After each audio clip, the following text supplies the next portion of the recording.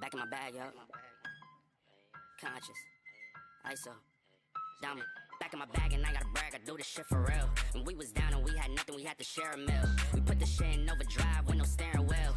Shorty throw that thing back in a pair of heels. Yeah, and she be riding on that thing like a Ferris wheel. Yeah, I love them dark skin, brown skin, caramel. You know I had to bring it to the hood like she Karen Civil when she keep on turning head. Cause when she walk that thing jiggle, jiggle. And we going back to back on them like we Huey and we Riley. This that back in my back flow, we back again so highly. This that back in my back flow, we back to change the climate. This that back in my back flow, we bring the force like Tommy. Back in my back flow. Back in my, yeah, back in my bag, yeah. I'm back in my, yeah, I'm back in my bag, yeah. I'm back in my, this my, back in my bag flow. Back again, yeah, we keep on stacking it, what's happening? Everything in Gucci got me feeling like I'm dapper then. Life has been a movie, yeah, so shout out to the cameraman. Pull up to the scene, it's going down like an avalanche.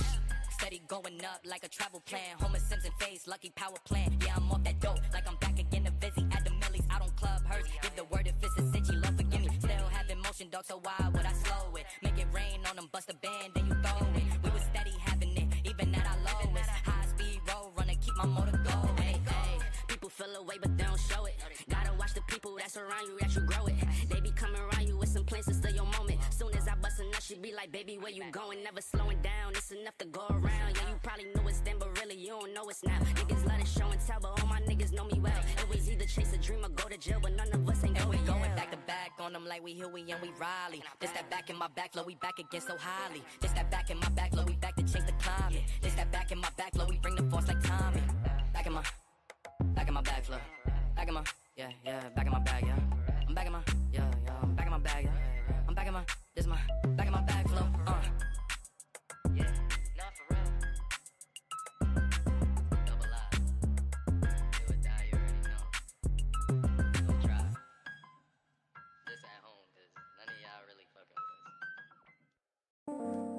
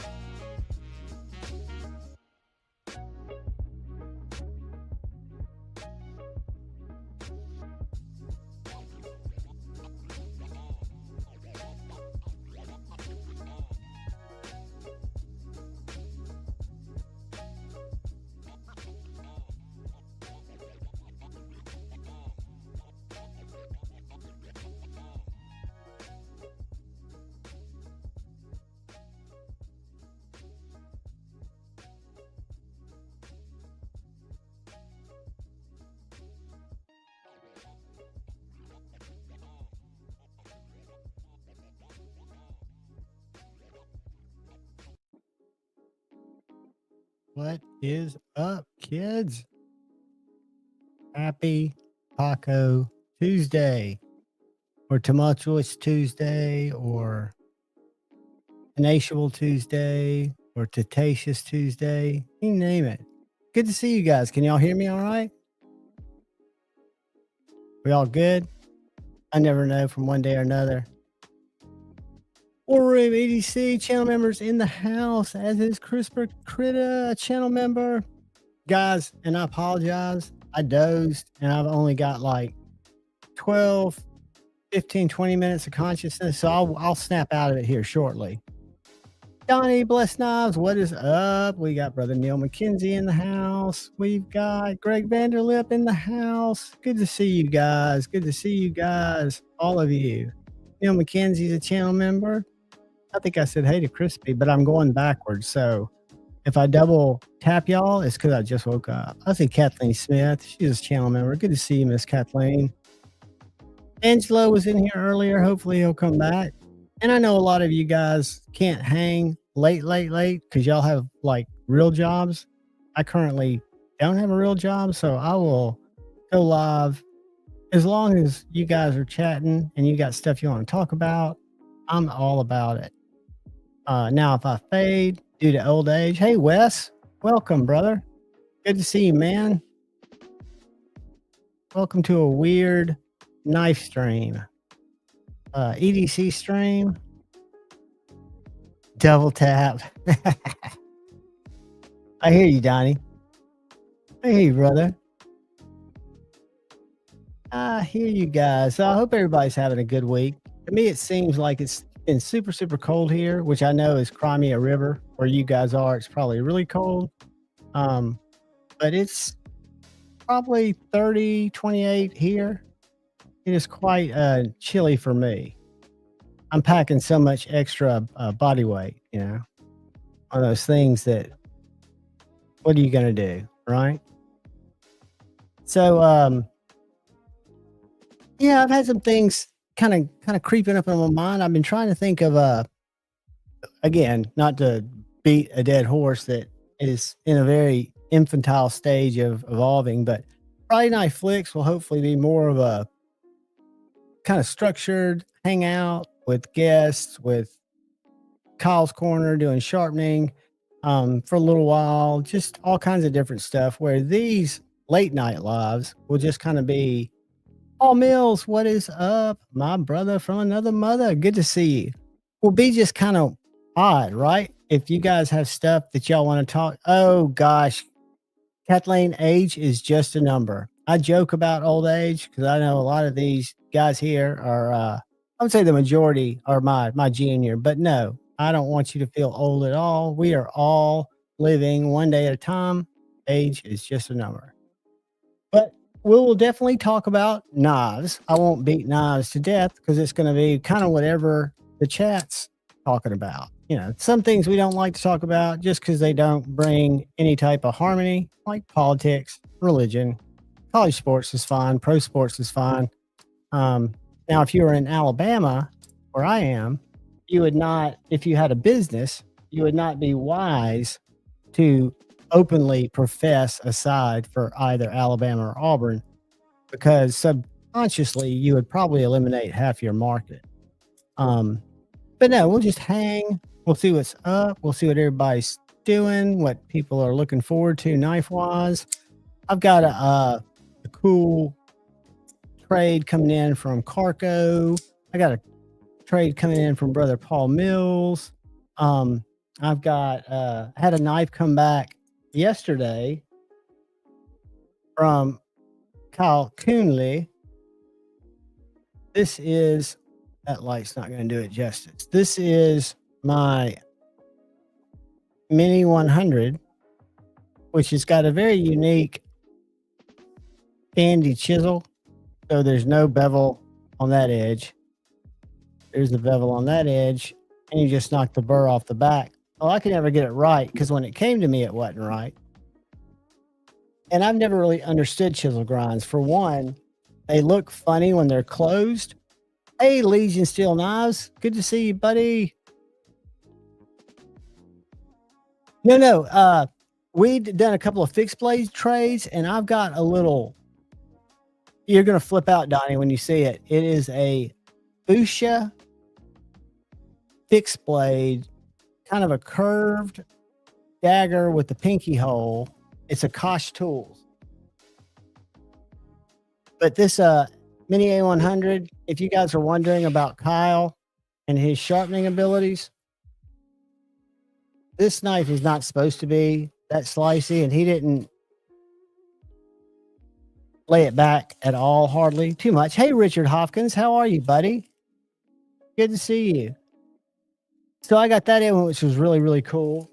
And then I think I showed some of you guys last night on Pocket Metals, but Concept, I reached out to them because they've been really generous and let me check out some knives. And I've got several Concepts in my collection that I used to like, the Bulldozer, the Shikiri. I can't ever pronounce it.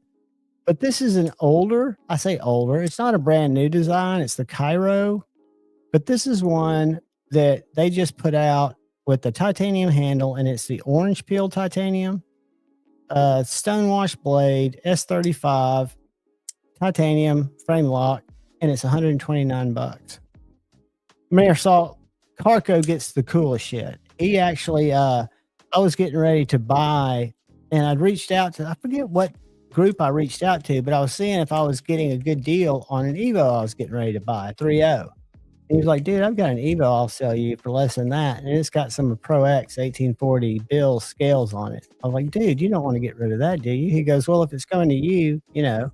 And it was just the sweetest deal. And I've heard legendary stories of what he packs up. Hey, Ed, how are you, man? Welcome to Insomniacs Sit and Spin, where we just kind of do it, right? We're just doing it. We are just doing it. And we'll have some action breaks. So, you know, I want to keep it freshed up. So we'll definitely have a few, you know, like we were. Take her up.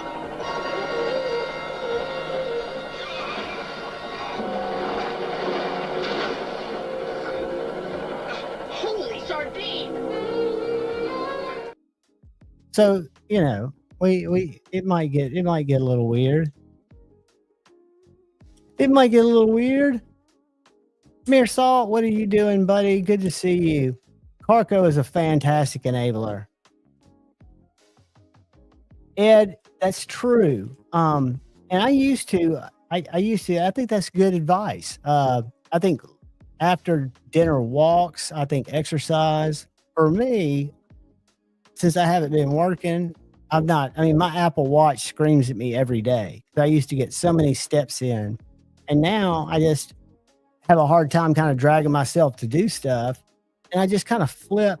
Oh, it's tragic, Kathleen. I have not been watching it, only because unfortunately I can't affect it right now positively or negatively, and it'll just upset me. So I know that's kind of the ostrich, not very good, but I have been keeping up with it. Hey, Burnt Relic, what's going on, brother? Burnt Relic is the creator of, I gotta show this off for any of y'all who've not seen it.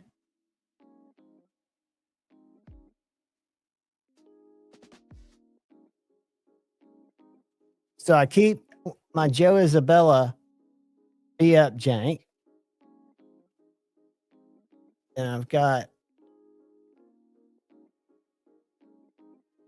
this amazing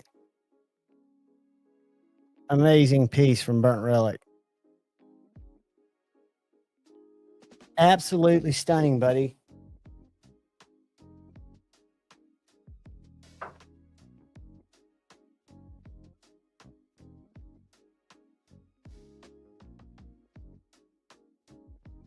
Make sure I keep it lit up back there. I've got a little, I got the weirdest light, County Com, who, I don't know if you guys have ever been to County Com, but I buy a lot. Paul, it is amazing. And Burnt Relic in the chat's the one that did it. That is fantastic, Richard. And I've got, see, if I would just because I used to be, I mean, still am, but just not nearly as much as I used to. But I would skate about 5 to 6 miles a day. I'd get in usually about 30 miles a week, weather permitting. And skateboarding, I wouldn't be just going down hills. I do it on flats. So it's kind of like a lazy man's adrenaline rush jogging, right? So I'm going twice as fast, covering twice as much different distance, expelling less energy than if I was jogging, because I do have the coast in between the kick and the push.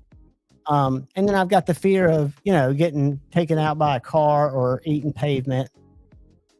So yeah, I've got to get one of my resolutions, not a fancy one, but just get my life back to where it was. I mean, I was kind of cruising along, everything was just rocking, and then one life change made it just kind of, for me, kind of had to stop, reevaluate. Joseph S., what's up?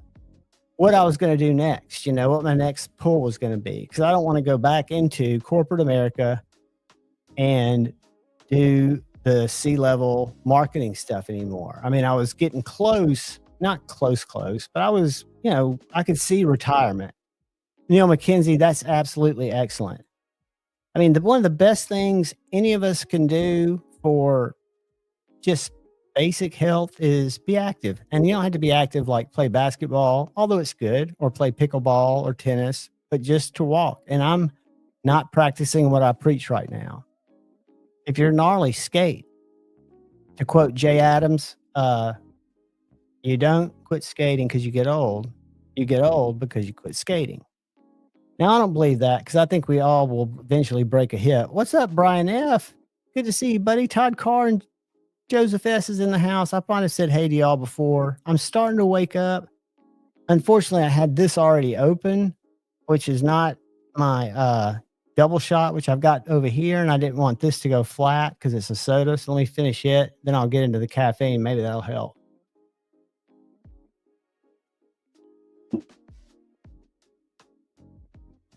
I highly recommend Jet Life grape lemonade soda.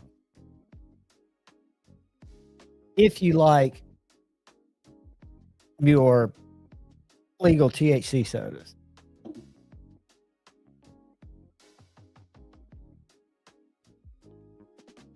Jay Adams was one of my favorite, rest in peace.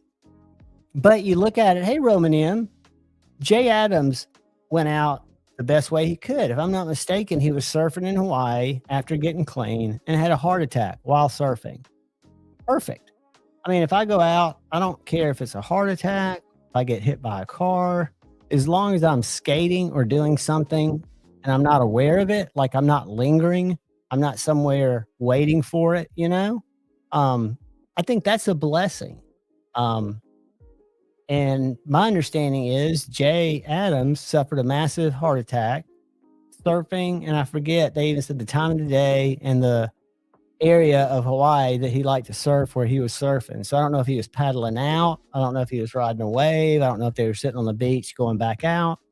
Yeah, I mean, bless, that's all we can ever ask for, right?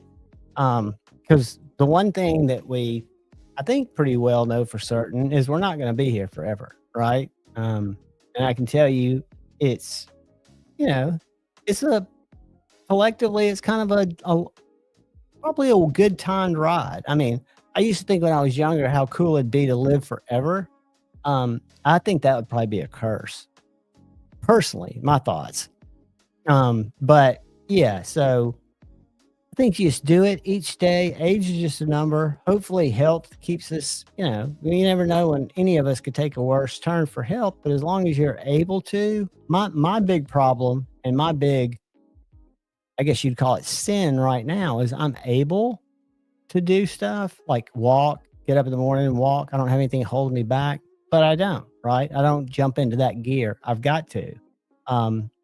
Like when I worked, I would be at the office at 8. I would be walking all the time just because I had to go from office to office, or I'd be, traveling, walking in between businesses, whatever. But it's good to have a schedule. It's good to have a schedule, or I think it'd be excellent be in a position where you could be retired, right? That would be ideal. Because I'm not quite retirement age yet, but I've definitely worked a bunch of years. I wouldn't feel cheated, right? If I had somehow overachieved and was able to do more passion projects instead of chasing because what I'll probably do is either be consulting or be doing digital ad processing, ad tech. I mean, that's just what I've done. I've done it mainly on the front end for years, but I know the back end too. And unfortunately, fortunately, there are a lot of companies that need that don't use it. I just haven't picked up the phone because I haven't wanted to fool with it. I haven't wanted to fool with the Mark Parks. Can't remember. What's up, brother? I'm trying to catch you guys as you come in. If I miss anybody, it is not intentional. I want to peek at something real quick. Yep. Okay. I always dual stream. I used to stream this to Twitter, except Twitter makes you get verified, which means you're like pay $8 a month to be on Twitter. Fuck that. To stream an entire stream, but I like to throw streams different places. I used to stream to Facebook too, because I can set it all up with one, a couple of clicks in StreamYard. But then I started thinking, no, I've got too many old school connections on Facebook that I really don't want to stir up. I want them not to be. That's why I never post there. I don't want to be a top of mind for many people over there. But we are streaming on Rumble only because when Cole lost his channel for a couple of days, and before that, a lot of things had gone on with other social media, people getting short bans, things like that, that I always thought, and it's the truth. We have to abide by everything that the rules as they evolve are, and pleading ignorant that I didn't know that was a rule won't really help me. So, Rumble to me was kind of a fallback. My idea was that I would post content when I uploaded it to YouTube. I'd upload it to Rumble, but I don't do that because Rumble's really a streaming platform. I noticed Knife Center's on there, and they put videos up, the same ones they do on YouTube, and they get views. I guess they've got people over there watching it. But for me, it's just not, I just let my streams go over there. Marcel, that's exactly right. That's where Scotch and Things swears by. I mean, he gets a lot. He picked up, as a matter of fact, he acquired this for me because I was looking for my first Strider, and he got this through a Facebook group, and it came pretty much brand new. Great knife for me for a first, Strider. Did y'all see the Protech news? If we want to talk about a little news about how Protech and Strider had a 10-year agreement to make the SNG and the PTO7. Here's the PTO7. And they aren't making them anymore, because I guess they're not able to, or they didn't renew. They don't put it like that. Let me see if it was on Instagram. If y'all type anything, Snot Rag, what's up, brother? Snow Trog, as I called him for years. But the funny thing, I think I've told you guys this story, but you guys know why I go by Javon, right? That's all Tri-State EDC. I was Angry Tom's hat next door. How are you, buddy? Welcome into Insomniac's Sit and Spin. So back in the old days when Cole first started doing lives, I was in his channel, and I'd seen him on Lefty's channel, but you just know people by their screen names, right? So I was Jay Evans, because I'm John Evans, Jay Evans, 1999 or something. That was my original Google name, and it translated over or something. Anyway, before I knew I could change my name or even had a channel presence. But Cole wouldn't call me Jay Evans. He would call me Javon, because it's pronounced, if you look at Jay Evans, he would call me Javon. So people in the chat started calling me Javon. And when I did start a channel and we were doing Knives Live, that's when I found Javon's Knife Flicks. I thought, well, why not do that? Because there are no other Javons on Insta or YouTube. So the good news is I'm easy to find in search. Not that anybody's searching for me. Okay, so the post I was referring to that I just saw on Instagram was this one right here. And it says, Protech Knives, the new year always brings with it some changes. And this is an important one we wanted to be sure to announce to our customers. For 10 years, we have had a great partnership with Strider Knives. We had the license to build the automatic versions of their flagship SNG and PT models. 10 years is a long time, but as celebrating a new year reminds us, time travels quickly and waits for no one. Our decade-long licensing agreement is up. Unfortunately, it will not be renewed. We enjoyed working with Strider for the past decade and wish them luck in their future endeavors. We will continue to work with Ground well as our own in-house creations to bring you all the best American-made knives possible. I'm a big fan of Protech. That's not in there. That's just me. We appreciate all your support and look forward to what comes next. The final Protech Striders have already been shipped to dealers at the end of 2024. So they are out there, guys. If you are ever a Protech Strider guy, it sounds to me when I'm reading that they wanted, that Protech was all for keeping it, but unfortunately, like they said, it was not renewed, the licensing agreement. And I don't know anything or pretend to know anything about the knife business. Hey, Todd Carr, I don't know what percentage licensing agreement, like for every Protech Strider that Protech sold, what Strider gained. But at the same time, I can't think of anything Protech or Strider loses by having Protech build automatics in a different price point. American-made knife. Unless there's something going on that we don't know about, right?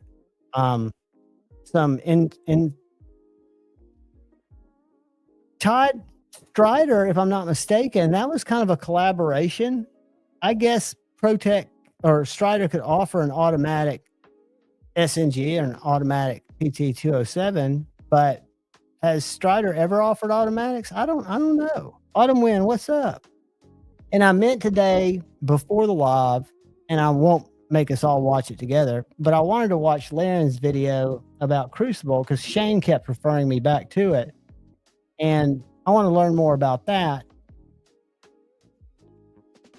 Because I don't think we're going to see in the community a huge change in that. I think it's going to maybe be a shortage while plants shuffle around or things happen.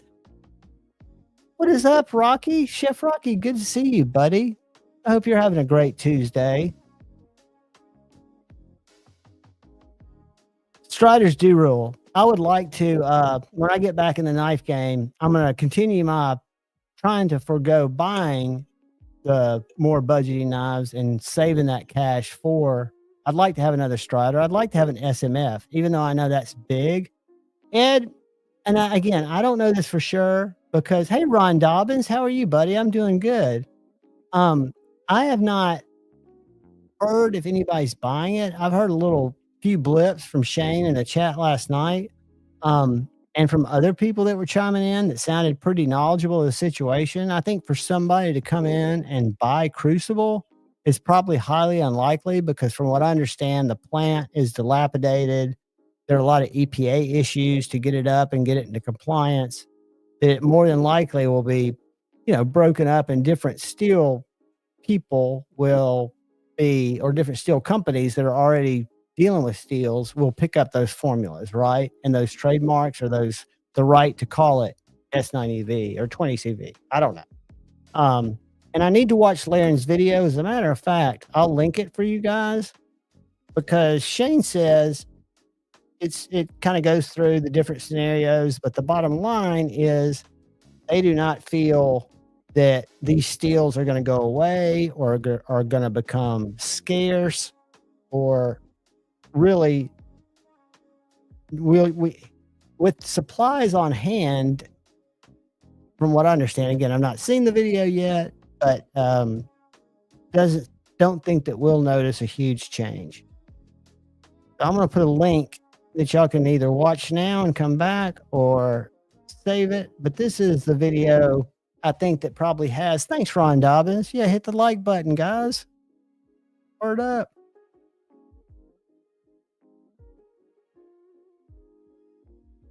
We'll have some action breaks to keep us awake later.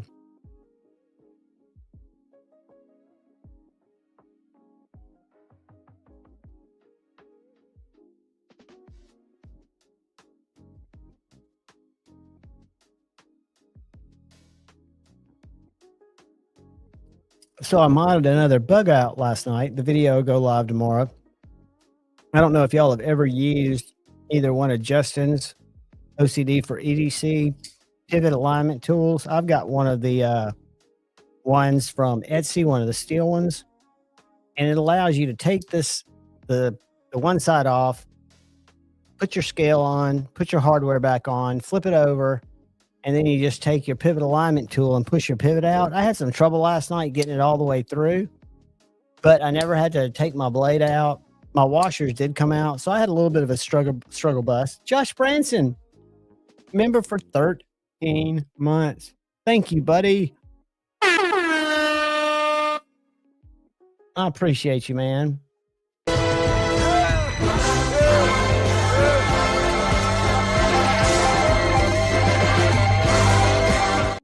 I appreciate you, dude. Little man love for you there. Yeah, that's Todd. I think you were the one that was dropping knowledge bombs last night. I think there's, from what I understand, is thank you, Josh. I really do appreciate it, dude. I hope we all just kind of stay 10 toes up, right? And I hope that we all continue to hang out. But building this bug out, I forgot how much fun and easy using. I'll show you what I mean by a pivot alignment tool. You know how pivots or Benchmates have a D-shaped pivot?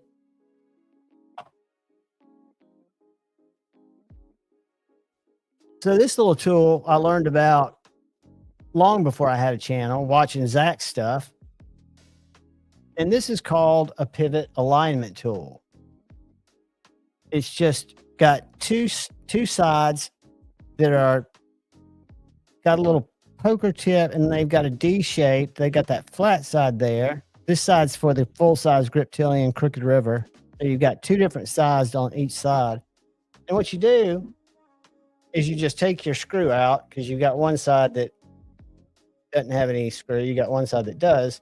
So you take the hardware off here, pop that scale off, put your new scale on, put your hardware back on except for your pivot.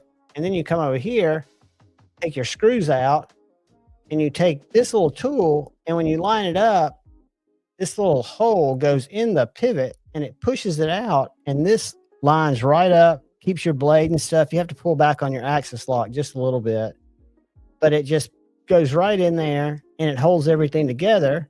And then you just take your other scale, stick it on, put your hardware in, put the pivot back through, because you just put it on the end of here, line up the D, and then just push it back through. It was amazing.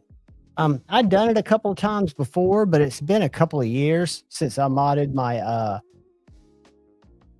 S20CV bug out.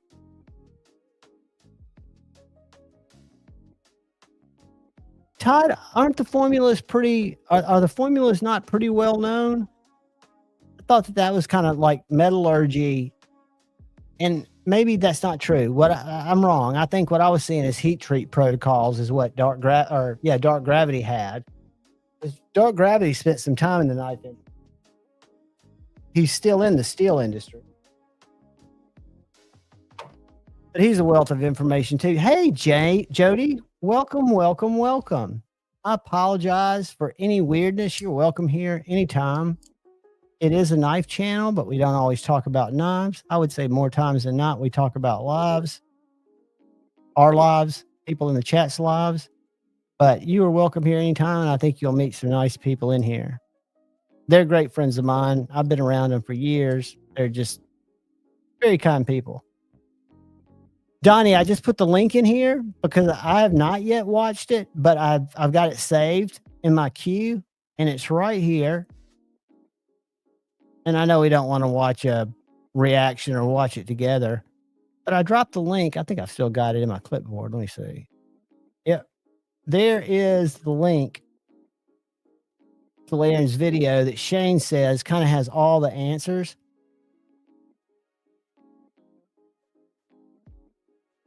Yeah, Jody Darden, we will sometimes go for a couple hours, and we've gone for as many as 10. So we just kind of hang out.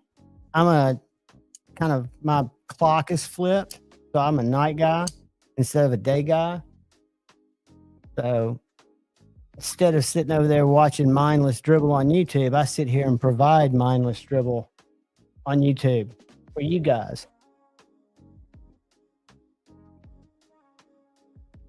They were out of my white chocolate Starbucks, so that was weird. I don't know what caused that.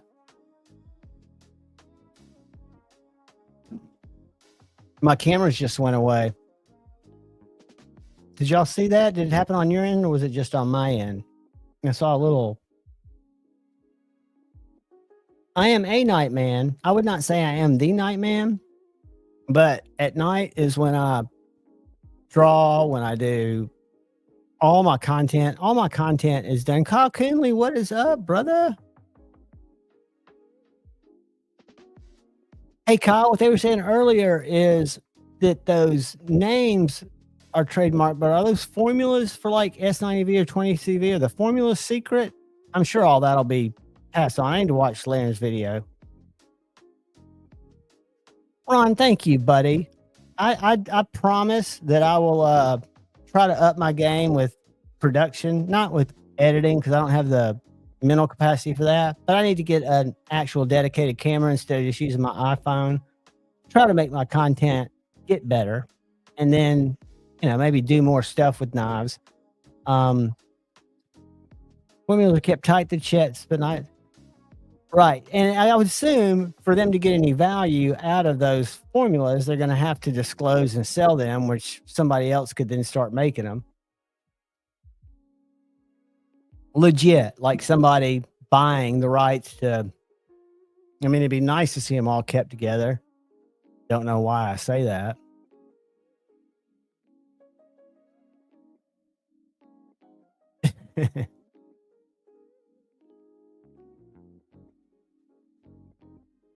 So have y'all had any cool mail calls, anything come in that's just you've been waiting for forever? Any customs, any budgets? I had a couple of really cool budget knives come in from Brother Jim Miller that are going to be giveaways for the channel. Michael Upchurch, member for 15 months. Dude, guys, we are doing it.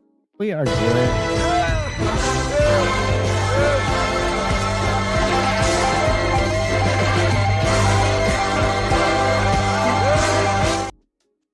Thank you, buddy. I appreciate you. More than you know. And hopefully you guys get to stop by, members, on the Saturday morning, little 11 a.m. Central Time lives that I do. I know there are a lot of lives around there, so we don't stay long, but they're well worth coming to. We have a good time. It's Kyle. You know what I think about people that throw that shit at me? It's Nannerpuss! You can call me Nannerpuss. I call them Nannerpusses. Javon's door, what actually inspired me to even get a clip and try to figure out how to use a clip, which I had to Google it, and I'll probably get copyright struck and they'll have to get taken out, which is fine. I don't mind doing that. It happens all the time. Was Stevie's clip on the Honey Bucket Thursday night when somebody said something about Jack Wolf, and the conversation was just perfectly aligned with the meme that he had that was a video meme. And dude, you know how long that takes, Goob? All right, since Kyle's complaining, I think we need an action break.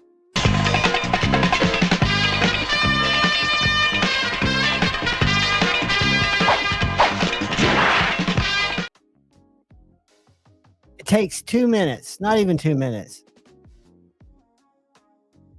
I've even got one, Kyle, that you'd appreciate that you might see later. That is an homage to my 6th grade door climbing days. That I figured when people saw it, only few would know what it was. A Civivi Brazen, great knife, and the Pragma, sweet. I had, and I've given so many away and have enjoyed giving them away, but I think that Civivi and Kaiser are just up there. I mean, I've had, I would say, over 50 Civivi knives that I bought in the first 3 years of my collecting. And I bought 3 last year. I bought 1 this year. Well, not 2025, in 2024, because I'd kind of changed as my knife journey kind of evolved, and I wanted to get more expensive knives, even though I didn't need them. I just would, because I was spending money on knives every week pretty much, because I'm an addict, knife addict. I'm a drug addict too, but I just don't do drugs right now anymore, hopefully. But another story. But I would decide, because my good buddy in the community said, dude, if you just don't buy so many of these knives, you can get you a couple of knives that you really wanted. So with saying that, the only reason I say that, I've given them all away, Mersault, but they were great knives. And the ones I bought last year is the Snex FN. I've got the Vision R, the Vision FG. I mean, this is the Vision R Wheeze version, which I just love this design when I saw it at Blade Show in 2022. The Civivi version with the thumb studs is actually, the materials might not be as premium, but it's as good, if not better, of a knife. The Brian Brown collaboration, the X01. Crispy Critter, I am still dealing with no window, but I am told that I am at the very, because I'm at the point now where I've had somebody write a letter, because if I can't get it fixed, they need to total it. So right now I'm in this weird limbo of body shops telling me we can't get the parts. But yes, I've got no window. I kick the heat up, but usually, even because a lifetime ago I was a smoker, but even in the winter, I will roll my window usually halfway down and have the heat on. I'm just weird that way. I like to have moving air, but I don't like that much fucking moving air. No. Todd, I've got something that you'll get to see later that maybe you'll see. It has to do with ropes, but the Civivi, and I'll grab it here in a second when I get up, which I'll get up in a little while, but I've got the Civivi X1, which looks just like, it was a $53 knife. I bought it on Amazon, and it looks just like the blade is identical. Hollow ground. It doesn't have the hole. It has a slot instead cut in each side, but it's Nitro V. It's a fantastic knife, the X1. And then the other one was the Civivi, what was the button lock that was so thin? And it came out earlier, but I bought it late. I forget, but I know it's been over 50 Civivis. I could probably name them off. I mean, I would literally, kind of like JB collects finches. For a while I collected finches, but they got to be a point to where it didn't make sense for me. But I collected CVs and Kaisers more than that. I had a case and a half. I know I had over 60 Kaisers in my heyday, and some have survived. Most of them you guys all have. I've got some old collection videos that I think have them in there, because I had a whole lot of the stainless series. Only one got me.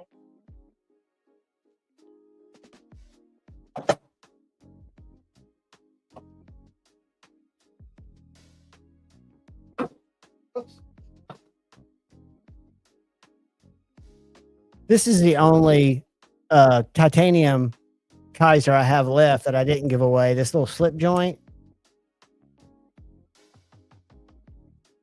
They're great knives. I mean, Kaiser, for me, has always done it very well. And I've been lucky that they will send me a few knives to check out. And like this Momo, which is a huge knife, this will be a giveaway after I do some more content on it. But their budget, did y'all just see that? Did y'all just see me go away? Did y'all just see me? That's weird. Asher knives are fantastic. And Divos, I just recently got with Ed Harrison, picked up a nip from me. Paul Mills and I traded for my Buzz, but I love Divo too. I've got 4 mashes. I've got the Lush, the Nip Slip, and 2 nips. And Ashers, I kept one Asher in my collection that's kind of a forever knife, and it's the titanium Spiro with the blade hole. But I've had a 20 CV Spiro with the blade hole in G10 that I gave away on a live. I've had like 4 other Spiros from G10 to titanium on one side to a titanium with thumb studs. Asher makes great knives. I reach out to him quite a bit, and I can't. Yeah, that's weird. I don't know what's going on with it, but it's never happened before. I don't think it's internet. I could do a speed test real quick. I don't think it's internet, but it could just be a little glitch. As long as I come back, that's all that matters. And it won't run a speed test, so who knows? Ron, they're great ones to have. And I'll tell you a knife that was sent to me by Brother Lee Wolf to review was the Asher Fixie. And so I reached out because every Asher knife that I ever bought, I would never be able to get him on his website. But at the time, he was doing lives on Lefty. I was always in the chat. He knew who I was. And I would message him on Instagram. And I would tell him, I'm looking for, this, when they come back in stock, let me know. And at the time, which was 2.5 years ago, he was getting the parts and he was putting them together. So he would put me one together and sell it to me and send it to me. So I don't think I ever got one on his site, but I communicate with him all the time. And since I've had a channel, and I'm not asking him to send me stuff, because I never ask anybody to send me stuff that I'm not willing to send them back within 4 or 5 days. Because as you guys know me, I'm not going to hard use a knife, especially if it's a knife that I'm sending back to go into somebody's inventory, but I can show it. And you can learn a lot from a knife by looking at it, seeing how it compares in size to stuff. Hey, Bushcraft Rebooted. But I can't get him to turn around. I've got his phone number. I mean, I haven't tried to call him, but we've texted back and forth. And he's got a small fixie coming out. It looks really cool. Let me pull it up. Guys, the small fixie market, either I just used to not notice it, which I think is the case, or I just didn't notice them as much, where I'm seeing them now everywhere. But this is, I wonder what the random variations. I mean, the Nomad looks fantastic, and these are great value knives. I would say Asher's, for what you get, you're getting the best value. This is the fixie that I reviewed, and this guy was in an S90V, $110. I had this G10 and 20 CV, gave it away, but they're more. They've got a little fixie coming. This guy right here, the little buddy. The little buddy's 7.1 inches. Can y'all see that? I can't click on the pictures and make them bigger, but it's S90V2, but it's going to be smaller than the Asher Fixie. So 105 to 115, depending on configuration. These are made overseas. They're not USA made, but still, I buy knives from Italy. I buy knives from China. I buy knives from America, which is where I'd like to buy them. But this is a cool little $42 knife from Kaiser that they sent me. The Beaver. It's a little guy, a little thick, kind of bushcrafted guy. You can strike a ferro rod between those jimps.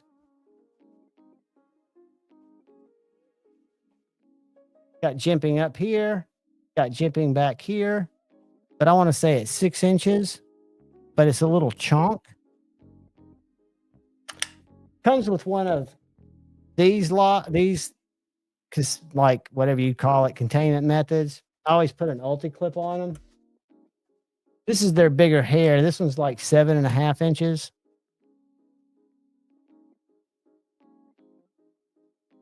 But if you look, everybody is making fixed blades. I was on Kunwoo's site. Do y'all like the Pulsar? Do y'all know what the Kunwoo Padre, not Pulsar? The Padre, one of my favorite Kunwoo knives. They're actually making this knife in a fixed blade. Let's see if I can show it to you real quick. Uh-oh. Go right here and let's share it.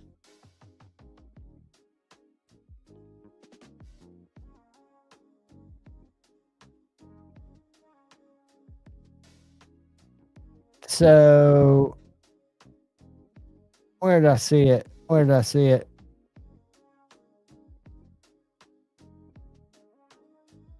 That's a fixed blade. This is a Pulsar. I saw it on one of their main pages. Have I gone too far? Let's do this.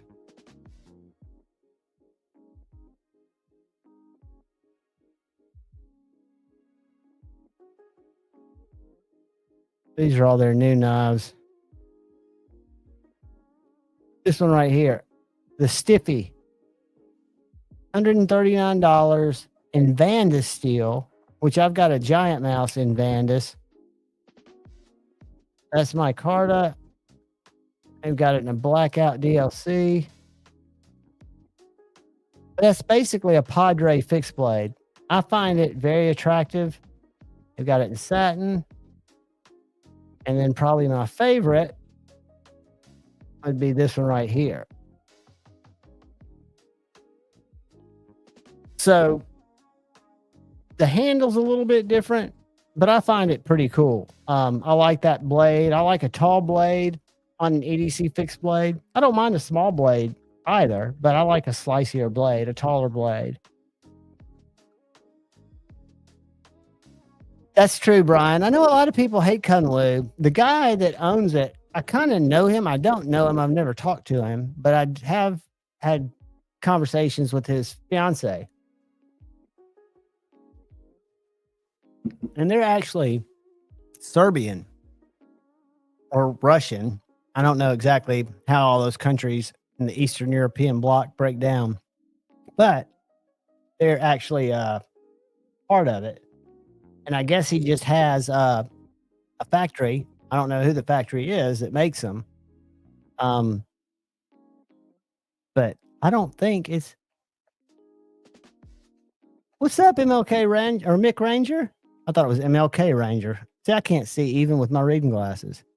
Vanadis.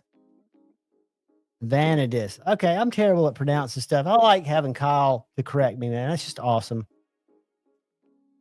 Vanadis steel. And I've never, because it's the giant mouse, and my Ace Grand I traded to Dark Gravity was LMAX, and this one's G10 by LMAX one was my Carta, and I just don't carry it as much. He might be, Brian. If he fumbles the ball, if you're talking about the Kunwoo guy, I will drive or fly or swim over to Serbia just to make sure that Countess Anne's taken care of. I don't want her to suffer. I don't want her to spill a tear.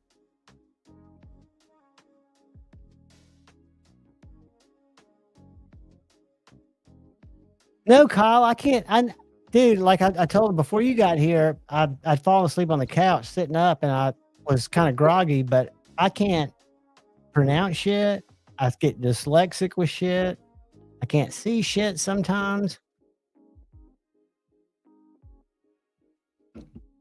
It's just brutal.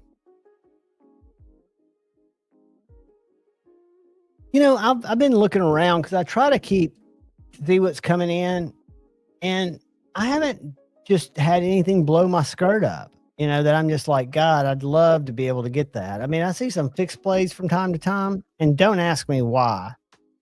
I have taken this weird interest to fixed blades. There's not much you can do with them. Except cut stuff, which is what I like to do with them, and carry them. and hope that somebody comes up and says, hey, give me your Slurpee. But I like to look at stuff coming soon. Just see what's out there. But I don't know of anything that I just am wishing I had.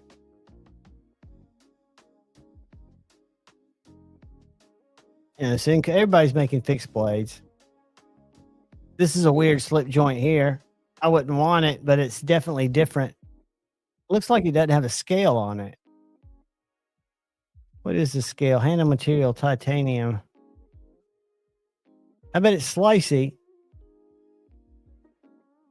But I like to go and browse like DLT, see what's coming in there. Make sure y'all go with me. Because that's where I've gotten a good many of my fixed blades. I'll look at their new arrivals. I like that. I don't understand it though. I don't understand why it's so. It's not USA made, is it? Taiwan, nope, not. But is it thick like a 80-20?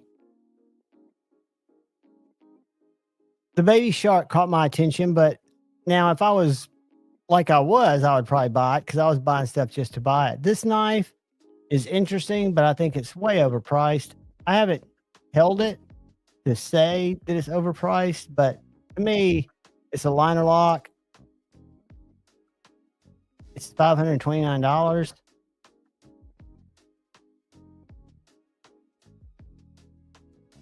And I think this is hideous. I think that is horrific. That Bexar with the it is a chunk Marsalt. That's what I wondered. It looks really cool. I've got a Shark Cub, and I think the other one's smaller than that, right? Shorter? Because my Shark Cub's super, super thin. But don't y'all think that's a weird looking knife? It's basically a Bexar that they put a can opener on and took away half the blade. I'm not feeling it, but that's just me. Now I like that. I can't get mad at that for $33. What's that made out of? What's 12C27? What is 12C27, Kyle?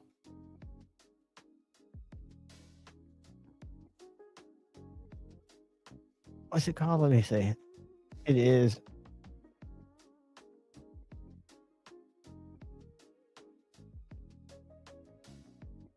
It's a $33 knife, but what steel is this? I'll tell you, the one knife, and I've got a Rockwall. I don't carry it much. Lord Needham, what's up, brother? I do not carry my Maverick much, or I don't have a Maverick. My whatever that little tactile turn is. But this knife right here is $249. Aluminum, Magna Cut, Shark Lock. Really good blade. It's sharpened up super nicely. And for me, it's the perfect size knife. Some people might find it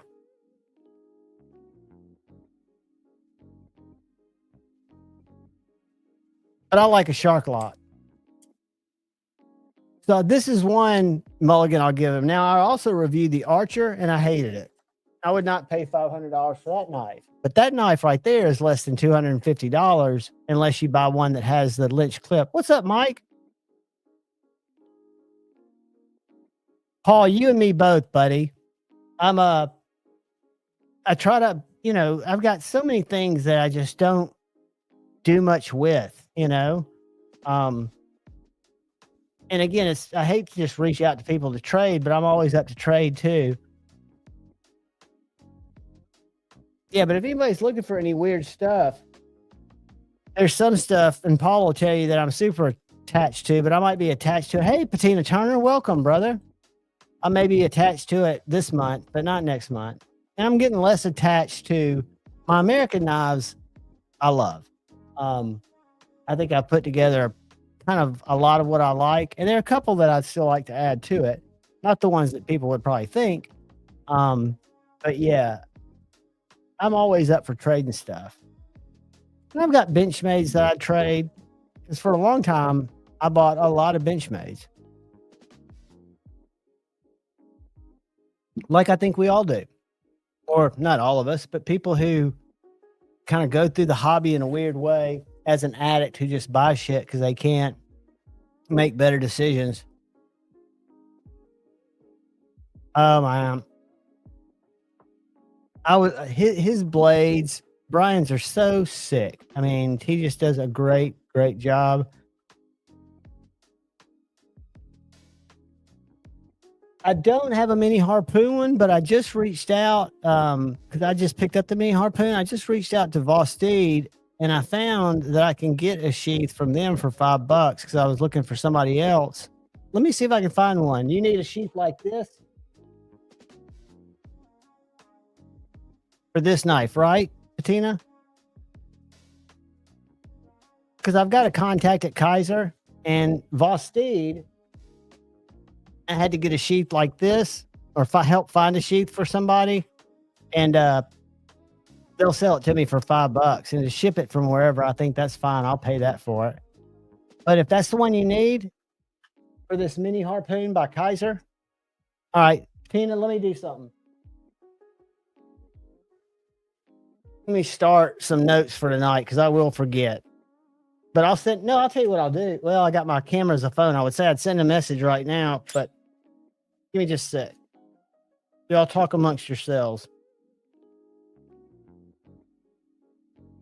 All right. So this is the 7th, right? Yeah, tomorrow's my dad's birthday. I've got to wish, he won't remember, but I've got to wish him happy birthday. All right. So Patina Turner needs a mini harpoon. It was weird because when I reached out to Vosteed, no problem, buddy. And Patina, if I have not reached out to you, are you on IG? What's the best way to see you? Just in a live, or can I get you somewhere else? And you don't have to say here. But I don't think I've got your email. But Vosteed, it was real weird because they sent me a message back because they have 2 blade shapes. They've got a Warncliffe and they've got another one. And I guess they reached out to their supplier. Perfect, Patina.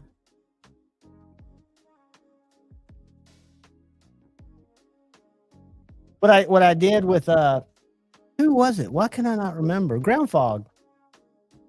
What I did with Ground Fog is I sent him the message I sent them, and then their question back to make sure he wasn't looking for the different blade shape. And they just hit me up and said, "Yeah, we got them. I can just click on this link, and they're $5. So I've just got to order one and get it to Ground Fog."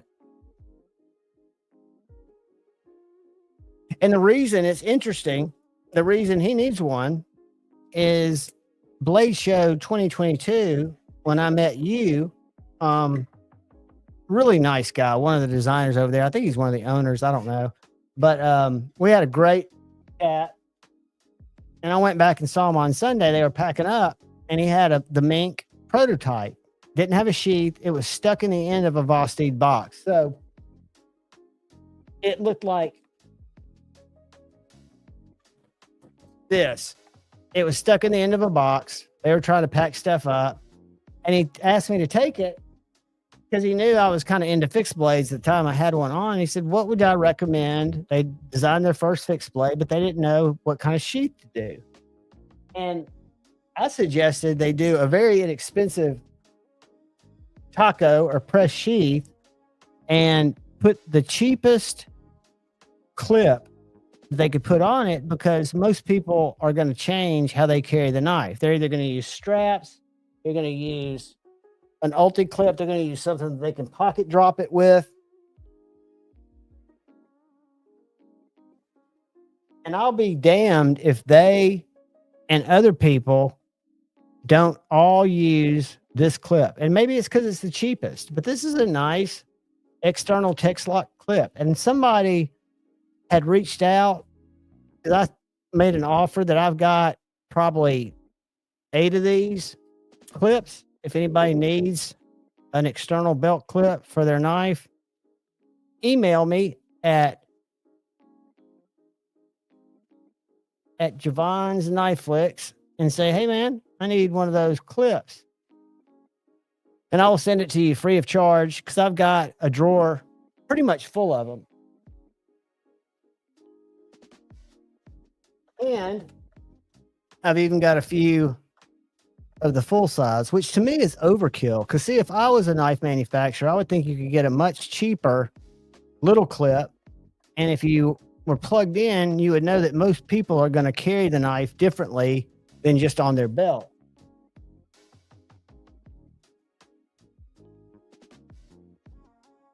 So anyway, what I was saying about getting the prototype mink and trying to give them some feedback on a sheath that they really didn't take, which is fine. I gave the knife was one of my giveaways because it's a perfect knife, VG10 or Nitro V.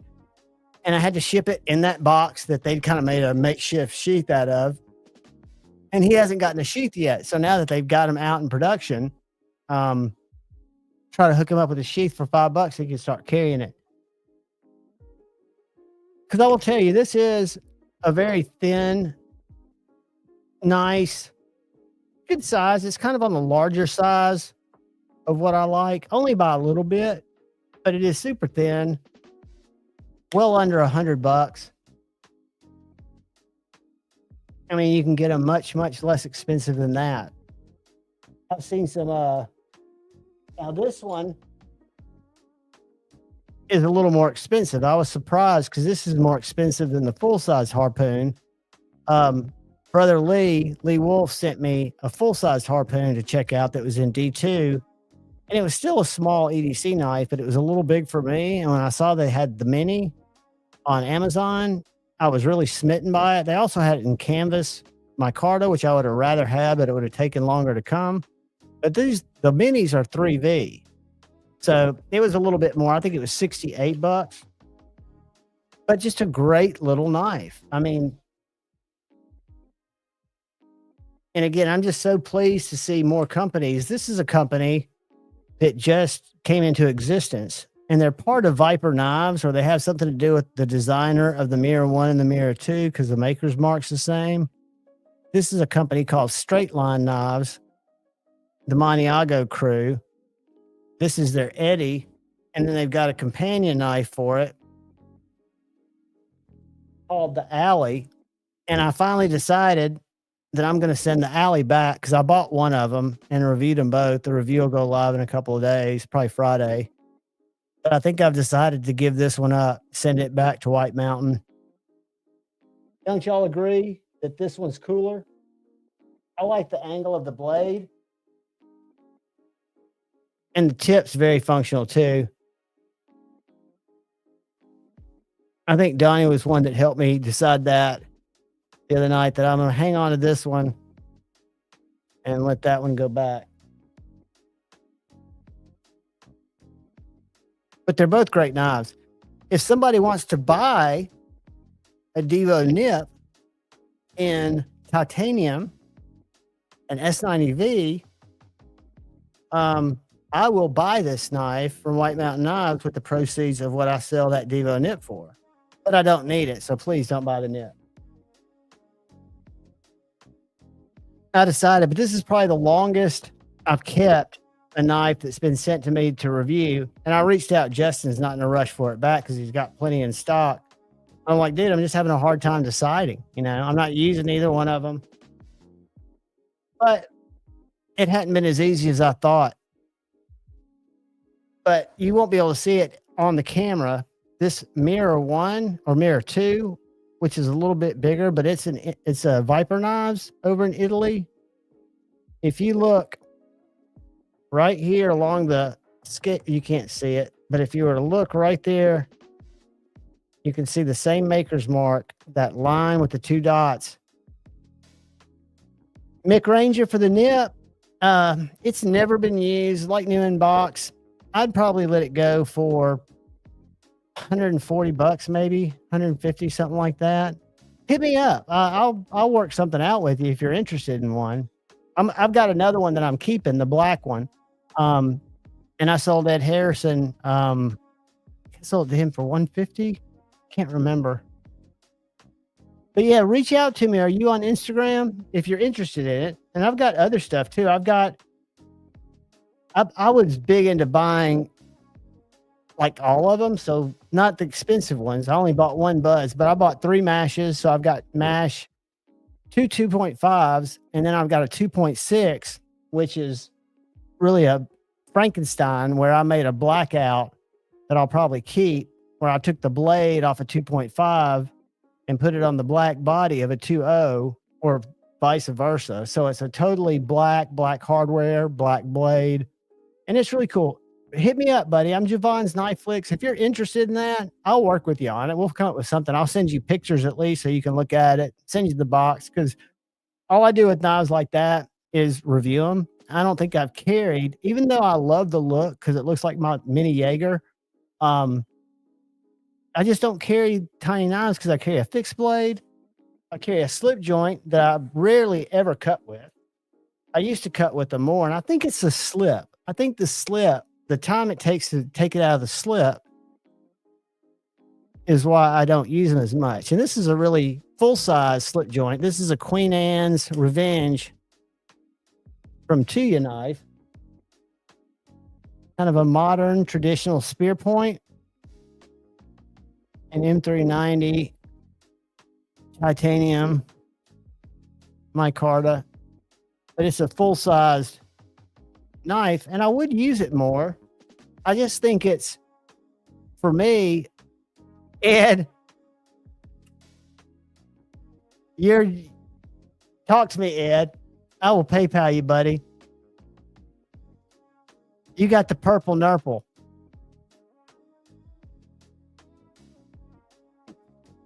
And I don't remember. I really didn't remember exactly what it was.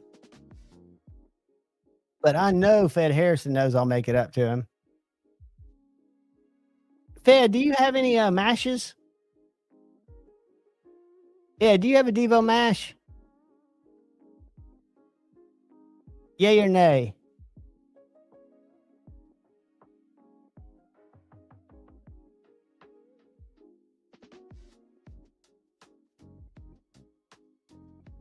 Does Fed have a mash? 1 for yes, 2 for no.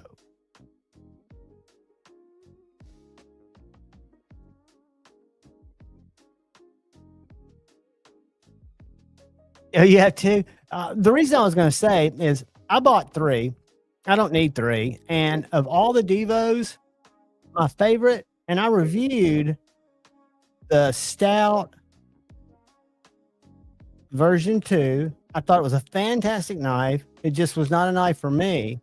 My favorite high-end Divo was the Buzz. And I was surprised it was their least, I guess it's because it was their most expensive, but it was their least, the one that didn't sell as much. But the mash, and I tried to tell Lefty, he didn't agree with me, but I think the reason the Buzz did not sell as well as the others is because the mash was similar in terms of, and he goes, they're not similar. And I said, I'm not talking design wise. I'm talking about the space that they'll take up in someone's collection.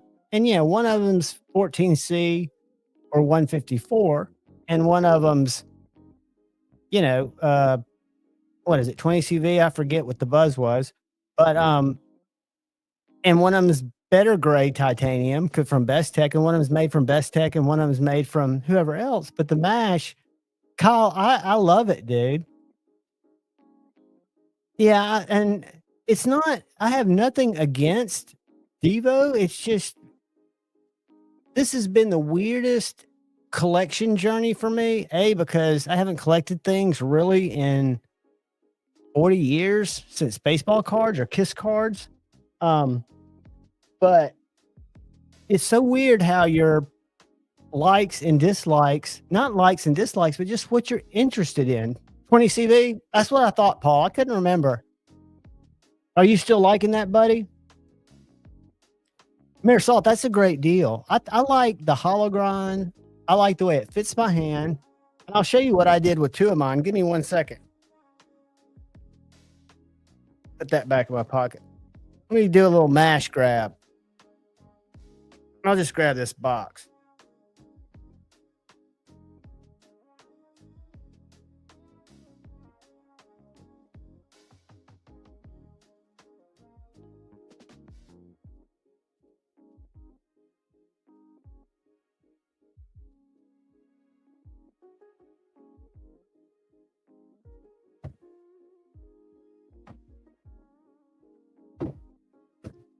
I've got too many Apache cases.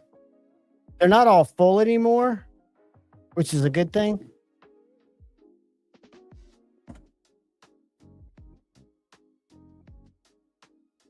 So this is a Mash 2.5 without any modifications. So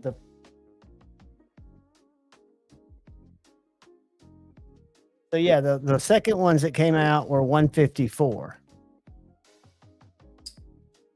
And I want to say this knife was 115, maybe 125. And then they had a black. This knife came with this blade.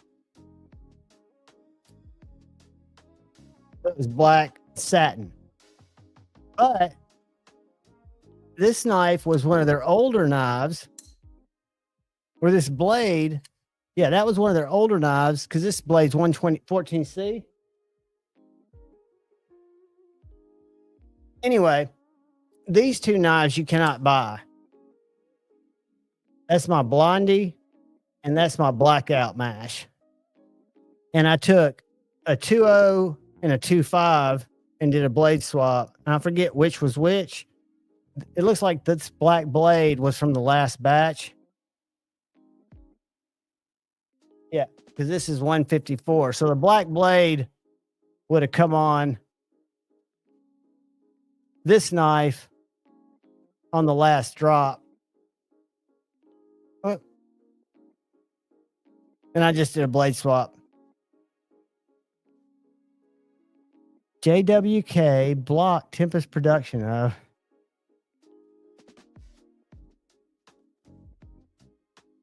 No, I don't think Tempest and Divo uses a lot of different. Oh, yes, Olight. I want to say this was Kubi. I think the second growler was Kubi. First growler was Sheldon. It was bad, but I had it. And then QSP did the nip, I think. The nip slip, which is a great knife. I've got one, but it's up there. And then Best Tech did their Buzz and their Stout. Now, I don't know who did the Fireball. I don't know who did the Tall Boy. And then I didn't get a chance to look at a mini growler. Yeah, Paul, I liked it too because the Divo was one of my favorites, but he never reached out to see if I wanted to see one. I'm sure he was busy. And maybe he doesn't think I'm as much of a fan, but I am. I think they're great knives for what they sell for. It's just what kind of changed. It was the weirdest video, and I mentioned it on live, and I'm sure not many people watched it, but Professor EDC. Do y'all know who Professor EDC was? Oh, it was terrible, Kyle. Yeah, I want to say it was Shielding that did that first run. And it was, what that was. And Kevin, I think, handled it well because it was karma from somebody who was the detent diva to have a knife to come out with such screen door blowing in the wind, detent. And I mean, I thought he handled that with pride and not pride, with humility and actual grace. Terry, 1931 leather works. Yeah, Stativian. Yeah, you're exactly right. I get those Shieldings and Stativians because I've never owned either of those. I'll show y'all something though.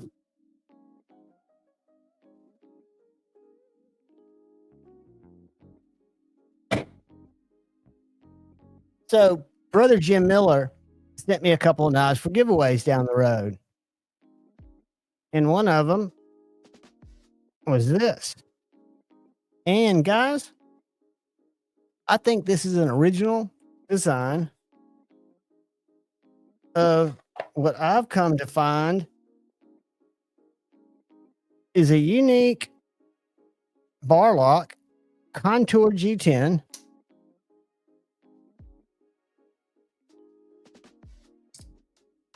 Well-made knife. Does that look like anything that anybody's seen? That's the first even grow I've seen that looks, it's got a little back spacer. What's the blade still? Oh, yeah, D2. Kyle, I hear you. I didn't buy it. It was sent to me for giveaway, but I'm saying I agree that their clones probably fueled the devil in the details of them being able to make this. And this kind of looks Kubi-ish to me in a way. I wouldn't be, if somebody told me this was a Kubi, looks like a bar lock pinion, that'd be funny. No, it doesn't have that weird, it's different. I don't think it looks like much because the blade has got that penguin head, kind of like Cole's knife does. When I called it a big forehead, I love the knife. It was my favorite. No, I do too. And I'm not promoting them. I guess I am by showing it, but I was just going to say that I was surprised because everything I've seen from Ethan Grow on Amazon, and I've been guilty. I bought the EF 225, but it led to $300, $450, led to over $1,000 in Strider, or at least Strider got part of about 5, and they got all of about $650. So me, which is probably not the norm, but me buying that EF 225 was to have content. I thought it would be shitty. It wasn't. I did a disassembly thinking it would be cheap, and I'm sure there were things that were cut, but it wasn't. And that's true, Kyle. And, I don't like it. I don't think there's anything good about it. But I think the reason that companies can deal with it is those people would probably never be in the market for their knife. Now, the fact that somebody stole it and is profiting from it is abhorrent, right? So I don't buy it either. But, it's hard for me to say what somebody else, I could say what they should do. They should not support clones, but the argument comes back that, look, man, I can get this Oz Roosevelt for $83. I don't have the money for another one. I'm not going to try to necessarily put it off, but I want to, I own an Oz like I would 99% of the people that wear Louis Vuitton, but I'd like to experience one or something like it to see if I like it. I was a little bit sick when I saw those knives coming out, but it doesn't surprise me because in China, they can buy anything just like one of us. And if I'm a Chinese manufacturer who steals designs, why wouldn't I try to get in on a Lamia drop or a Rosie drop if I'm set up to do that disgusting? Me neither. I mean, I'm not a fan of it at all. I just know that there's a lot of sides because I see, and Metal Complex talks about it, that he's not a fan, but if you take a step back, me, with my morals, with the way I see it, I can't see it any other way. But if I step back and try to look at it as somebody who might be new to the community, who might, because I'm sure when we bought gas station knives, or when I went to the knife store, I forget what it was called, at the mall and bought weird knives, they were crappy steel, crappy everything else. Yeah, there's going to be some interesting stuff coming up.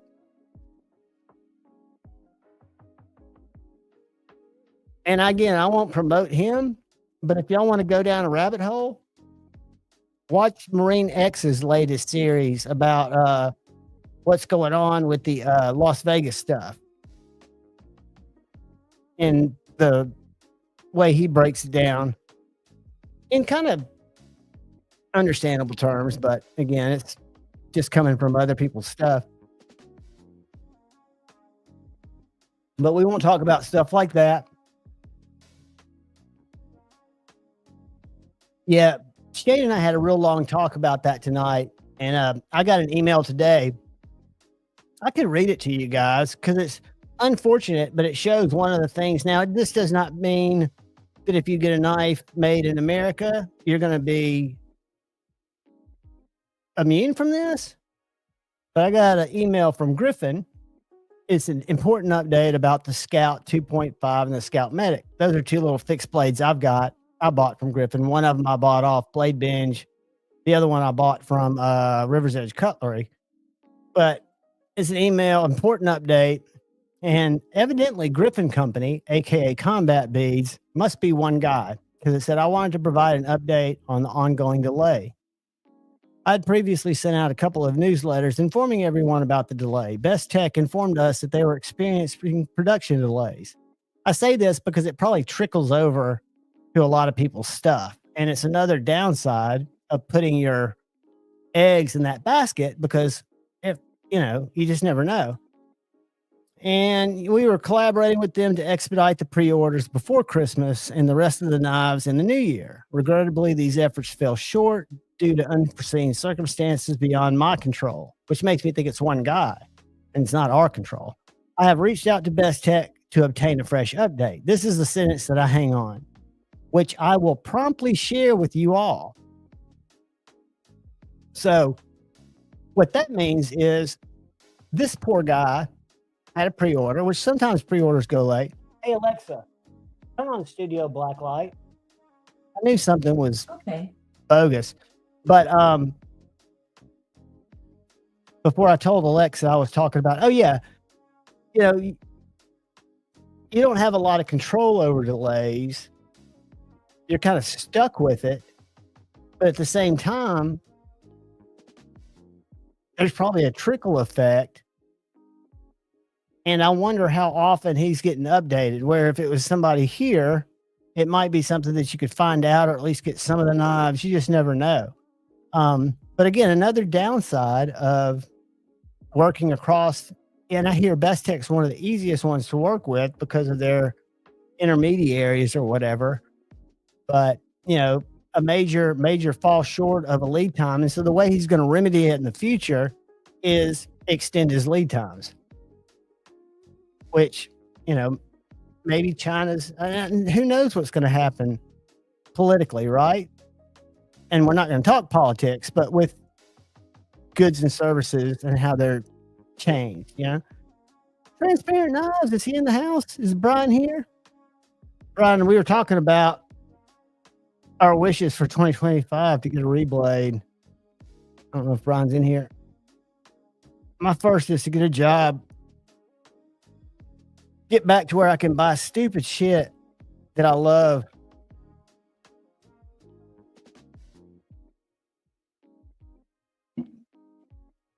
I was trying to think what else is on Instagram. Gotcha. Check that. Good. G.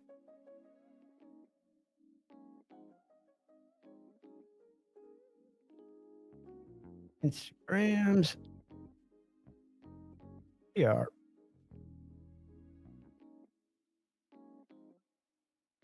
Was it this morning? Was it his latest video? Hey, Kyle, by the way, I don't think you were in here when I was cutting with this mini A100 that you edged up for me. Dude.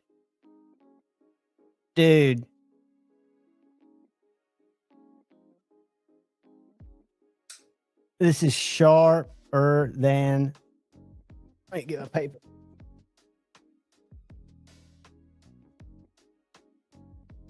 So mini A100s aren't the thinnest grinds.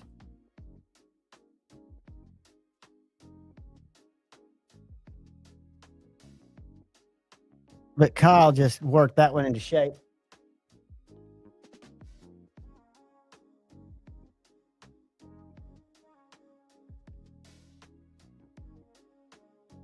I love it though, Kyle. You killed it. Even though it's got atrocious lock stick, but it's always had that. And, well, it didn't always have it. I took it apart and I slicker-mauled it, and I have a feeling that something got on the lock face, and I haven't used it enough to wear it out. Oh, and there's so many, Kyle, that are getting them stolen right now. It's a scary time. Now, again, I wonder if designers pretty much know that, but they realize that the person, I would be nervous that somebody's going to buy the $100 version versus my $215 version. But it's just a different group of people.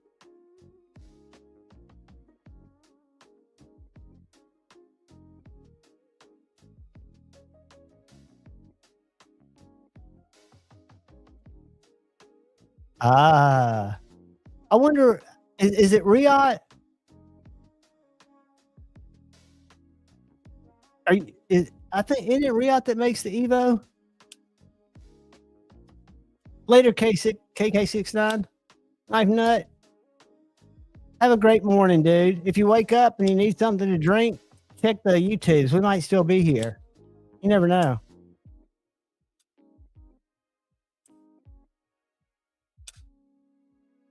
Ooh, that's because Kevin John makes the Evo and custom knife factory knives. Kevin still produces clones. Where can I find this information, Kyle? Is it on Reddit? I need to get more. CKF makes them. I thought they came for, I mean, I've got one. So is Custom Knife Factory, are they in Russia? So they're made in Russia, not designed in Russia. Kind of like Shiro, allegedly. Yeah, that's what I thought. I thought they were made in China and assembled in Russia. That's what I'd always heard. But I have no definitive proof on that. I remember Scotch had a series of videos where he was thinking his Shiragorovs, he found some stuff where when he took them apart, Kevin John makes the parts in China. Yeah.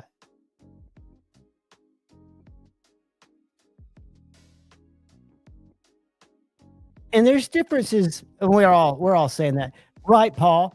And Scotch did a thing where he'd heard something on a message board, so he took his Shiro apart and took this other, like, Chinese knife apart, I think.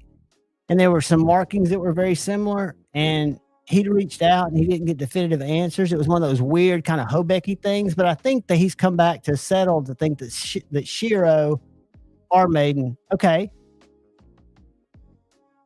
Kyle is a truth bomber. Now, he could be telling us all lies, but he hadn't told me lies yet.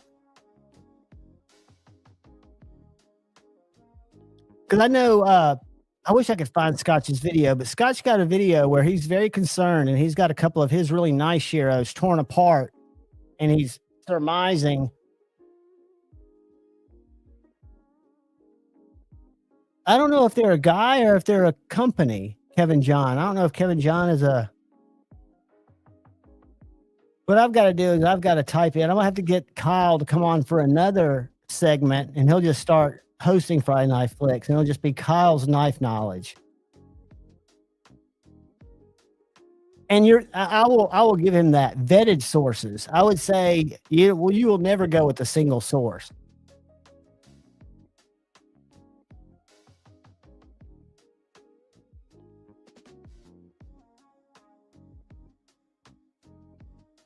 Yeah, Paul, I don't think any of them are made or claim to be made in China. I could be wrong because I'm not a Shiro guy. Okay. Green Thorn is a huge fucking counterfeiter. So if Kevin John owns that, we'll go to Green Thorn. As a matter of fact, I was able to review a Green Thorn knife. It was awesome. Granted, okay, AliExpress, Green Thorns.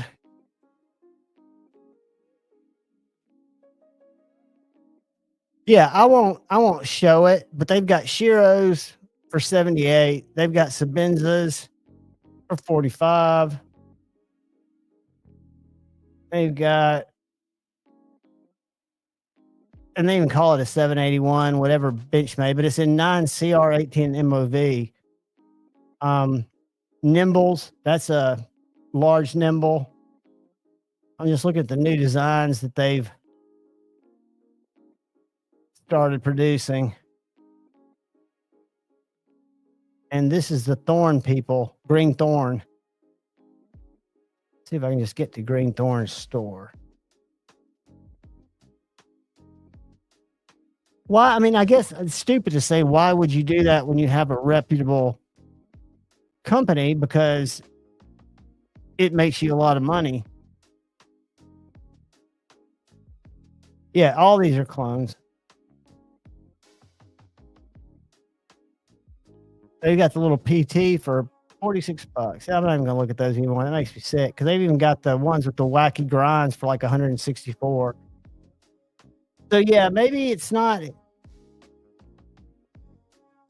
because stuff like that does make a difference. To be honest with you, things like that make more of a difference to me than where a knife's made.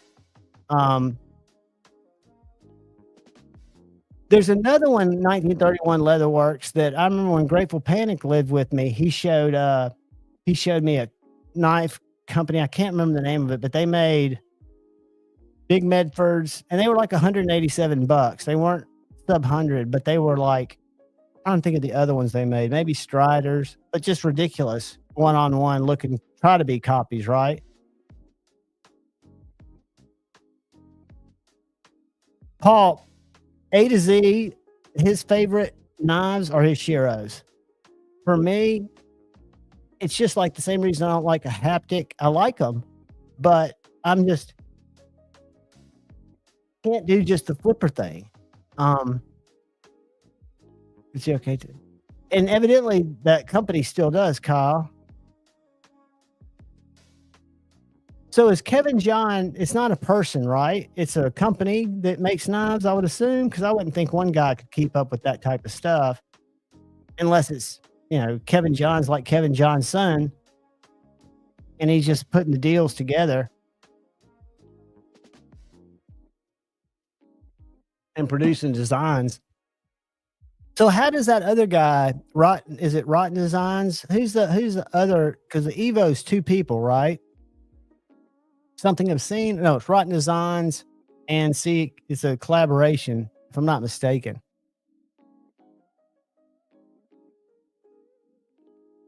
One day I'll get my knife knowledge up. Gotcha.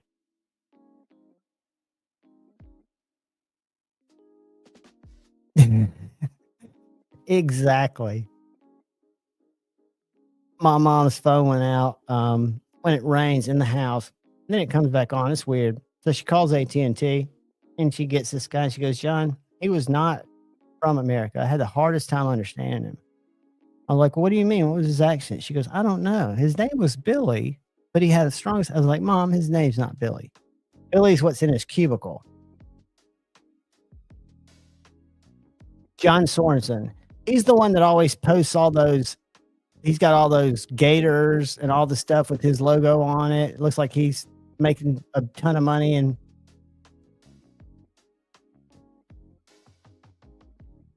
I've never seen one. And somebody said earlier in the chat, Paul, that they will not make those. They won't clone those because they know Kevin John. And evidently there's, you know, maybe he's part of the Chinese mafioso or whatever they call him over there. He'll come over and break up your shop.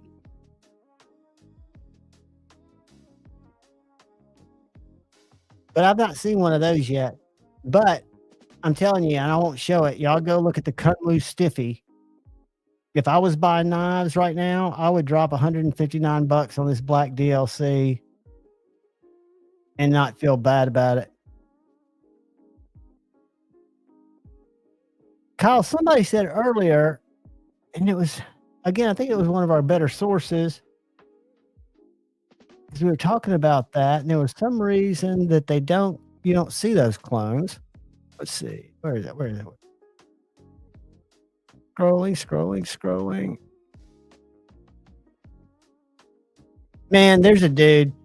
There's the worst channel, and I won't. I don't know the name of it, but this guy, all he does is review clones. Do y'all ever get him on your feed? I don't subscribe to him, but I always see him. His thumbnails are kind of like gray, showing a knife, and then it's got orange writing around the border. And it's always just hard up clones. Let me go to my feed and see if he shows up.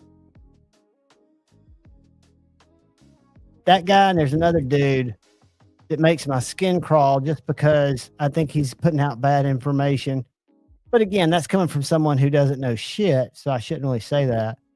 But this one is the worst. This guy right here. This isn't the guy. This isn't the worst. This is the guy that I think puts out bad information. And he also has super clickbaity titles. Have y'all seen this guy? CBRX? He uses that weird HRC tester that's not. He uses, let's see if I can get to where his tester is.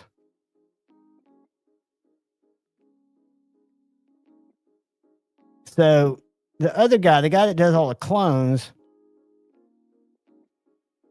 I've never watched his videos, but he shows up quite a bit. Y'all can see the weird shit that's fed into my algorithm. This is the other day, a student told me he didn't want to learn Michael Jackson because it is, quote, too simple. At this point, I'm losing my shit. I'm like, all right, would you mind following me? Absolutely not. Let's play a super easy song called You Wanna Be Starting Something. This is how it went.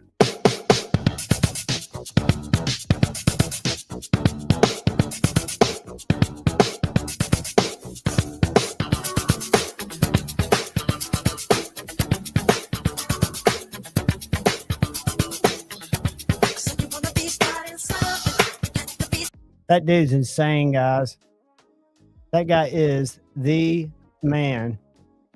But the chick or the dude that all he does is AliExpress finds. And I mean, people gobble it up. So there are people out there that are looking, you're all right, that are looking for just those kind of knives.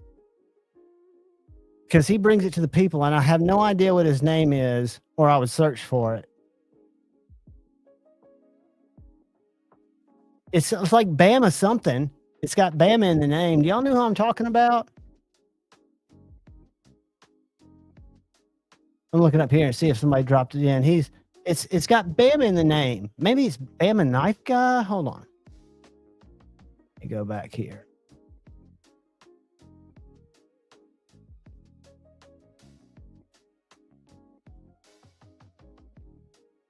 But that guy that I showed you earlier, that CBRX guy, another creator who's not a favorite of mine, reached out to him to dispute some information, just to say, hey, man, I don't think this is right. Your test is right. This is it right here, guys. I found it. This guy. But the CBRX guy allegedly told this other guy that he didn't really care what he thought because he was just doing it to get the clicks. But have y'all seen this guy before that's on my screen? That all he does is review Temu knives? I'm sure you haven't watched it, but like, let's go to his channel. He's like 411,000 views on that one, which is just insane that many people are watching it. Let's go to his channel.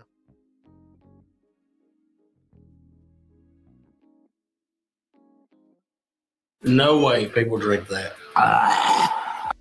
618,000. That's not him. Hold on a second. Where's Temu, dude? That's him, though.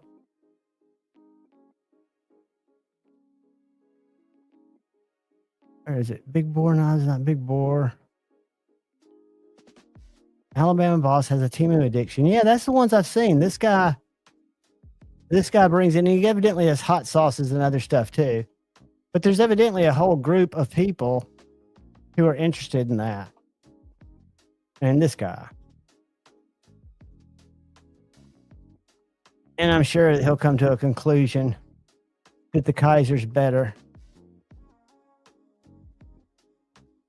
Oh, look, we're doing some testing. newtons. It's pretty consistent because the fishing line is rated to a breaking force as well as the stretch. Okay, he's cutting fishing line. Better. And this is the reality with mass-produced inexpensive knives. They're just not as consistent as Is that an smaller HRC batch tester, Kyle? production. Kyle, what's that little handheld HRC tester there? He's getting HRCs off that little handheld thing.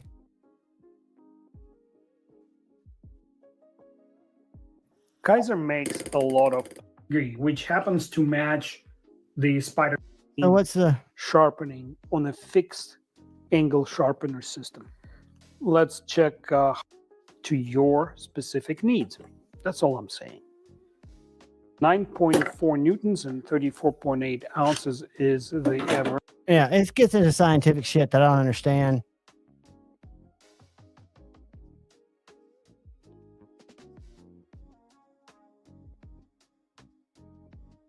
I think the 4.0 is smaller than the 3.0, right? I carry the 3.0 and I'm a little guy and it carries great. The only thing is it's a fucking finger chopper offer. I put double row skiffs in mine.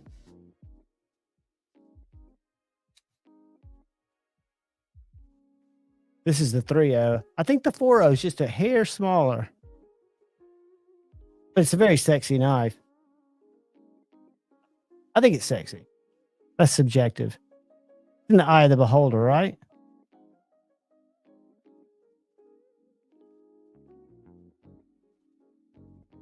You can call me Nannerpuss, Nannerpuss. And Wake up.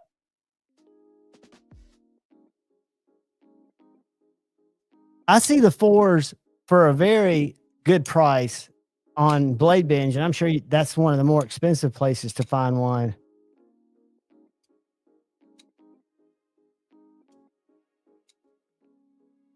Y'all remember that commercial, Ground Fog? Hey, Ground Fog, you were the one that was talking to me about the this sheath, right? Or was it somebody else? I'm not on Instagram. They got back to me. I've got a link. I just got to pick one up. It's going to cost me $5, but I'm going to get one coming your way or coming to me and I'll get it to you. Now I'm going to reach out for patina and check on a Kaiser mini harpoon. But guys, I know there's some people who hate Kunwu, but for what this knife cost compared to the action and it was highly inspired by the Evo. I don't think anybody can say it wasn't. Let's do this. Let's go solo.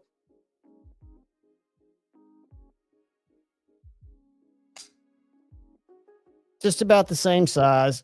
No contouring on the Padre. Whoops.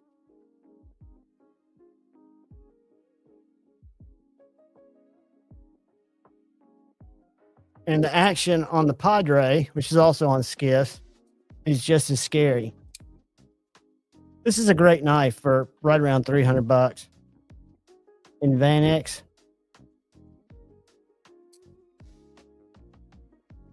But that's a lifetime knife. I love that. Now, I've cut myself multiple times with it. I would be willing to say I've cut myself with it. Yeah, there are a lot of people who hate Kunwu, Andrew. I don't get it either. But again, that's why we can all like different stuff. I'm a big Kunwu fan. I think everybody knows. I've got an OG Tau 2 or Big Tau. I've got a Tau X, which I will say I do not like their axis locks. I mean, they're super smooth, but no detent. So I prefer their frame locks. I love this knife, and I actually put magnets.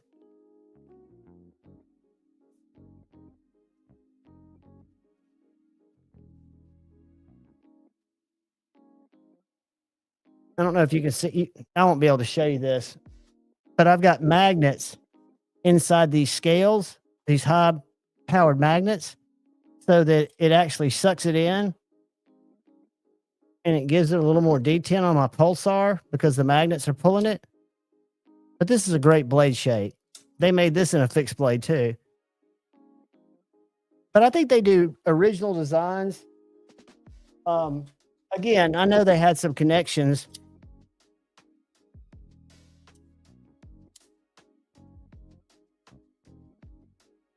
Yeah, that's a lifetime knife, buddy. I mean, you don't have to ever carry it. For me, some of the most joy I get, which sounds silly, is sitting on the couch flipping it. And I'll even get an Amazon box, put it in front of me when I'm watching content, and sit there and cut up paper just because I like to slice it. This is a Berg Blade Slim Midi. No, not Slim Midi, Berg Blade Slim. This is a Slim Midi. Where'd I put it?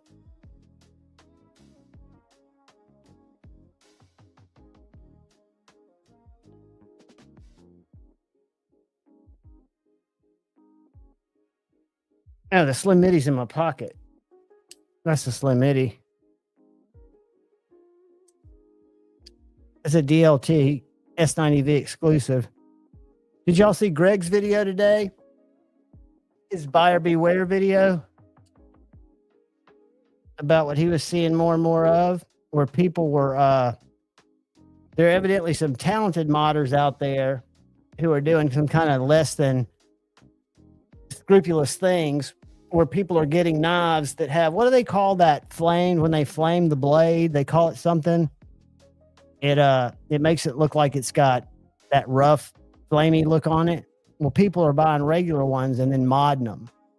And then when they send them back to Medford, the people that buy them, because there's an issue, the serial numbers don't match. And it's happened a bunch of times. So he didn't call out the names because he said it's several people doing it. The crossbar locks do suck.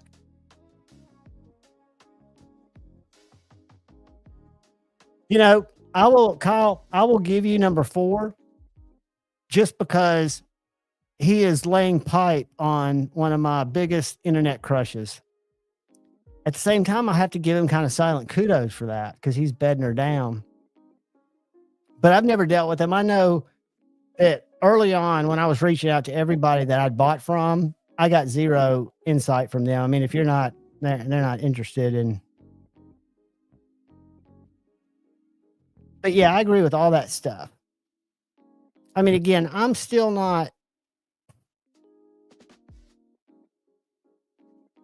I guess we're voting with our dollars, but is that promoting? I guess it is promoting. I guess that's accurate. And unfortunately, just some designs are there, right? I mean, even if it's not just about the cost of the knife, there's just Taiwan made. Kunwu, I think is Chinese. Let me check. Hold on. And it's probably going to be very vague. Mothership website. What's it say? Contact. They don't say. That's even more sketchy. All right, we're a group of people, blah, blah, blah. You see market, blah, blah, blah, as a team, blah, blah, blah. Naturally led to the second. Okay, blah, blah, blah. We offer Kickstarter, blah, blah. The towel. Yeah, we know about that. Let's see if on the campaign it says where it was made. I thought they were China, but guys, we have 2 new.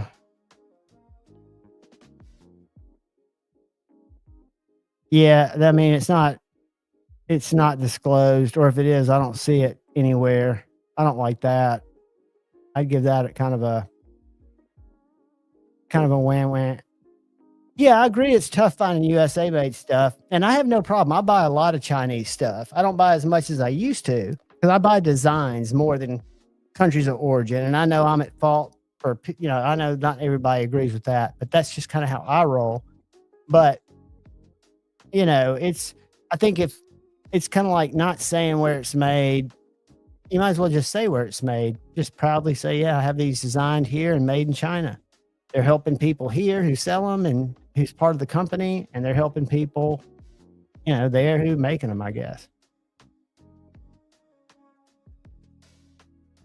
And Kyle makes a good point, because knives, I guess not for everybody, but for most people in here, knives are discretionary purchases. Now, we all probably carry a smartphone from China, because that's really the only way we can obtain one, right? Through our cell phone carriers. But those are more need. You kind of need to have a phone. I mean, almost everybody has a phone. I drove past a bunch of a little homeless encampment we have here, and every one of them, I mean, some of them are live streaming. There's a guy in Huntsville that live streams all the time.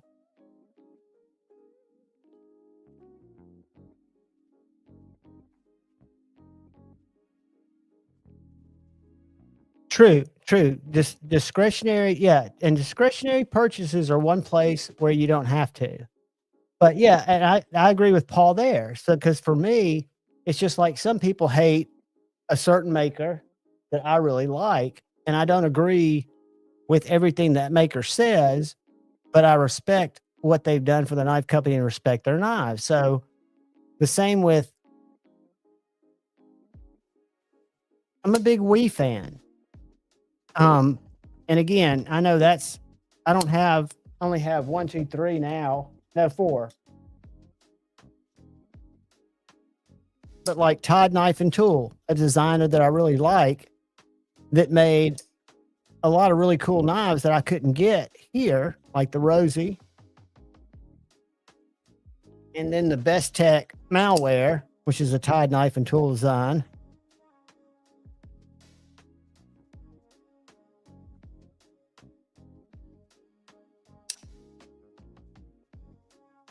And the Exploit. And then finally, the Showdown. So that was me buying a designer. Again, it was earlier, 2 years ago. It's probably when I got into Todd Knife and Tool. That's true. I mean, and then you've got people like Ramon Chavez, who makes knives here that you can get, and then he offers more affordable versions through Riot, right? And a lot of people will argue that, you know, the Riot are every bit as well made. Now, I would much rather have a authentic Chavez, but they're out of reach for.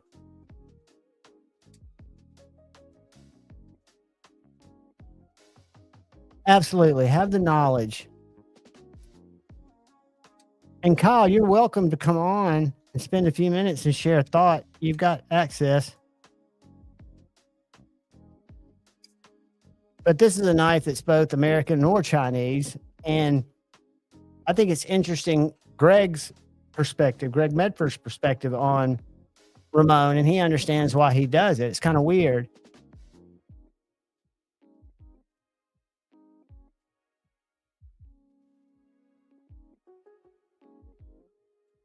But what's weird is there's just as much drama in the Chinese knife world. Yeah, Paul. I mean, I don't have one to compare it to,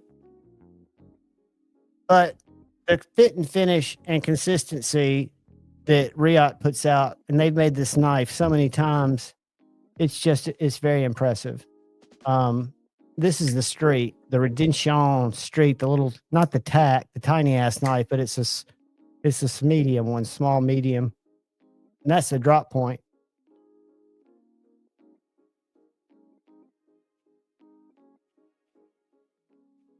Andrew, I have no bad knowledge of Kunwu, and that's the only thing that up till recently, till I started hearing, and I haven't changed my opinion because I haven't had deep conversations to learn more, but was the crossbar lock. And that wasn't their fault because it closes, it operates very smoothly. It's done very well. It's just not done to what I like. And I think their frame locks are amongst the best. I had an S-Tau too. I ended up selling it. It was a little thick in the blade and I didn't want to have it reground. And I had other knives that basically fit its same profile, did the same things that it did in terms of cutting and carrying. Arcform's going out of business, another Chinese company that you can get some banging deals on. Some Riot made knives now, like unique designs too. I really like my Arcform Theory. I think there are a couple of these still in stock. We'll go look in a second. Whoops, that was me. Hard failing it, but that's a very thin, kind of futuristic, plain Jane looking Riot made nice, but for some reason they decided to shut her doors, to shut her down. Arcform. But they've got a little fixed blade that is still in stock, or was in stock, that has replaceable blades, but they're S35 sharpenable blades. So, I'm at DLT. I need to be at Blade HQ. That's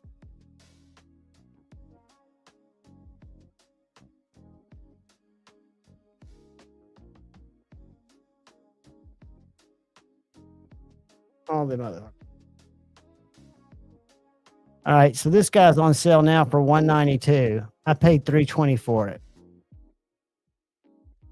So there are some great deals on these knives, and then they've got these little fixed blades. These are on sale for $63, guys. And this is a little hollowed out with the pocket clip and a sheath. And see how that blade attaches on there? That's an S35 VN blade. And then they've got them in different blade shapes, but you can go in and buy replacement blades. So there's a Tonto blade for $26.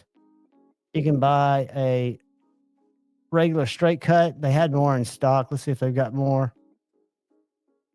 There's a Warney. So I would, if I was going to buy one, and if I had cash, I'd buy one. I'd buy one of the black ones, and then I'd buy the other two blades. I think it's a cool little knife. Auto, these are made by Protech. That's an expensive one, though. Yep, they're out of most of them, but they sold pretty cheap. So, like the Saber, which I never tried one of these, but these went for $80.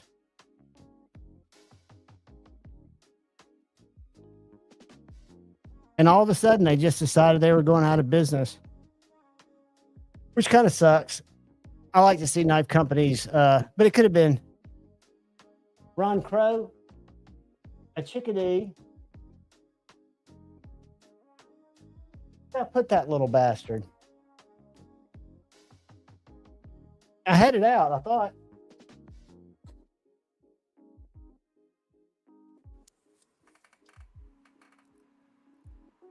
I had it out. Hold on. Up. You in there, buddy? Hang on one second. All right. I'm going to try to find this Chickadee. I thought I put it on my table. Oh, it's in my pocket. Got me now? I got you. Yep. Let me put you back on stage. Let me show my That's Chickadee real quick. It's got your edge on it. I'm That not is a set up with Jacob Cribs camera. Chickadee. No, you're just talking truth, right? Yeah, I what'd just you don't got? have my camera set up or anything, so. You don't have to. All right, let's exit solo layout. You're back on the stage. Let me remove this. All right, can you hear me? I got you, buddy. Say hi to Kyle Coonley, guys. This is another one of So- his edges from Lefty. I was not talking shit necessarily on Kunru. I'm just saying to gather all your knowledge prior to making a purchase. And if I have an option of something of equal value, I choose to spend my money the way I want. And you can do whatever you want as well. Oh, absolutely. Absolutely. I just didn't know if there were specific things that I might not know about it, because you know my weakness for Countess Anne, and I didn't realize until last year that they'd been a couple for a long time. That's why she kind of models a lot of his knives. But Kung Lu's not the factory, is it? Kung Lu's the brand that he started, correct? So we don't know if they're made by anybody, the normal players probably. I've not heard that, honestly. I don't know. The thing that I do dislike is I think that for what you're paying, the handle material is subpar. I don't see value in that at all. In terms of the flat or the grade of the titanium, or just a combination of all of it? Well, they do that orange peel texture, or they do the half-assed diamond tattern, which I think both of them are done poorly. Have you seen the Gringo? Yes, I've Have not you held seen one in that? person yet, but Let me see if you can see this under, because you can still see the screen, right? yeah, I got you. I reviewed my buddy's A to Z, his Gringo. And dude, if you look at the pattern on this, I don't know how they did it. Can you see that? How it's like little recessed. These little, yeah, they're like little recessed. It looks like rocks, but those are kind of recessed rocks. It's I think a very nice. I'd have to hold it in hand. I've not seen one of those in person yet. Well, I'll get Jeff to dull it so he can send it to you to sharpen. I told you he was very pleased with his little. Oh, okay, good. I hadn't heard. Yeah. Well, he's fast. I was over there the other day. I took it actually over there and unboxed him with him. I'm glad he likes it. Hey guys, look what Paul Mills has just put up. He's got a Benchmade Adamas in crew wear for $250, which is a great price, I would say. I've got this Adamas here. It's one of my favorite Benchmades. I don't remember what I paid for it. About $300, I think. So, Go ahead. In regards to the other stuff earlier, I was talking about, like, you buy whatever you want. It's disposable income. None of us need extra knives. And when it comes to that, I choose not to promote those things. Do I own Chinese made knives? Yes. Do I choose to buy more?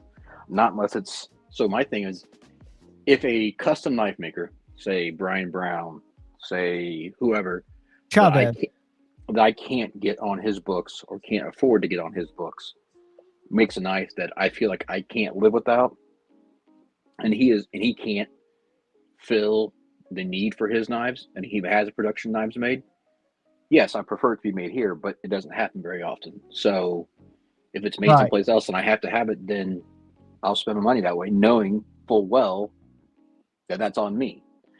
But I don't do that very often, and my collection is very small and curated. I don't go out and buy every knife just because I think it looks cool. I'm very particular. So see, and I've gone through an arc. Have you gone through an arc with that at all, or have you always kind of been?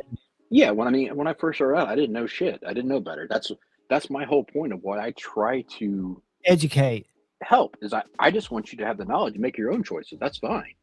But the thing about everybody saying, every Voss tea that comes out or every Civivi that comes out, it's the best thing since sliced bread. Bullshit. It's a good budget knife.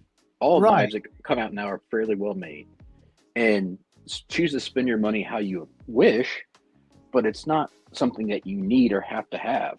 And if you want to buy every budget knife, fine, but you could wait and save up and get a nicer knife. I mean, you don't have to keep up with the Joneses and buy the latest and greatest every single week. But I started out doing the same thing. I would buy Civivis and budget knives and think they're great, and they're good for what they are. Compared to the Kershaws that we used to get that were assisted or whatever we were carrying before, it was kind of an eye opener when I came back in the community at what you could get, and I can do the link thing. What's that? I didn't drop in. They're trying to drop your link. Oh, sorry. How are your books going, dude? Do you stay pretty busy, or are you always up for more work? It goes through lulls. So I'll have peaks and I'll have valleys. It just depends on the week and depends on time of year. But I stay to the point where I'm content. I don't like to get overwhelmed with them, and I try to keep my turnaround times as fast as possible. So therefore, I don't book myself out so much that I can't control it. Right. Or where you don't have it always weighing down on you. Yeah, because I just don't want to sit there and be like, oh well, I've had his knife too long. Like with your stuff, I hated that, but that was we knew circumstances. Yeah, that was, and we all agreed that was the best thing to do, because you would have sent me mine back the next week. Right. I wasn't in a need for it. Yeah. I mean, typically I try to keep my turnaround, 7 to 10 days tops. And, that's quick because I know a lot of people it's a month or more. And I hate that. I don't want to have someone else's property. So. Jeffrey, it's funny you say that. I don't have PTSD. I deal with other kind of stuff, but if I'm overwhelmed, I'm most productive. And I've always been the consummate procrastinator. For example, I'd be told in school when I started a quarter, if you don't start this project by week 3, you'll never finish it. And I would do it 48 hours before the end of the quarter. Thanks, Todd. And make a B. I was never an A student. I think I graduated with a high C average. I was very average in school. Exceptional in everything else, but in school, I was just not applying myself. Toyota and Tools, what is up, brother? Mr. Carr, thank you. That is correct. That is my new site. What was that? I created a little website landing page. And I bet you've got that on your Instagram link. No, that links to my Instagram. Okay, because I put your Instagram link in there. That's fine. Either one's fine. Back to your website, just in case you start using it, because what that does, and you guys give me a hard time about talking about analytics, but that's my business, and I'm getting ready to make people, not you guys, but people in business in Huntsville pay for my knowledge. But if you just simply link from LinkedIn to your website, as well as from your website to LinkedIn, over the next year, as Google indexes your site, you'll get more relativity. And it costs you nothing to do. And you may one day want to actually have that be your main point of contact. Well, and I need to talk to you about some SEO stuff, because I haven't done that in a long time, and I forget all the meta tags and all that stuff. So you can talk to me anytime, but what they've done with a lot of the latest updates is all you have to do is don't think in keywords stuffing, think in keyword relevance. Right. And we can talk about it, but basically it's really simplified from trying to find what you're looking for before you're actually looking for it. I'm just putting out those descriptions that are going to ping when somebody's searching. But yeah, we can talk about it. Yoda, I have not, but it might be delivered. I can't get to my mailbox currently. It's snowed over. So. How much snow do you have? Are you getting a bunch like Cole? I know Cole said on his he had like 12 inches. Yeah, we got just a little bit less than that, but we got a little bit of ice with it. So you're not going anywhere. And the wind has been blowing drifts pretty good. So, but they always plow my street. When they plow my street, it always gets dumped right in the corner, right by my mailbox. So my mailbox is like the snow's up above it. Oh man. Dude, I left Auburn, came to Huntsville for like 8 months, and then moved to Boulder, Colorado. My first time out west, and I had a little apartment or a rooftop apartment over a business, and I parked on the side of the road on Broadway, this little side road. And I'd never been through a real storm. Or in Huntsville, we don't have snow plows. We might have one or two, but they don't do streets. So we had this little snowstorm, and I went out like 2 days later, and dude, they'd been plowing the road, and my car was fucking covered in an ice bank from where the snow had just gone, because I was right beside it, Yeah. If you park on the street here, if you get it's above 2 inches of snow, they'll tow you and ticket you.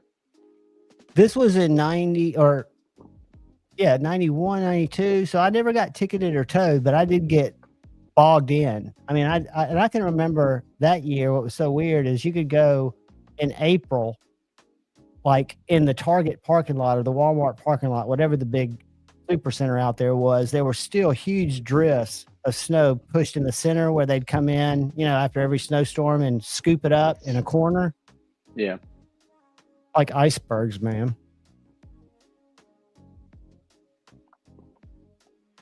But so I didn't have a whole lot to talk about. I just wanted to make my point clear as far as like you guys can do what you want as far as purchases. I just am very particular about how I spend my money.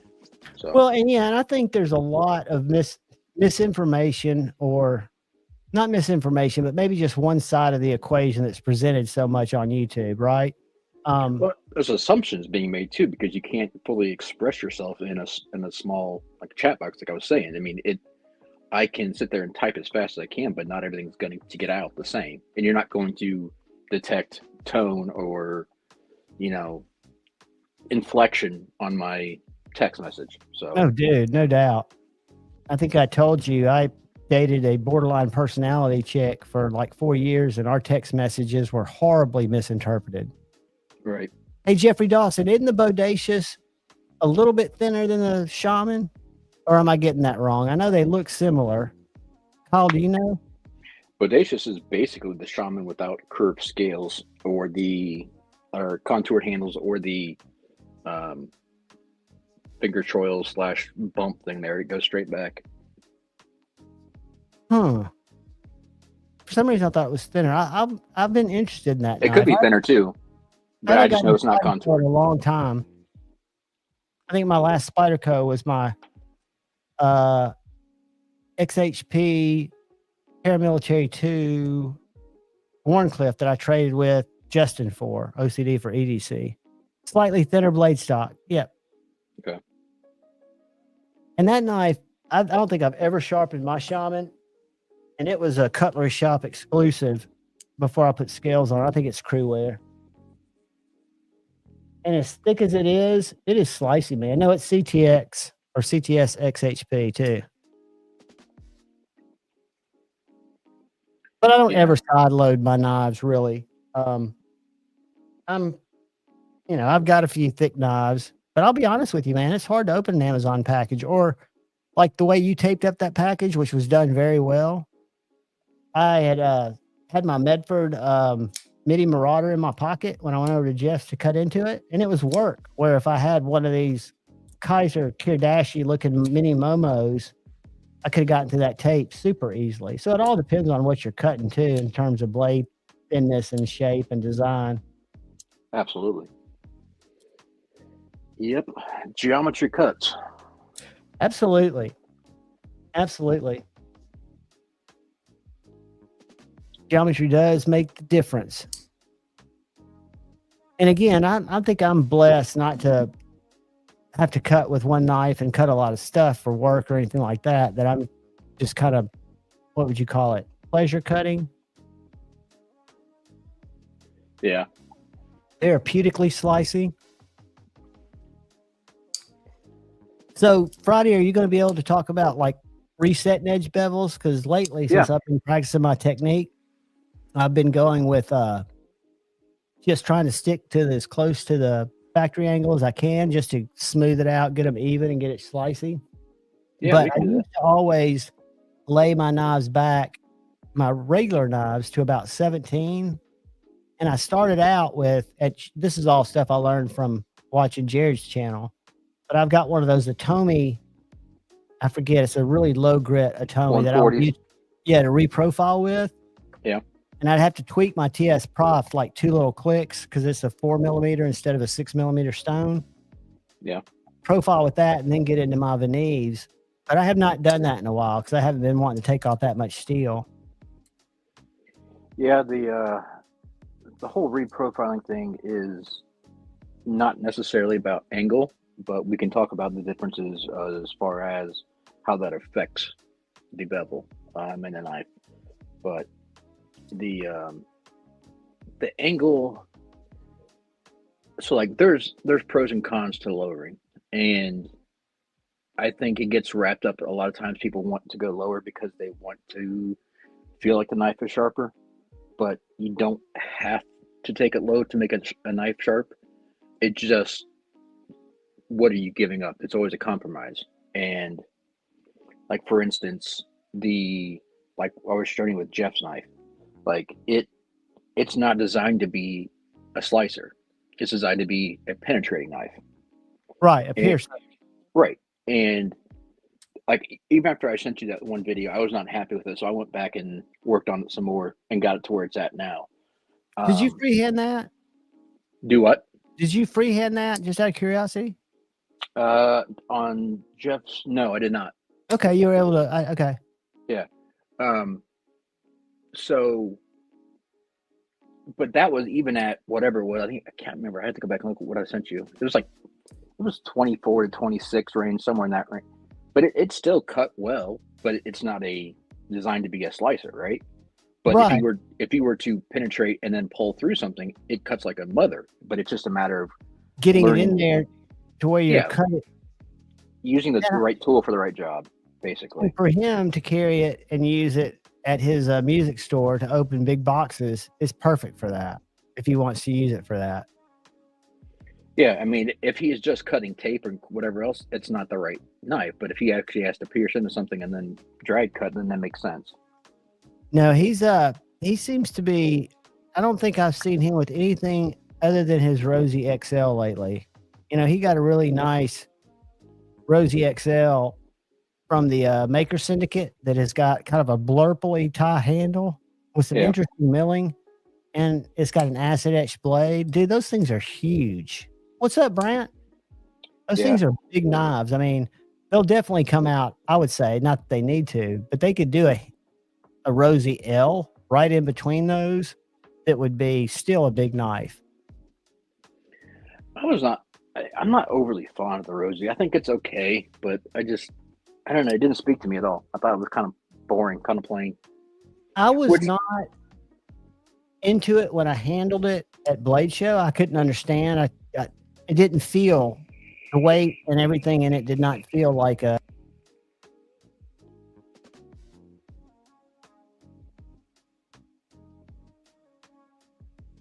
You there, buddy? I can't hear you.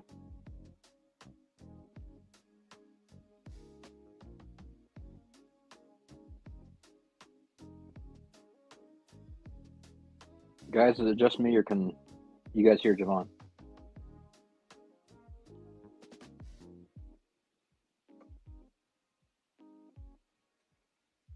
All right, I guess it's my show now. So what's happening, boys?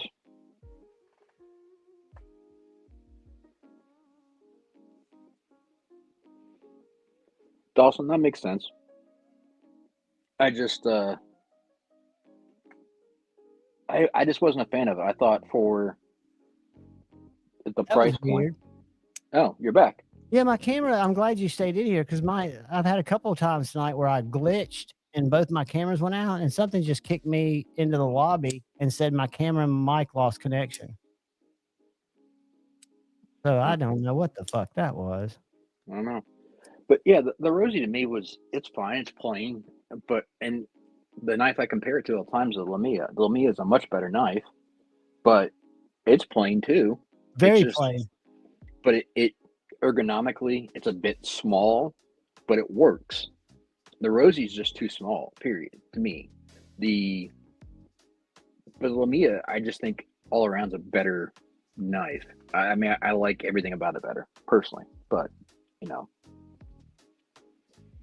Yeah, and they're both made with like CNC help, right? Yes. Gotcha. There's so many good knives. I mean, if you think about it, from American makers, a lot that I'm not like Les George. I'd like to have one of those knives. Who was it that sent me? It was Carco. When Carco and I traded a knife, he sent me 3 knives to review. One of them was a Les George.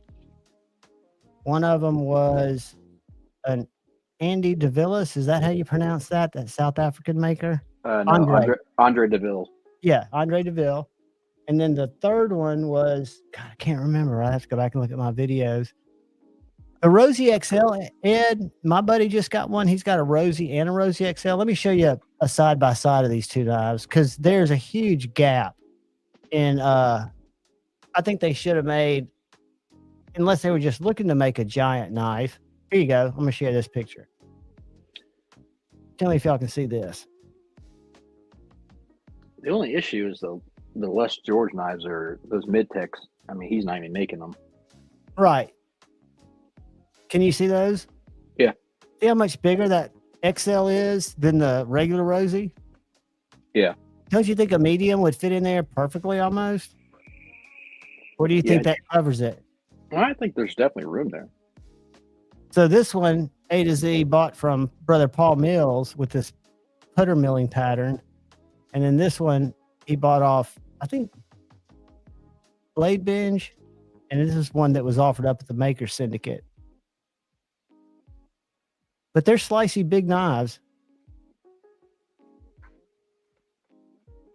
He's got some sweet ones. I don't know if y'all have ever been in the members live, but Dane comes in from over in the Balkans. Is that what it's called? The Balkan area? I don't know what province or whatever, but he makes these mules. Not the mules themselves, but he'll make scales. He'll modify handles before he puts on the scales. He'll acid etch blades. But I would have never met him if I had not reviewed A to Z's. See the second knife to the bottom? Yeah.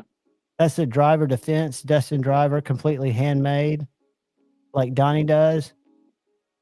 With what's this stuff called? Not circuit board. It's called Superconductor. Superconductor. Thank you.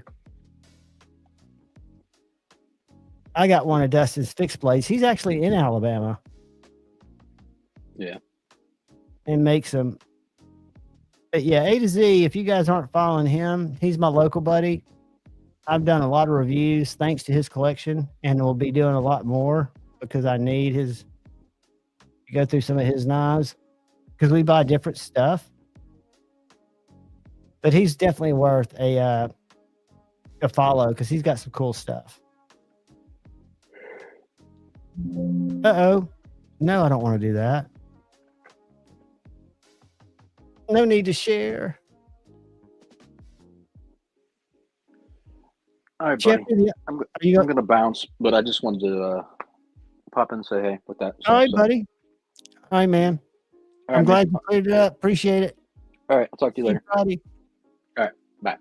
No, he's not on YouTube, Ed. He as a matter of fact, he joined one of my first lives. And then I think he kind of got, I don't know if he got nervous or felt his mic wasn't working well. And he doesn't do a lot of YouTube. I kind of tend to say that I kind of brought him back into the knife community or knife because he goes to Blade Show with me. But he kind of more hangs for the knives. But really good guy. He's got a cool collection. And again, he let me borrow early on the Evo and his full-size Arius. And I thought that I would love the Arius and never cared about the Evo because I'd handled it at Blade Show. Well, after using them both for a week, and I didn't use them cutting, I just carried them. The full-size Arius, I ruled it out instantly because it was too big. When they came out with the Mini, I broke down and bought one of the basic ones from Knife Center. But the Evo that I'd previously said, this knife's too big for me. I would never want one of these knives. I was actively going to have one. Toyota and Tools, give me 2 seconds, buddy. What I got to do is I've got to pull up YouTube so I can click on it because StreamYard doesn't let me. I'm doing it right now. And we'll click on it and check it out. All right.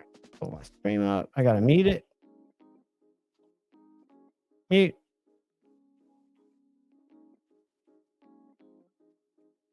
Open my live chat. Bitches, open my live chat. Why is it not opening my live chat? All right, I know what I can do. Go over here, go back up and find that link.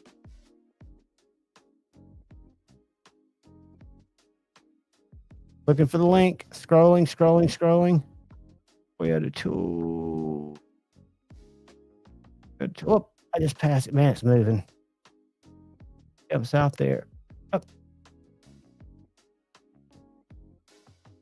All right. You talking about this little guy? Was that a YouTube video?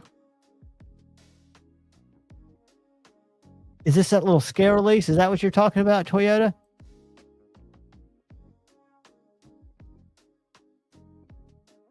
That is a super sick little knife. And we'll watch it. I'd started watching this video already. Is that what you sent me a link to, or did I click on the wrong link? Yeah, check this out.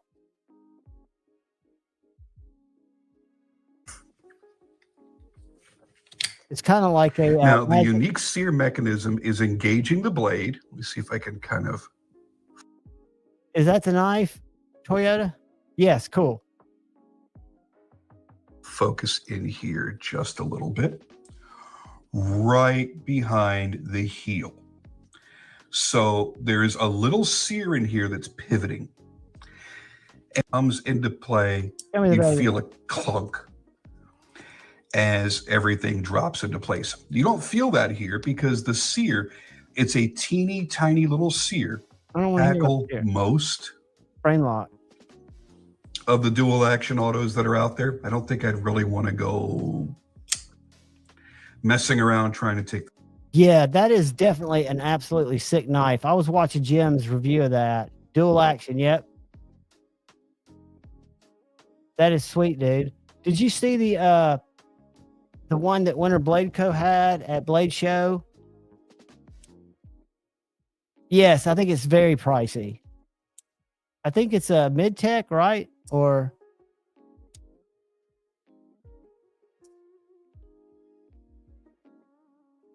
I not remember.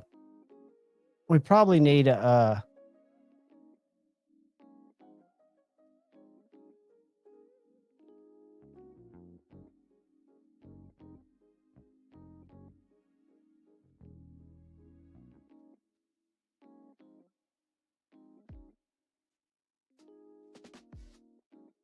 You're talking about the ones we were just looking at? The little... what's it called? A tuck click boom? Tuck knives, Tuch. Let me go to their site. Let's pull it up. TH.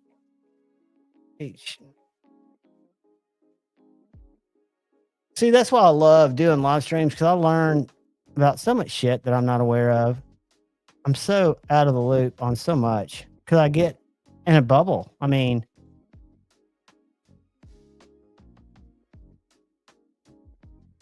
yeah, the click's 404. How big is it? 6.4 inches. So it's a little guy. Dual action. I'm guessing it's magic whiskersy. You shift that scale over a little bit. So we got 6.4 inches, 2.7 inch belt satin magna cut.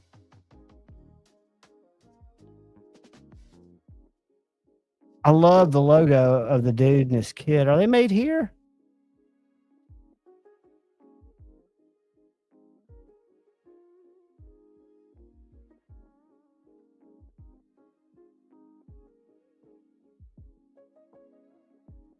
I guess they do build them here. Do y'all know? Do y'all know if Tuck's here? Yeah, I would think the engineering that goes in there.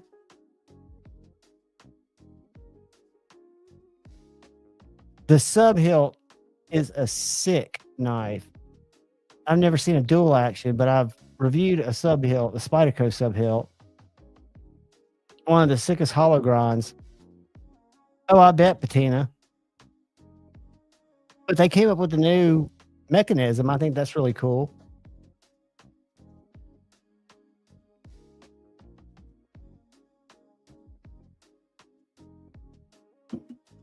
Very, very cool.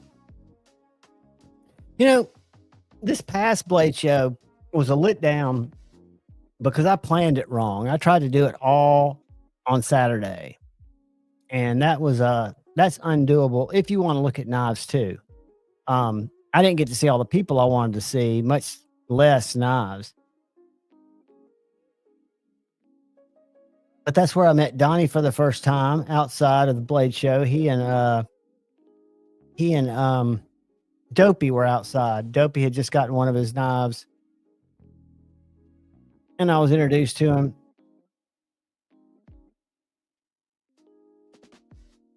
But this is a cool. What? Let me stop sharing.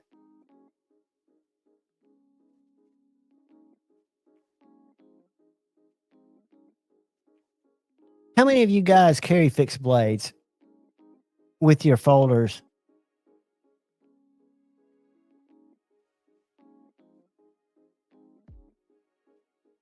I'm amazed at how many people are coming out with small fixed blade knives. And maybe they always were, and I just wasn't aware of them, and I'm just seeing them more now.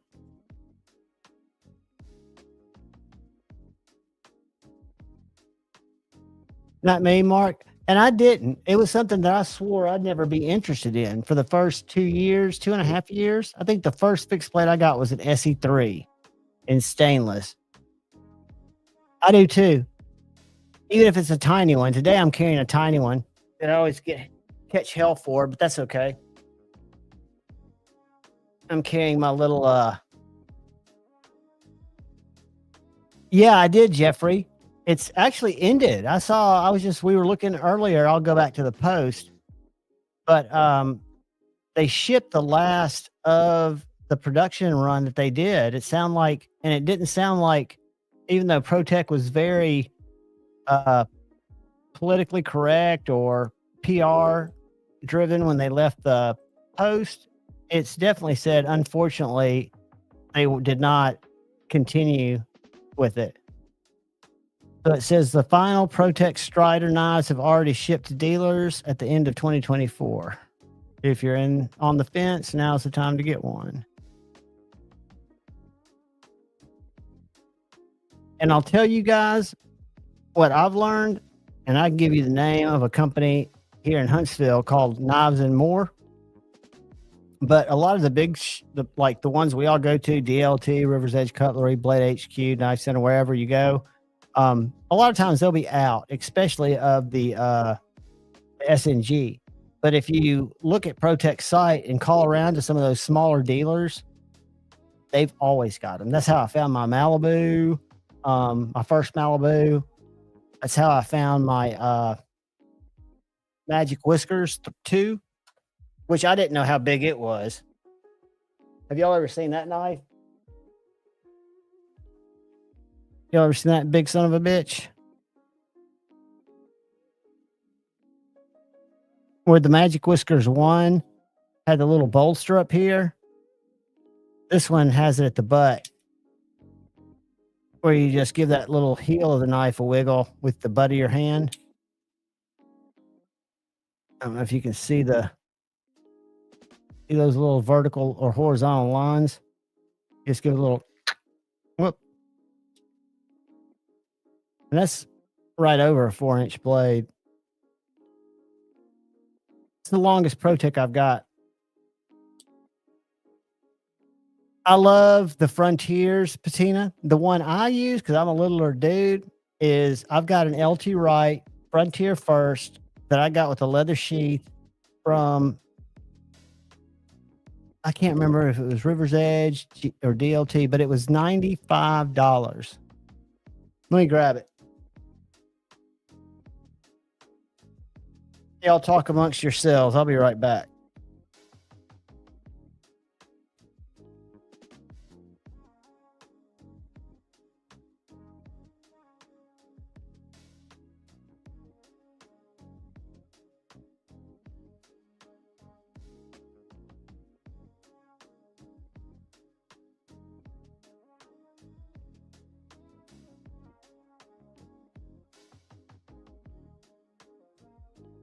If I'm not mistaken, the Frontier First is their smallest, is LT Wright's smallest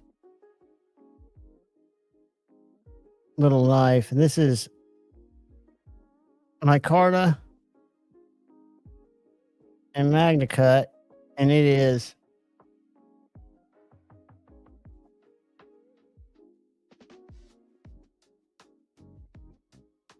five and a half inches overall. So it's a half inch longer than my Chickadee. The only thing I wish, even though this sheath is fine, because I drop it in my pocket and it carries high enough on my belt, I wish I had a pocket dropper sheath for it. I should get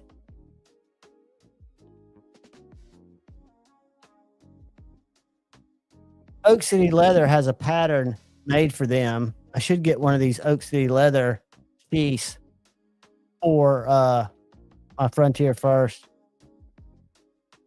Yeah, you're exactly right, Patina. It's a American-made beater, a great little beater. Now, which one did you say? The Frontier Valve. Let me look at that one.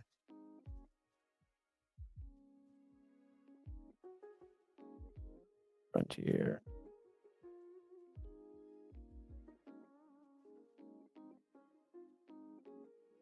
Oh, yeah.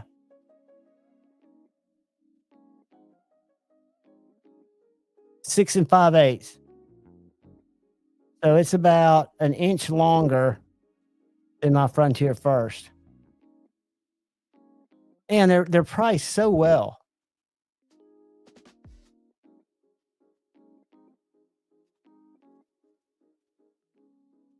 Todd, I don't know. I've sharpened this. I've not cut anything super hard with it because I carry it. Usually my fixies are, I have some cardboard over there, but my fixies are usually package openers. Well, that's me cutting bad.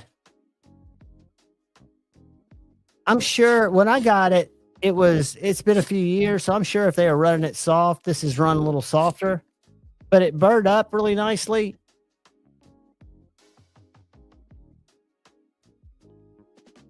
But it could be soft. I'll tell you what it's really good at.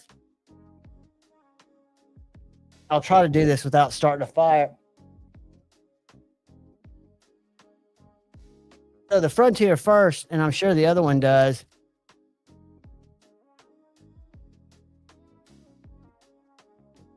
Toyota Tools, that's true. That's very true. But this guy has one of the sharpest spines. Y'all see that? This thing is like a lighter. 58 or 60. Yeah, and I'm sure they were probably going for toughness. They might have missed what they were going for, but they may have been going to make it a little more tougher than edge resistant was, but I don't know much about it. I would like to have a way to test it. And I meant to ask Kyle when he was up here, that guy whose videos we were looking at, who had that little probe to that electronic thing. You can't test HRC with something like that, can you? Don't you have to have a bigger machine? Yes. As a matter of fact, I'm carrying a 4.7's Quirk 3 right now. I love their stuff. You're talking about the lights, right? Pull it up.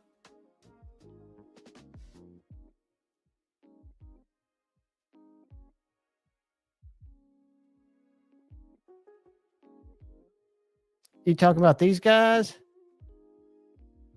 A titanium striker tool.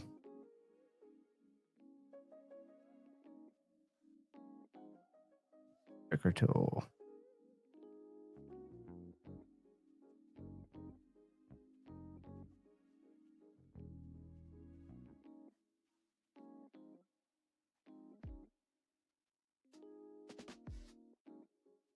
What would it be under?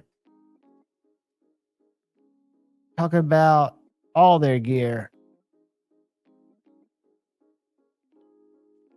Oh, okay. So I'm at the wrong place.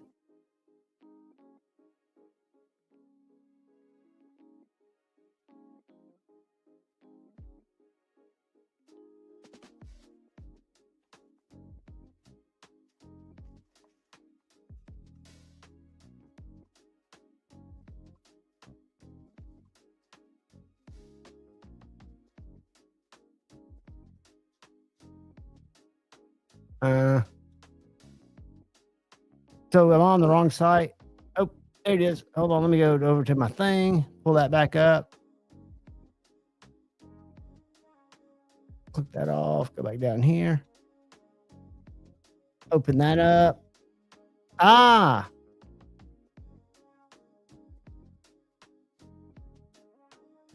That makes a difference.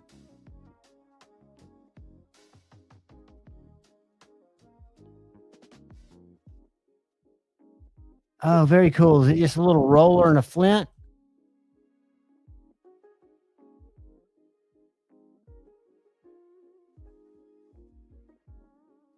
Driver cap, flint spring, extra flints. A little comp. Oh, dude, how much is this? See, this is right up my alley. $95. That's very cool. That's very cool. Makes me want to look at some of their other shit. Ain't got no fixed blades.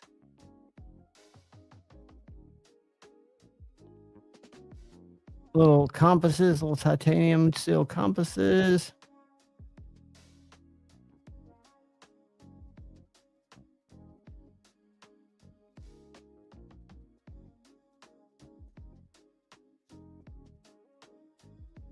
Very cool stuff.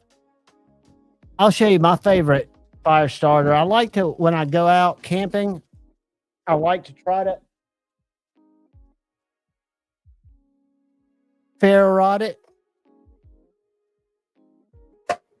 But I always use, besides tinder and feather stick, I'll usually use little chopped up fire starter stuff. But this lighter is an absolute banger. Have y'all seen these? Exotechs. They're they've got a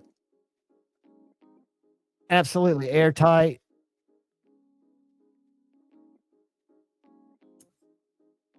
They don't leach fluid. So I've had fluid in this for a couple of years and it doesn't come out. And then I've got a little refill thing. So I've got a couple of ferro rods I always carry. I always carry some fire starter stuff. I love making fires. That's true.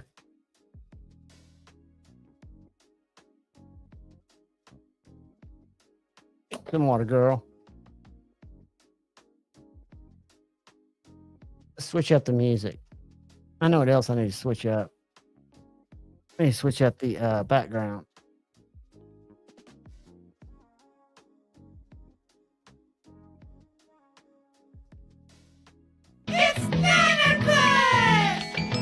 You can call me Nanner.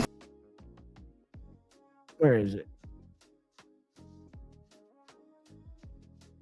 There's no music. There it is. Yeah, Tippy just went by to get some water. She's over here guzzling down. Man, guys, I know I talk too much about my mom's cat, but I've been stopping by there. I didn't come by there today, but I almost go by there daily to check on that little dude because he's starting to bond with me. And she thought she'd lost him again yesterday. She does that because she's old. She's like, oh, no, he's not here anymore. I've looked everywhere.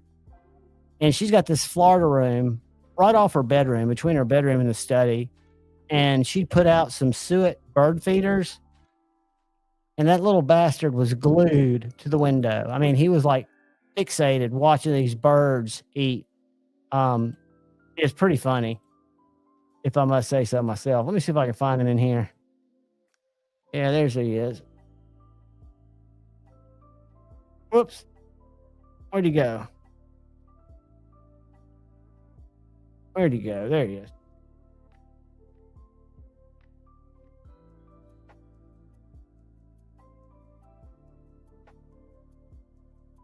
He's about 7 months old. Oh, Tippy, don't look.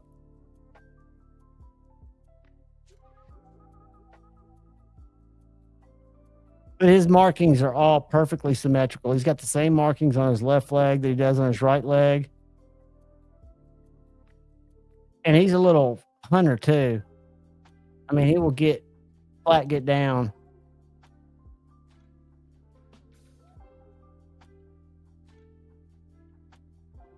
What's Tippy doing? Just sitting, baby? Just chilling back there.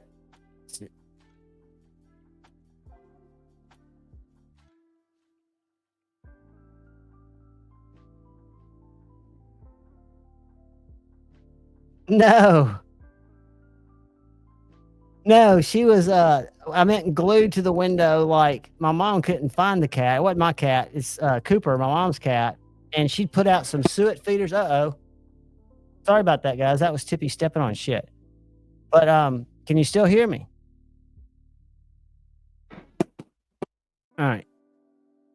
Tippy just went nuts on me.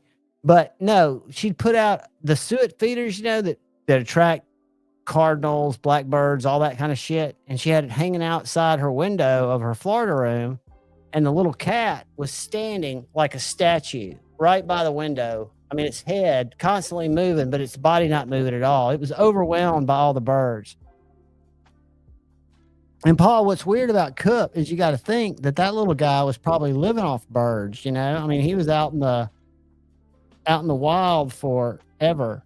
You know, till he found his way. Till my mom got him picked up, got him trapped.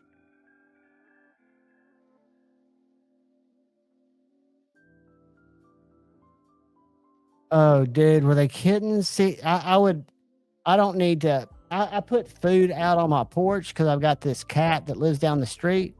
And I know I couldn't have left him there, dude. I love those little cats. That's my mom's cat, by the way. Now mine's the tuxedo. Yeah, Tippy.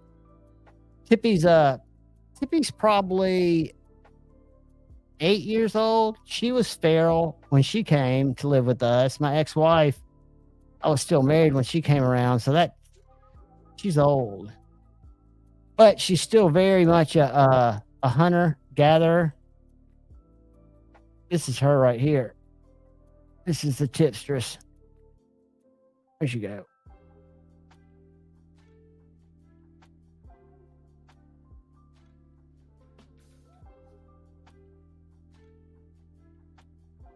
That's Tippy.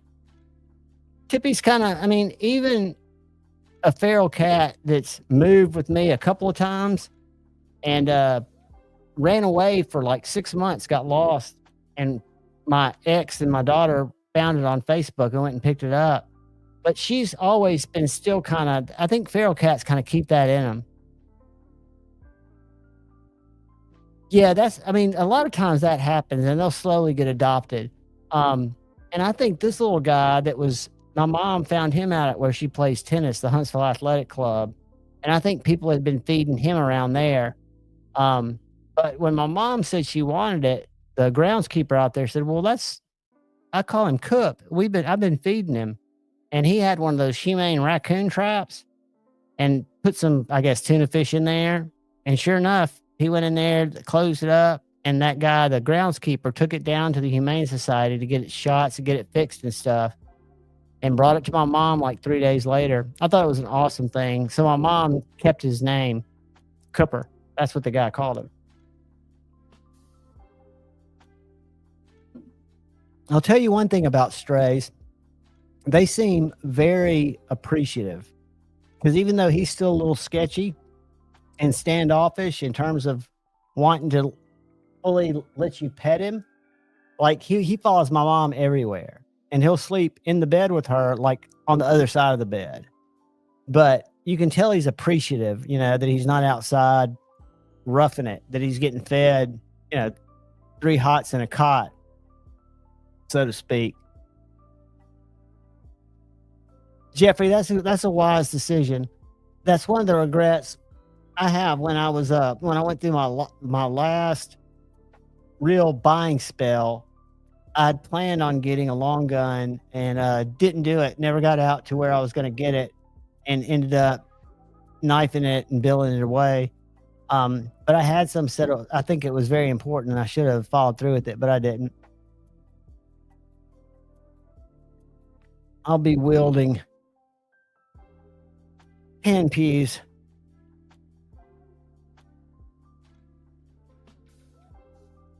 Let's see if I can find something here to show you guys entertaining.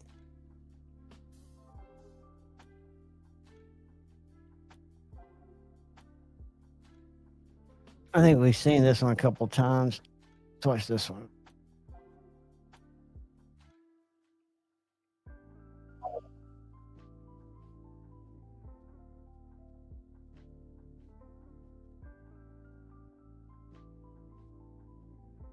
Oh, that's not worth saying. I was going to show y'all something. MG up there. Come on. Yeah. Yeah. You know, it's weird because I used to, I don't know if I'd call it disposable income, but income that I allotted to other places. I was going back through a guitar effects resurgence right before lockdown. And for some reason, I don't know what, I was watching guitar videos and somehow came across a knife video. And I had like probably 4 or 5, a couple Kershaws, Gerbers, a buck. But it never, had a modern knife. And I think my first was a CRKT CEO. Because I think I fell into Blade HQ's content. And it tapped that addict in me that was buying guitar shit. And I started buying knife stuff. And not too long after that, I went to my first Blade show. I don't know if you follow Shane Jeffrey on IG, but he just had a really neat build finished up. A really cool one.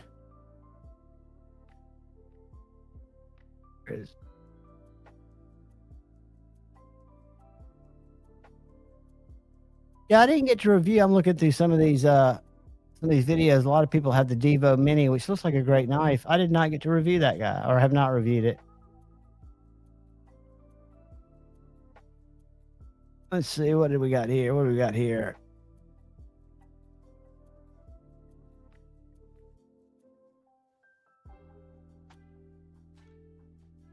My content feed is just jacked up. Yeah, all parts right now are crazy expensive. Body parts are extremely expensive. Extremely. But I think everything is. I mean, I think everything that we rely on parts-wise are expensive. And I'll tell you what else has kind of been a drag. I'm on like several meds, psychiatric type meds and ADHD meds every month. And lately there have been shortages. I mean, I don't think I've gone in the last 3 months and had all my prescriptions filled. I have to go out there multiple times as they get them in stock. He did. He did pick it up, Jeffrey. I don't know if he posted. He sent me a picture of it. But yeah, he did pick it up, and I think it's just perfect. Go to IG. He did a live today, and for some reason, I don't get notified when he goes live from the shop, or I'm asleep, or somehow I miss all those. No, he hadn't put it up there yet. But man, he's making some cool knives. And look at this one with the Sawtooth hologrind.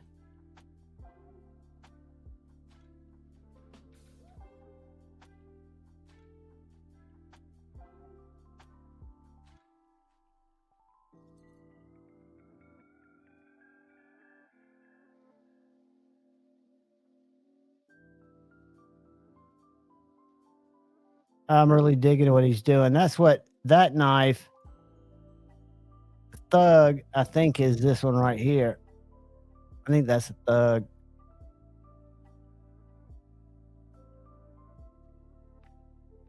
And when I talked to him today, I meant to talk to him about something else too.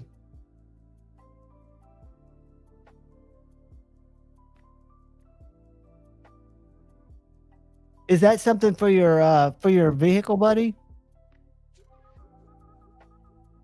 Oh, is that a heathen, Paul? I'm sorry. I thought it was a Thug, but it's not.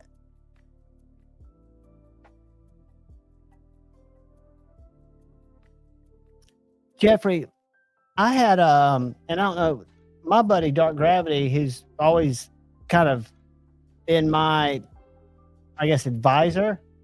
And I don't even remember right now. I think he told me always go with, I forget the caliber, but it's the one that's the most readily available. Is it 5 something? But a lot of the ones are chambered for, just because the ammo is in such high supply. If the shit, ever got crazy, there'd be ammo to find. No, Paul, you might be right. I'm not sure, buddy. Let me see if because he doesn't say on that one. Let's see if he says it on this one. No, he's just showing it. I think, let me look at the handle of the raw one. Yeah, it's a thug. Oh, that looks like a joke wolf there. Were they joke wolves? What? All right, so this is, does this look like the same knife? I can't really tell. I'm conflicted between the Kaiser Fouad. I've seen that. That's the new one that just came out, right? And the Divo Mini Growler. Let me look at the Kaiser, because I can tell you that the Divo Growler, the second generation, was a great knife. I don't know the size of the smaller one. Let's see. Kaiser. We'll just look at their new knives. Whoops, share.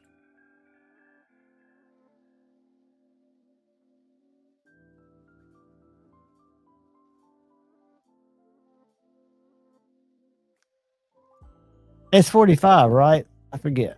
What is this one? S45. Yeah, I like this. Let's look at the Divo.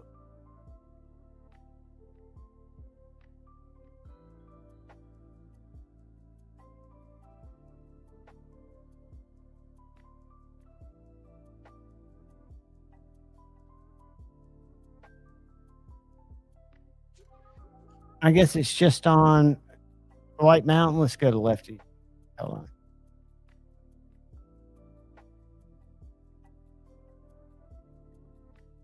Yes, share screen.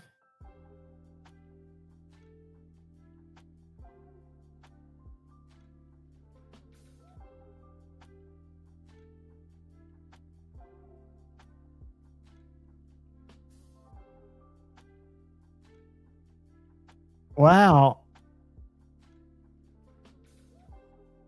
Yeah, it doesn't look that tiny, does it? 99 to 179 an S90V or 154 CM.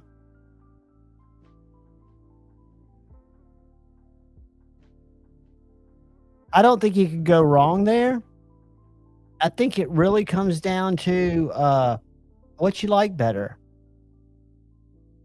You know, they're very different knives. The titanium S45 or S90V growler. I wish I gave one of my growlers to Pocket Metal, my version 2, and I gave away my version 1 on a Friday Night Flicks.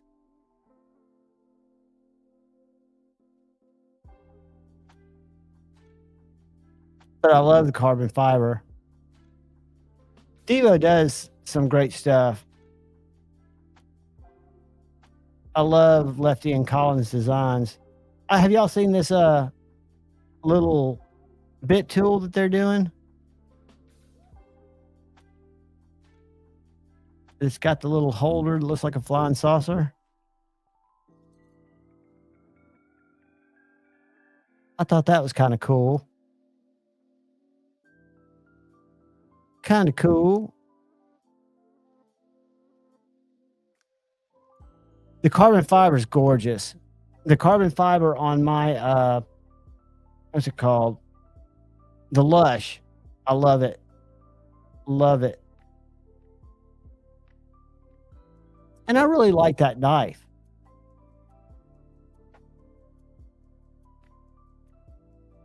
Tell me if y'all start getting dizzy.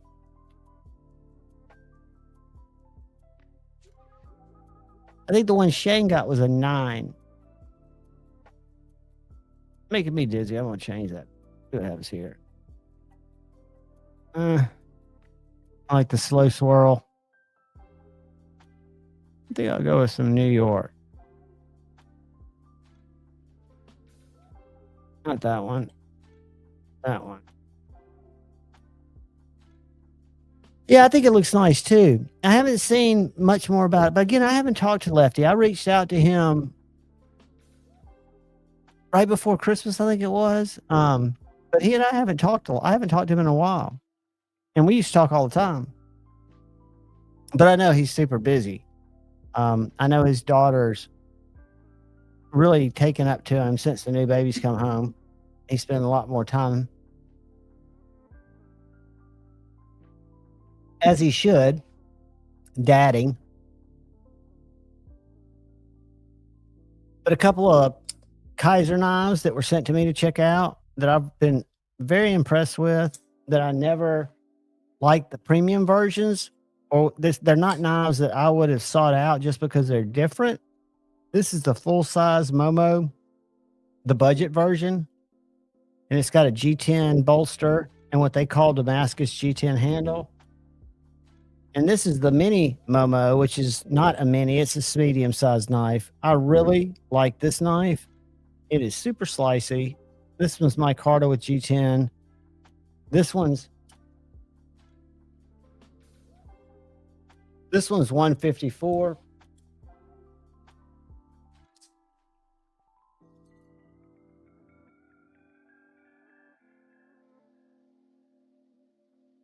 And this one's 154 too. And they got enough fuller that sticks out where you can middle finger flick them if you're into that. But the flipper tab is so pronounced. But it's like a big kitchen knife or cardboard shredding machine. And then the one that really impressed me that I look at kind of like a bug out alternative, even though it doesn't look like a bug out, it's the Mini Mystic. Thin little knife with aluminum right here, and this clear Lexan, which you can see they've got the adjustable axis springs, and they've got it set on the second to stiffest, and it also has an internal stop pin. But this little knife has snap, nitro V blade, harpoon, and because the spring is so tensioned, it really sucks itself back in as I fail it. But I find this kind of a cool little knife, and it's very Benchmade-esque, even though it doesn't look like it. But in terms of weight, the blade's thinner on the Benchmade, but the bodies are just about the same. And I'd say the weight, the Benchmade might be a little bit lighter. Ron, that's awesome, buddy. You will love. I've been very impressed with the Mini Momo, but this guy, this Mini Harpoon, and I was going to originally get the carbon fiber, but I like the black blade and the, excuse me, not the carbon fiber, the micarta, but it would have taken an extra week to ship to me. This is a Maverick Customs collaboration in 3V. This little guy is so thin. I took the side, they had a different clip on it. I put a 3.3 ulti clip on it because it fits it just perfect and it carries it a little deep. Sheath comes off like a dream. Very light, very nice for just an EDC knife. It could be an enhancement to your carry, or it could be your primary carry. I think that's the best color combination, Ron. That's this one right here, if I'm not mistaken. This one, right? Let me share it. I think that's the sexiest one.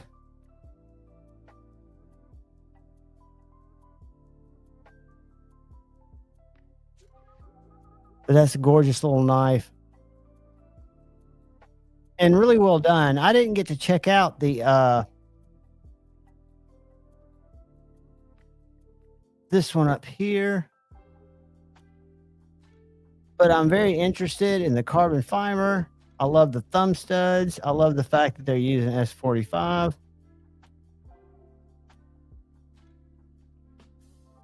It just looks like a very elegant knife.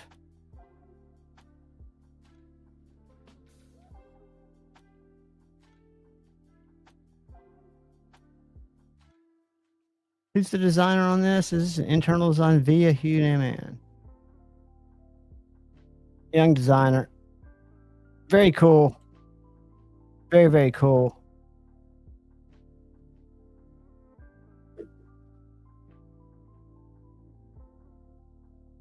Todd, I have got, let me show you, because I've got the regular harpoon boxed up. Let me show you something real quick. I go right here. I can show them to you side by side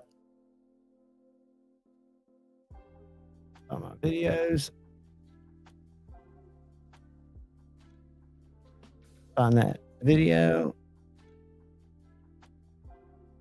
If y'all start a channel and you start doing videos, only put out what you want to put out. Don't put out just a shitload. It will drive you crazy if you get on a schedule that becomes arduous. All right, so I reviewed the mini harpoon yet? I know I have.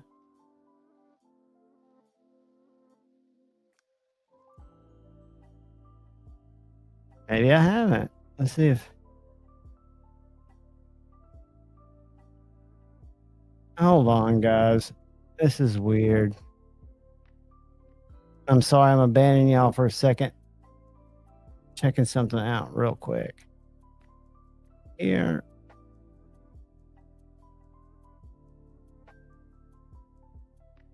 Maybe I haven't reviewed the mini yet. I know I recorded it though. Let me see. Hold on.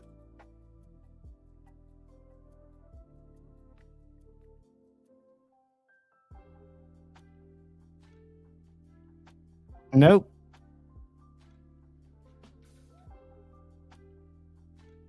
Well, damn. Let me see something. Check something real quick. Guys, I'm not abandoning y'all. I know it kind of seems like I am. I'm looking for something because I know I'm wondering if I lost that video. If I recorded it and didn't upload it. My size comparisons. Oh.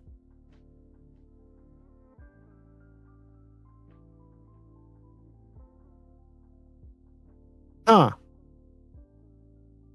Let me go to iCloud.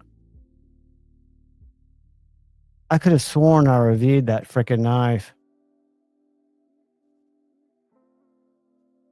Maybe I just did it in shorts. There.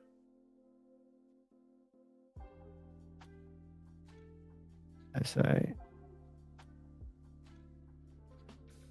Yeah, I really that kind of makes me, it's making my brain kind of lock up.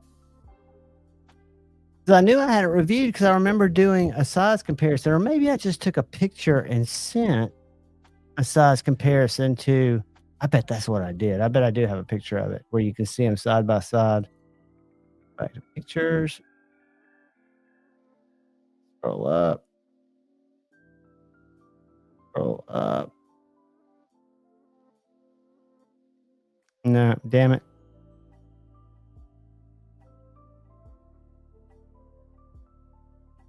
It's about, I want to say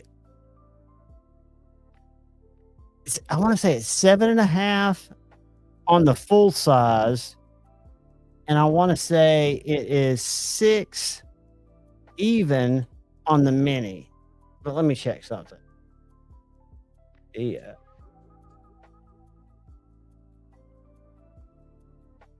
I'll tell you exactly.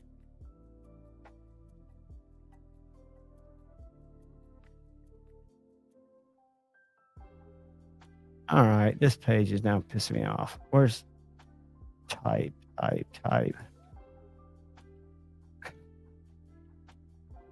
Designer would be Maverick.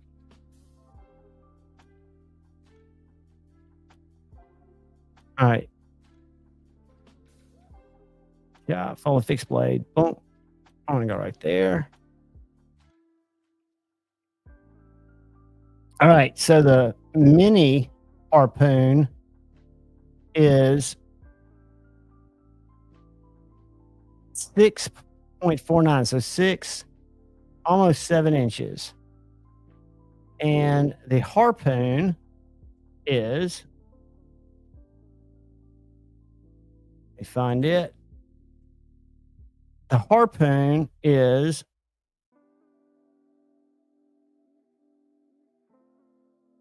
7.72. So about an inch bigger. See if this picture has them side by side. Nope. Nope. But I can recommend either one of those knives. I sharpened the D2. And come to think about it, I might have to unpack it because I haven't sent it yet and use it as a comparison when I film. God, I could have sworn I filmed that video. I don't know.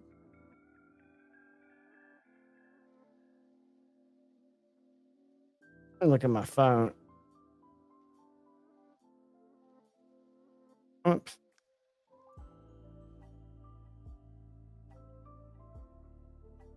I wonder if it's already gone up and I just don't remember.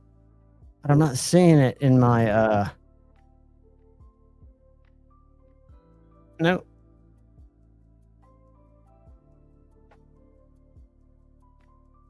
Now, I did do an unboxing. This is where I did the size comparison. All right, so I've done an unboxing, but I have not. All right, I'm gonna share the screen, but I had not done the review yet. So I was losing my mind because I would have forgotten to review it.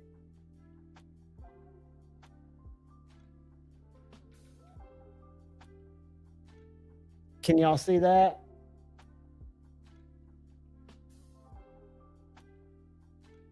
That gives you an idea of the size difference of the mini and the full size.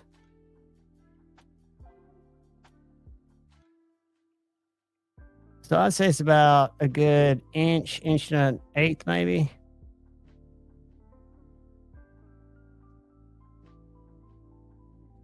So I've got it pushed back a little further there. But I think they're both great knives. And it's something I came into really late because Lee sent me one. And if he hadn't sent me that one to check out, I would have never. What's up, Josh 304? I would have never picked up a mini. Because I think it's one of my favorites. Small knives are these little T. Denny apprentices, and that mini harpoon looks nothing like the apprentice, but it reminds me of it in its own way.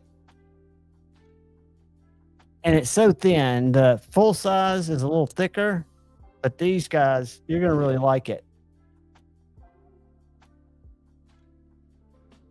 And these guys are a little more expensive. I forget exactly what I paid for these because I've got two. I've got one in Magna Cut and this one in Crewware. But for a little knife that comes with a Kydex sheath that I used to wear with an Ulti-Clip, then I picked up some Oak City leather slips for one of them. I think the Magna Cut one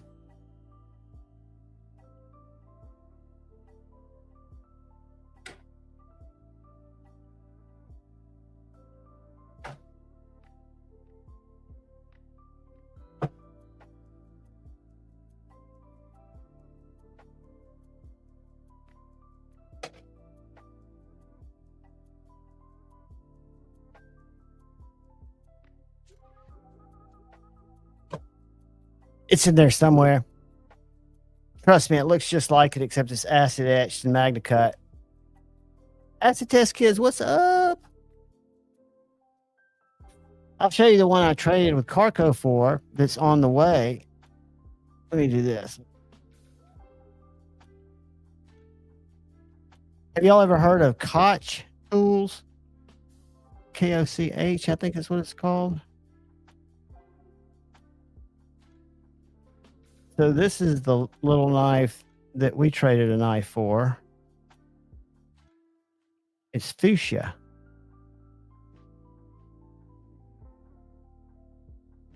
And I dig it.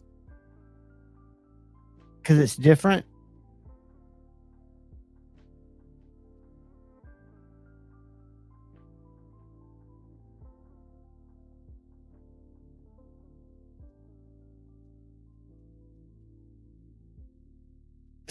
Koch, but sounds like Coke. Right. Coke. Let me see if I can find him here. My Instagram game has been so lame lately. Coke Tools. Oh yeah, they're the ones that did the concept. I've got that little fixed blade. The what's it called? Damn it. I'm scrolling. I'm not seeing anything remotely. Maybe I'm in the wrong place.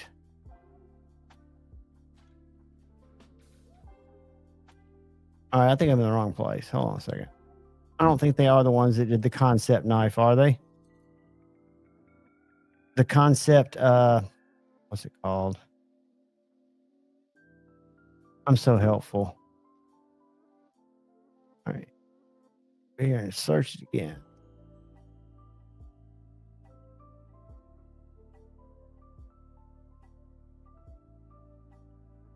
That's gotta be it, unless it's this one right here. Nope. I give up. I'm not gonna look for shit. I'm gonna come back and hang with y'all.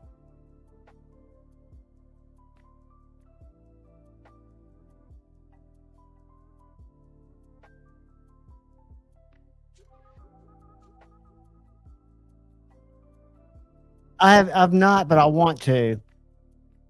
I've got so many things queued up. I've still got to watch that Saving Silverman, that Scotch and Things. I've got it on my Netflix. I've got a lot of videos because I want to go watch that Crucible video I shared earlier. Because I've heard there's a lot of really good information in it about what's going on there.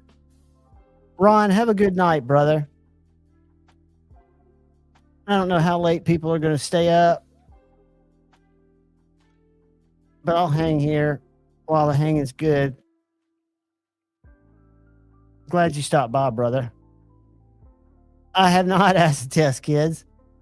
Guys, what y'all don't realize is my schedule is so jacked up. And even though I'm literally coming up with knives, thinking about what knife am I going to make a video about, is a nightmare.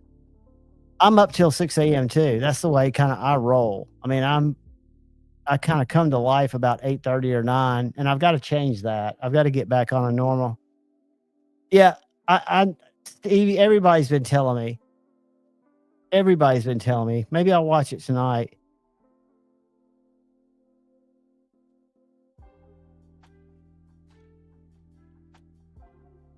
Bob DeMarco is one of the coolest dudes. Insomnia. You mean sneaky blade bench, low balls offers? Guys, when I was buying knives recklessly, when I was working, most of my knife purchases came after I took my Ambien. I had no memory of it. I'm not a drinker, so I was sober till I'd get in that kind of twilight state. Then I'd be browsing websites in bed, wake up to confirmation emails. So, totally get it. I mean, and a lot of blade binge offers need to be lowballed. And I've made many, I'd say 6, maybe 5, maybe 7 blade binge purchases. I got my Lamia from Blade Binge, but I reached out to the seller every time and not only asked them questions, but like on the Lamia, I decided to get one, but I wanted to get one closer to table price. I didn't mind paying a little premium, but I wasn't going to pay what he was asking for it. I wasn't wanting to. So I just asked him if he would, make closer to table offer. And he did, which was right within, I paid a little bit more than I wanted to for it, but I found that people are very reasonable. And a lot of times, because I've tried to sell knives on Blade Binge, I tried to sell my Titania, my PMP, my most stupid, reckless knife purchase I probably ever made. And I had it up. It was a $550 knife. I used a 10% discount, so I got it for $500. I was trying to sell it down to $350, I think, on maybe $325, and that's for paying Blade Binge fees, and it didn't sell. And my buddy, or it wasn't selling. It had been up there for like 10 days. And my buddy had been selling a lot of knives on eBay with a lot of success. And he sent me, I sent it to him and he got $475 for it. in about 6 days. And he had people watching it right away. Jeffrey, it happens, buddy. It absolutely happens. The funniest or the weirdest thing to me, and this is back when I thought, I still might, I'm not sure that Lefty's not on the dark side, but I was sworn off slip joints. I never wanted to buy one. This is after I got into fixed blades. And this is when the Ohio River Jack came out and everybody was hyping it. And so I, like at 4:00 in the morning, evidently I'd woken up, I'd turned on my phone, I'd gone to traditional pocket knives, I ordered a micarta sheep's foot Ohio River Jack, had no memory of it, woke up to the confirmation email, and then started scrolling it, and I used Lefty 10's code. So I figured that he put some kind of late night voodoo on me to get me to buy it. Granted, I bought a bunch of slip joints after that, and carry one today. I'm not buying them anymore. If I was still buying knives currently, actively, I don't think I'd be buying slip joints. Absolutely a phantom purchase. Absolutely. Had no idea. I mean, a lot of mine were like that. And I would buy them in that twilight ambient phase, or I'd think about them. And sometimes it'd be in the morning. I'd be waking up. I'd be looking. Amazon, I get really bad. A lot of my studio stuff, I would look at it for a while, and then I would just impulse buy it and not think about it, right? And then it would come and I'd be like, damn, I ordered that. So I do a lot of stuff impulsively that's not good. Granted, I guess it's healthier than what I was doing impulsively. Acid test kids, early on, I can show you a handful of knives that were fear of missing out knives, a lot of drops. And looking back on them, I love the knives. Some of them are forever knives. But had I missed out, and on a lot of them, I did miss out on the first drop, and I'd end up getting them on the second drop, or I wouldn't get them. This is a good example, but this one just happened to be in the right place at the right time, or a guy that buys for St. Nick's Knives, he's their buyer. He ordered 2 of these flipperless Jaeger M's. Dragoon, what's up? And I had a chance to buy it. I didn't really have the cash at the time, but he would hold it while I saved up for it. And I really had wanted one. Same thing with the God of Mischief, a great knife, but not a knife that I would have ever sought out had it not been hyped up. And I worried about missing it because the gun rear had come out. It was way too big. Oh, 1931 Leatherworks. I haven't updated it in a long time, but I kept for 2 years this Google sheet, immaculate. Every knife I bought, what its retail price was, what I bought it for, but I never, ever clicked the auto sum column. I never wanted to see that. And since I've given so many away, I need to go through and clear it out. I brought so many in. But a lot of these were FOMO knives. This is one that I missed out on. It had black carbon fiber scales. I bought the scales, but Lord Needham had this and sold it to me. This is the Null Voodoo. Again, I love the knife, but don't find myself carrying it or using it nearly as much as I should.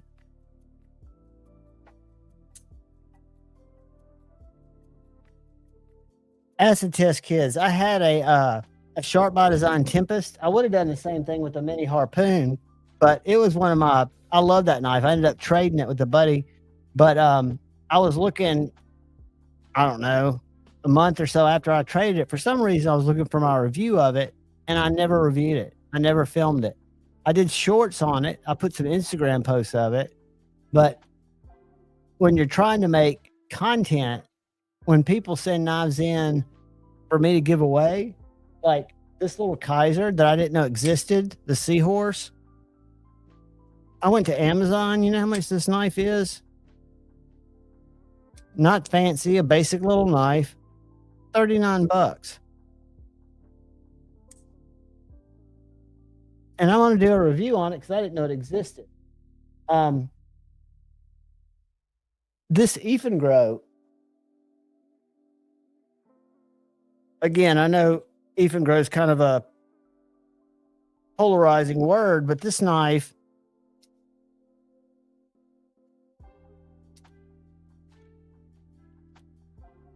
is a very functional medium-sized knife. And they're very, affordable. So I'll probably review this. I'll probably get a lot of shit for it, but I think that knife, let's see something real quick. If I go to Amazon, go. If I can find that, I guarantee it doesn't cost a lot of money. Although they've been creeping up. A lot of these knives, I've got a Remet I'm going to give away Saturday morning, and they've gone up. When I got my first one, it was like $46, and they're up like around 70. So they're getting more proud of these imported knives. I don't know if it has anything to do with what it costs to get them here or what the deal is, but I'm noticing that they're not as many that I would buy just to bring into the channel to try out, right? Because the prices, unless you're looking at a CJRB Pyrite Light, which is a great knife. I just scrolled past it. I think this is it right here. $29.99. I don't know if that's it though. Scroll a few more.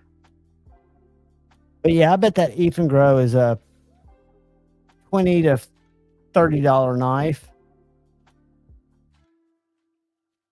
Which, I mean, there are a lot of people that are looking for those, right? And it doesn't look like somebody else's design. Yes, they have a lot of designs that are liberally interpreted from others, which I don't approve of. Anyway, I'm not seeing it, and I'm ignoring y'all in the chat because I can't see anything, so I'm getting ready to bail out of here. Scrolling, backing out. I'm out of there. I'm back here. The Kaiser Nice Guy. I've not seen the Nice Guy, but I was just showing Dragoon this little Seahorse, which is $35. Liner lock, buttery action, thumb studs. Is that a flat grind? Don't know what the blade steel is. Let me do something real quick. Let's look. I will take Kaiser over Grow any day of the week.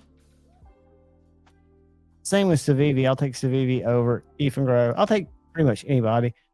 Kaiser Seahorse. I think this is some kind of OV. I don't think this is even a.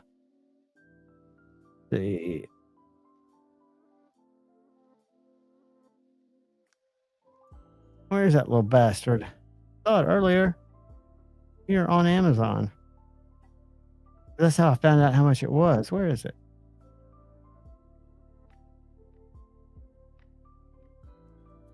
That what it's.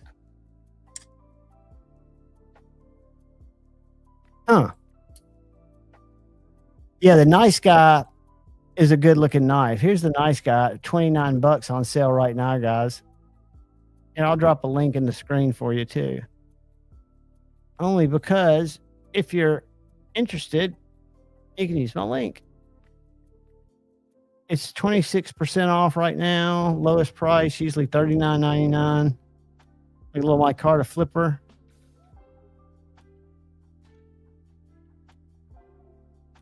But I've got to find this Seahorse because the Seahorse is not on sale and it's around that same price. And I know I saw them.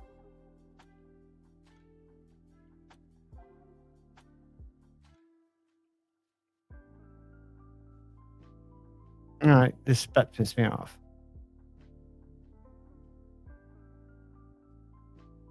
That looks kind of like it, but that's not it. Anyway, it was under $40. I saw it on Amazon, so I don't know why I'm not seeing it now since I searched for it by name. As the hiccup, I had one of those. Well, maybe they don't have it.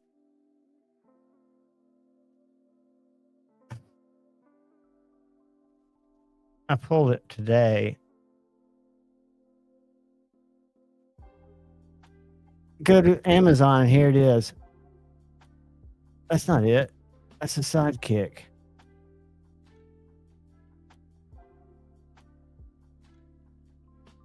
$9CR 18 MOV. $26. $26.40.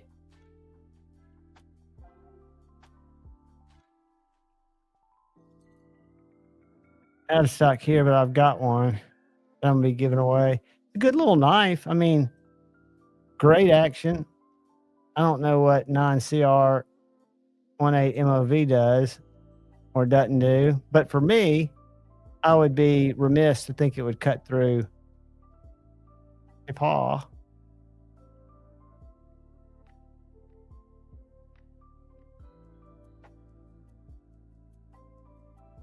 Oh, Todd, you got a custom SPK?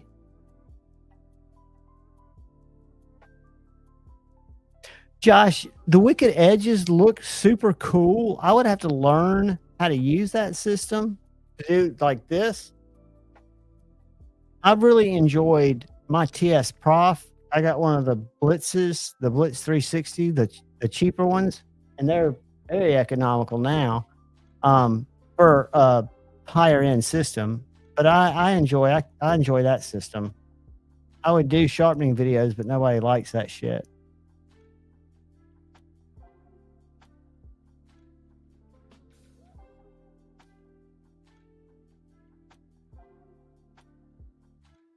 Yeah, the TS Prof, I've got, like I said, I've got the Blitz 360, or it was a regular Blitz. I upgraded it to a 360 with a lot of other parts, clamps and other stuff. But I love that system.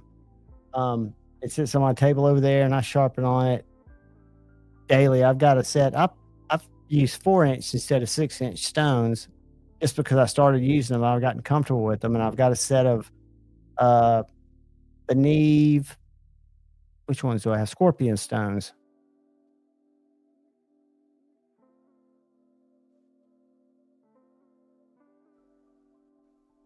TS Prof, let's look and see. I'm gonna go to Gritomatic because Kyle talks about their newer stuff when he comes on, and they've not only come out with. I'm a big fan of Gritomatic. That's where I've purchased most of my stones over the years. That's where I got my Work Sharp stone holder. So if you guys use a Work Sharp Precision guided system, they make an arm that you can upgrade that system with, and then you can use any 4-inch stone that you want. Do this. Then I'll go to TS Prof. But first, let's go Work Sharp. Oh, TS Prof, it looks like they're low on. What do we got? All right.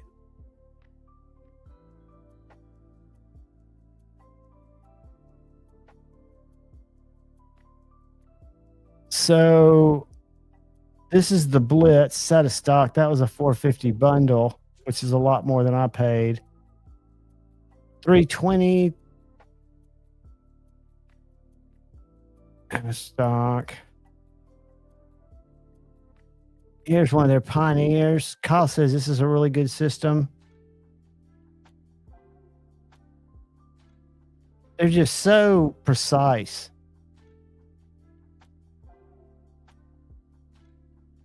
$302.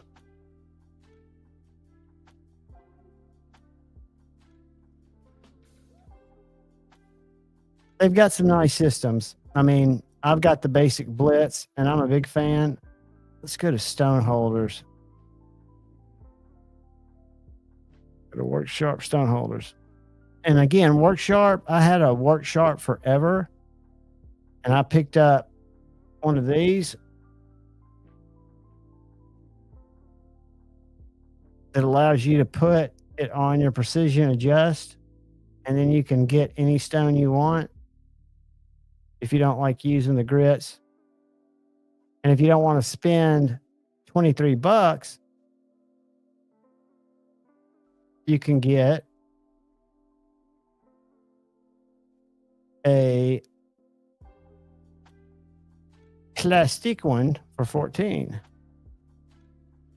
They even got them for wicked edges, 6-inch stone holders for wicked edges. But this one, I've got them both. I didn't like this one as much. Granted, it works, but it's 3D printed plastic. Another good accessory. It's very inexpensive. Miscellaneous.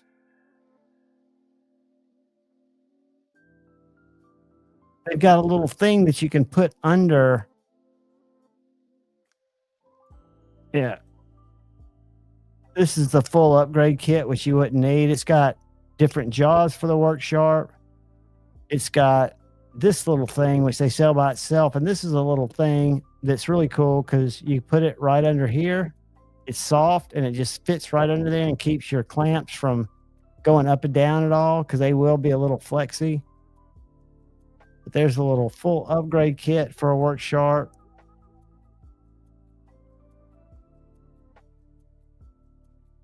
I guess they don't have. Anyway, that's where I used to get all my sharpening stuff. They're over in Georgia.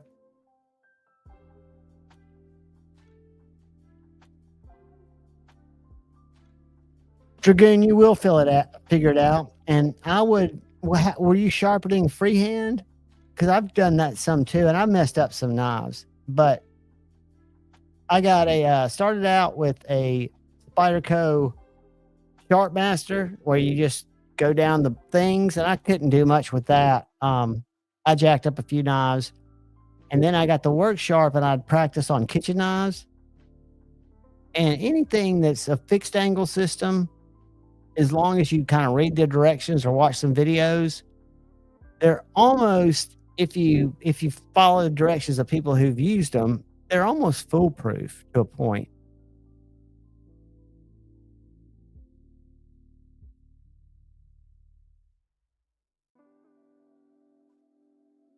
But yeah, I know a lot of people who don't sharpen. The great thing is there are people like Kyle who are very, very affordable, who do a fantastic job sharpening knives.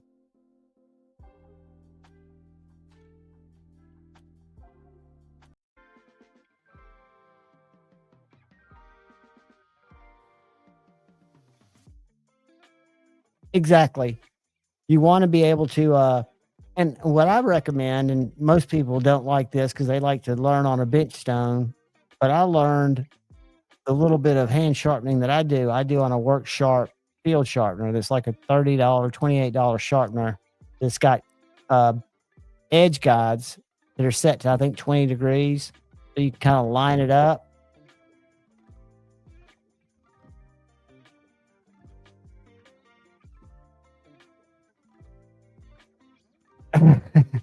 Good point, Kyle. Kyle's dropping truth bombs. Night, buddy.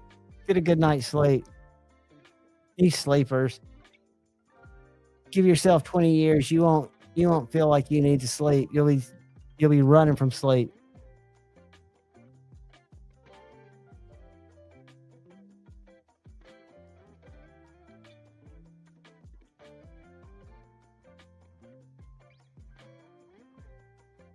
Yeah, the workshop, let me show you yet. I've got one that I use sitting over on my table with my main sharpener.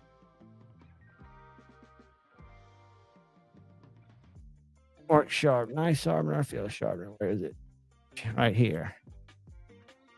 I purchased it September 23, 2020. It might have been one of my first systems.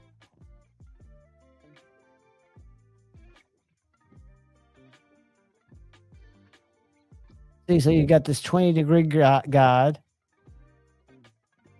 You've got a hone up on top. You've got a strop, all of it guided.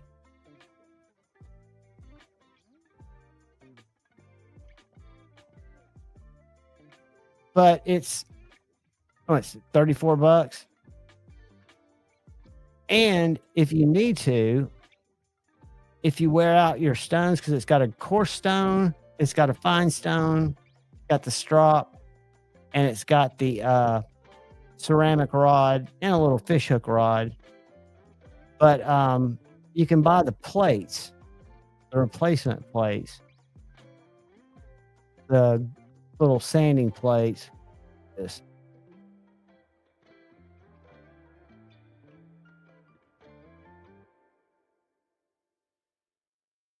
Go.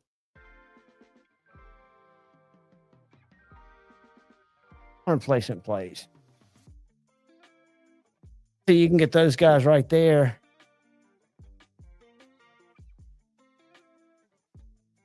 And that's for the precision adjust. I'm looking.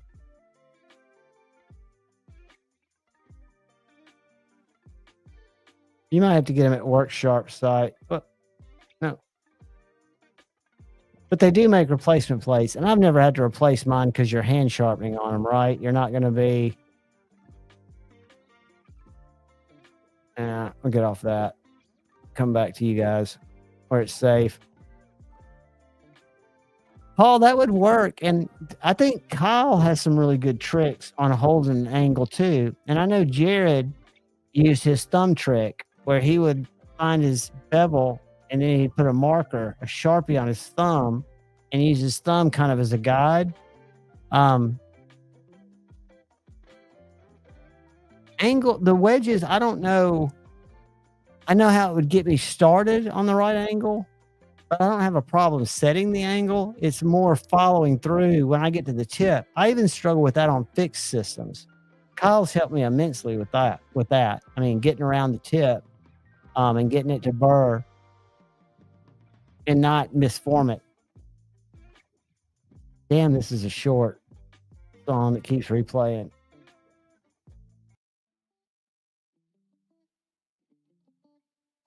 Let's find something different. A little bit of volume on that shit. So I don't get groggy. I should have picked up another Starbucks. Only picked up the one, but I've still got a bunch of my grape sodas.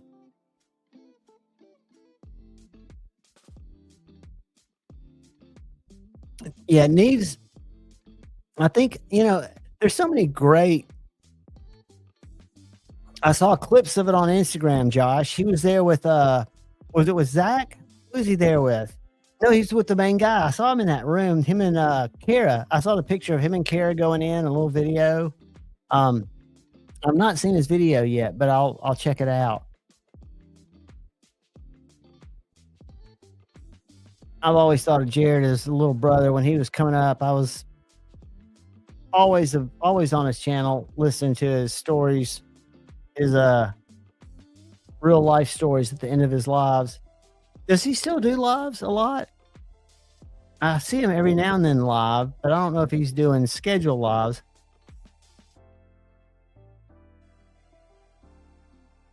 But I did miss him today. Let's go to Blade HQ. Hey. HQ.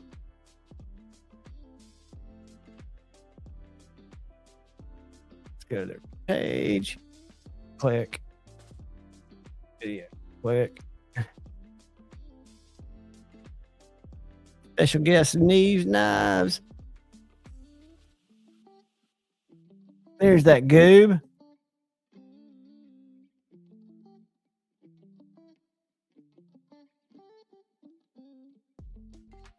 Welcome to Blade HQ, everybody. Today is a very special day because Jared Neve is here. What's up, George? Oh, I'm so happy for you to be here. I'm excited about this. Yeah, so for those of you who don't know, Jared is one of the bigger knife influencers out there, and he is an expert sharpener. Oh, I appreciate that. He's forgotten more about blade steels than I'll ever know, and I'm just thrilled to have him here in the studio with me. All right, get to it, Jared. Keep growing. So I think that's awesome. Good for him. Yep, and we'll still probably see him around the knife industry. I know he's got a few ZT. It's kind of fun. It kind of feels buck, but also 21st century. Yeah. Very intense. It's here going for $64.95. The example I have. Yeah, and I love that we have a little bit of a cutout for That's the button, so it doesn't stand too proud. Yeah. 14C28N, like you said. Love it. Great budget. In rear by another company. I don't understand it. Tenable or something? Tenable Fenrir? I know Sparrow Designs licensed it to Concept, and I know they've got the frame lock. Brings the scales apart. Yeah. So I don't know that this is the sort of thing that everybody's going to want, but I just love that companies like They Riot do it. and They Blind do it. Steel, Yeah, that's the thing. is like you push just- it for knives. I'll have to watch this. The entire Italian knife Oh, world. that's the straight line. I just did reviews on those. And FYI, guys. Yep. I think the Ernie is this guy and the Ally is this more Warncliffe. These ones come from a company that was started by Igor Bortolussi, who you might remember from MKM. He used to be the MKM marketing guy. And now he's sort of taken his passion and knowledge for knives and started his own. And the entire Italian knife world in Maniago is kind of a family. They manufacture all together. And MKM, in fact, is a big team up of all of them. Yeah. Yeah. And this just feels like a love letter to Italian knife making to me. Well, I love this. This is like the perfect size for an EDC fixed blade. The blade, and then it's slicey, so it's not like. So anyway, I picked up mine at White Mountain Knives because that's the first place I saw it. And I got my discount, and Justin was kind enough to send me, again, both of them so I could choose which one I really wanted to keep, and I could review them both. Blade HQ has them priced more aggressively. I'll just leave it at that. But I think these knives are bangers. I think I'm sending the Warncliffe back as much as I hate to. Unless somebody wants to jump on a nip.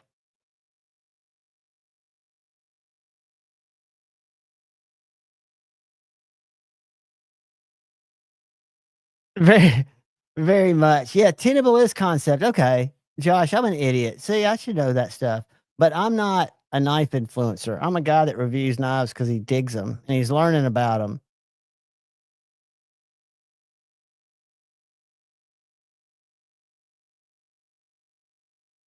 But y'all have to go back and watch that. I mean, I know people have different views on different creators, and that's all good. Jared's always been one who I've respected because he's always talked about, he always wanted it to be a business. He wanted it to be his career.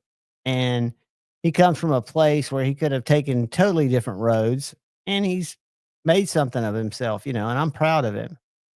And I think Kara's a sweetheart. I hung out with them. I hung out with them briefly at all Blade shows, but 2022, I walked around with them for a while, and they're just good people. I'm sure when you get a lot of eyeballs on you, it can be, your time's harder to spread around, or maybe I don't know.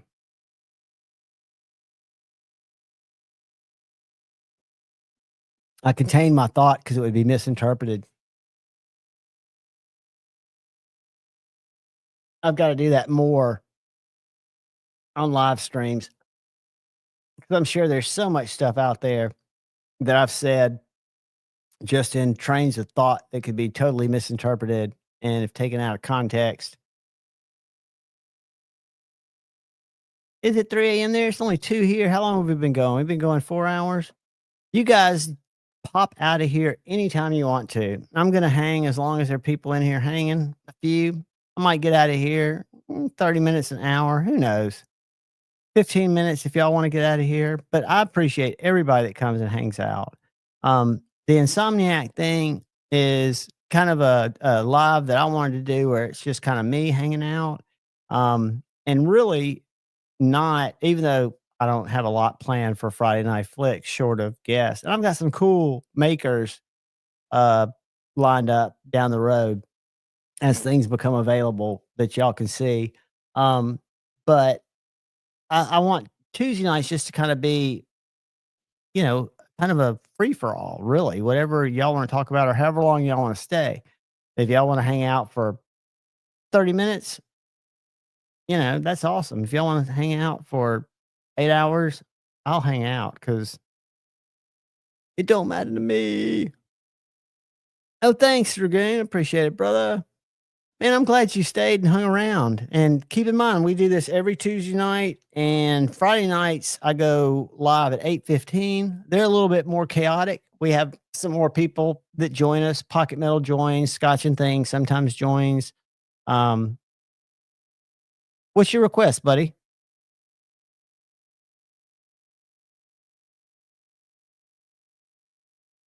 Knock it out. I'm going to check something while you get your request there. I'm going to go over here and see if we are still streaming on Rumble. Because a lot of times it is a janky platform. Oh, sweet, dude. And again, the Tuesday night thing used to be random. And since I'm currently not working and I keep irregular hours, I always figured after Cole, after Tri-States Live, people might be, looking for something to do. Not everybody sleeps regular hours. So I did it a couple of times when I was testing my camera. When I first got, or I was testing a mic, I was testing something and I went live like at 4:00 in the morning, and I meant to go live unlisted, but I went live public, and I was amazed at how many people in the community popped in.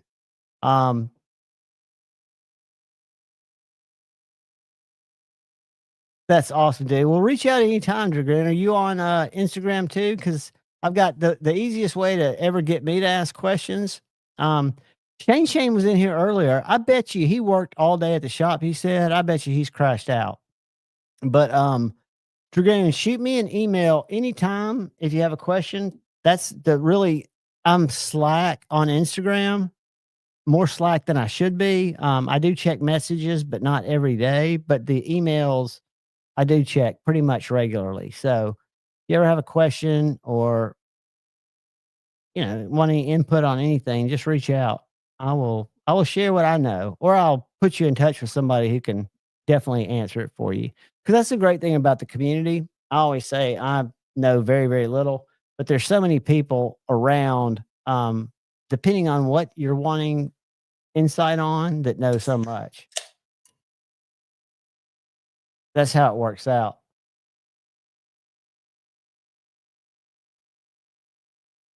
I'm surprised Cheeto the cat hadn't come by and knocked on my door yet. If he does, I'll introduce you to that big bastard.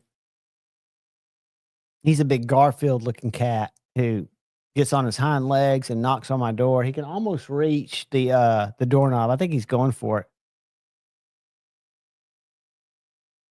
Hit me up, brother. Hit me up.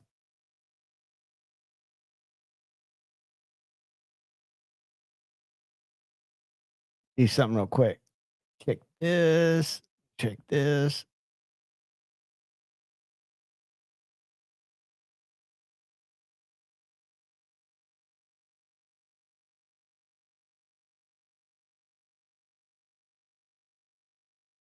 Do it, buddy. Hook up with me. I'm very accessible. I'm very accessible.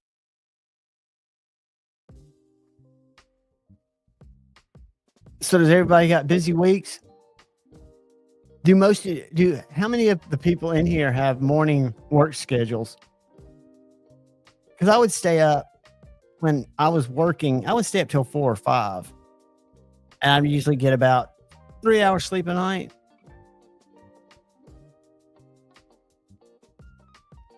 I got a lot of sleep in college, but was never a big sleeper any other time. Paul, I'm in the same boat, dude. I would love nothing more.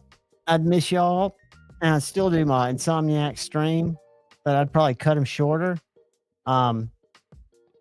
And that's one of my things I'm going to do this year. I got to get a bunch of work done on my mouth. Got to get just shit in order. And as much as I'm fighting it, I mean, if I was smart, I would go back and work a corporate job like I was. Yeah, it's just, I mean, dude, the way I look at it, we've got plenty of time to sleep. Ron, you too, buddy. Have a great night. Have a great morning. Have a great day. And thank you for hanging out as long as you did. I'd never want to keep you guys up. Todd, have a good one, buddy. Good seeing you, man. Good night and good morning. I'll turn the music down as to not keep you awake. Keep it 7. Sounds good. That's kind of my deal, Paul. I mean, I could easily and ideally what I need to do is I need to just take the time to update my resume. I've got so much that I could add to it from just my last 10 years in the career I was in. But my skills are in demand. It's just I haven't taken I've been kind of more in that depressed, refocusing what I want to do kind of thing. You know, it's kind of been a weird transition to me because it was so much of my identity, which I learned. Night, Ron. I learned, that's not healthy. Granted, work becomes our identity in a lot of ways. Because I got that job right as I got separated. So I was doing a lot of things different. And I really excelled at that job, worked up through that corporation pretty high, which was probably one of the problems where if I stayed back a couple of raises, I would probably still be there. They would have probably found a place for me. But it's hard to get somebody to go down.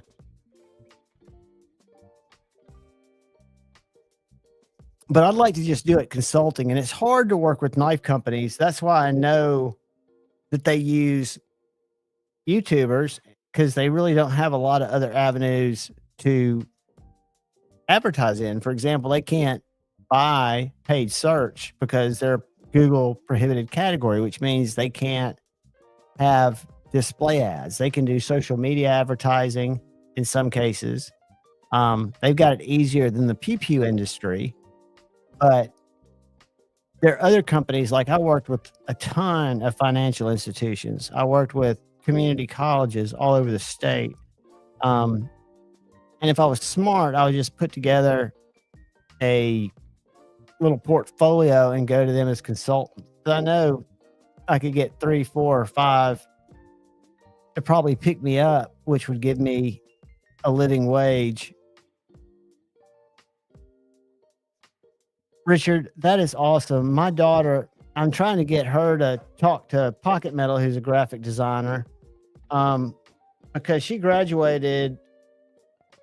Not a great time to graduate, but she graduated last year, the year before, and she's extremely talented. And she graduated from Middle Tennessee State in graphic design, and she's, working just in a restaurant field now. Absolutely, Ed. I had Axial Knives rep on. I've had several makers on. I'm going to have Scott from Aries EDC on pretty soon. I'm going to have Tim and Suzanne, probably just Tim Kell from TKL Knives. There's a guy from, y'all know Jason Grant. He's going to come back because he's been doing a lot of different stuff. But I could definitely get reps. If a lot of times their times spread, like the bigger companies, through the bigger channels, right? So Bees kind of has his tie-in with Kaiser and gets them on where I can understand that they don't have not just the time, but the really need. Because I'm by all means a smaller channel, right? And I'm not one that works with just this company or that company to move their knives. I just am interested in different knives and like to show them off and give my opinions, which my opinions are very subjective because we all like different stuff. But, Artisans rep, I know I've met him several times. What's his fucking name? Russell. I've sent him no less than 10 emails, Instagram messages, and if people don't get back to me, because I used to buy their knives. I've owned several Artisans. I still own 2 Arions. Most of the others I've given away to you guys, but I owned a lot of them. I liked them. I can't get in touch with Russell. I said hey to him at Blade Show this past year, but I can't get the time of day from him. I know it's just because he's busy. I even reached out to Therapeutic Edge because I knew he he does have a personal Instagram, but I can't find his personal Instagram. So I'm not chasing him. The way I look at it, my philosophy is a little different because I've never taken a review except for this berry sale after I saw Stevie's review, and this has already been given away. I'm just waiting for another knife to come in. But this is the only knife that somebody reached out to me and said, would you try it? And after seeing Stevie's funny review, I said, sure. But when I reach out to like TRM, I reach out to companies like EMP EDC. I reach out, and a lot of these companies, I'm not asking for knives to keep. I'm asking if you want something reviewed, send it to me. Ed, see, if I worked it harder, there's so few from Kaiser, Concept, Bostede, Civivi. You can't get Civivi, or I can't. But I buy Civivis to review them.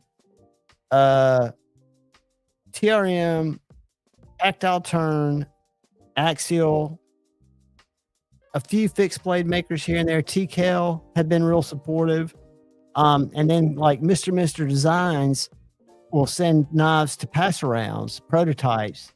And for me, it's not about a quantity of knives. It's just to have enough that come through my little review area, my overview area, to where I can continue to make content. And the great thing about it for me, that since I quit, I was not working anymore and was having to not buy knives like I was buying them. I've got a pretty vast collection still.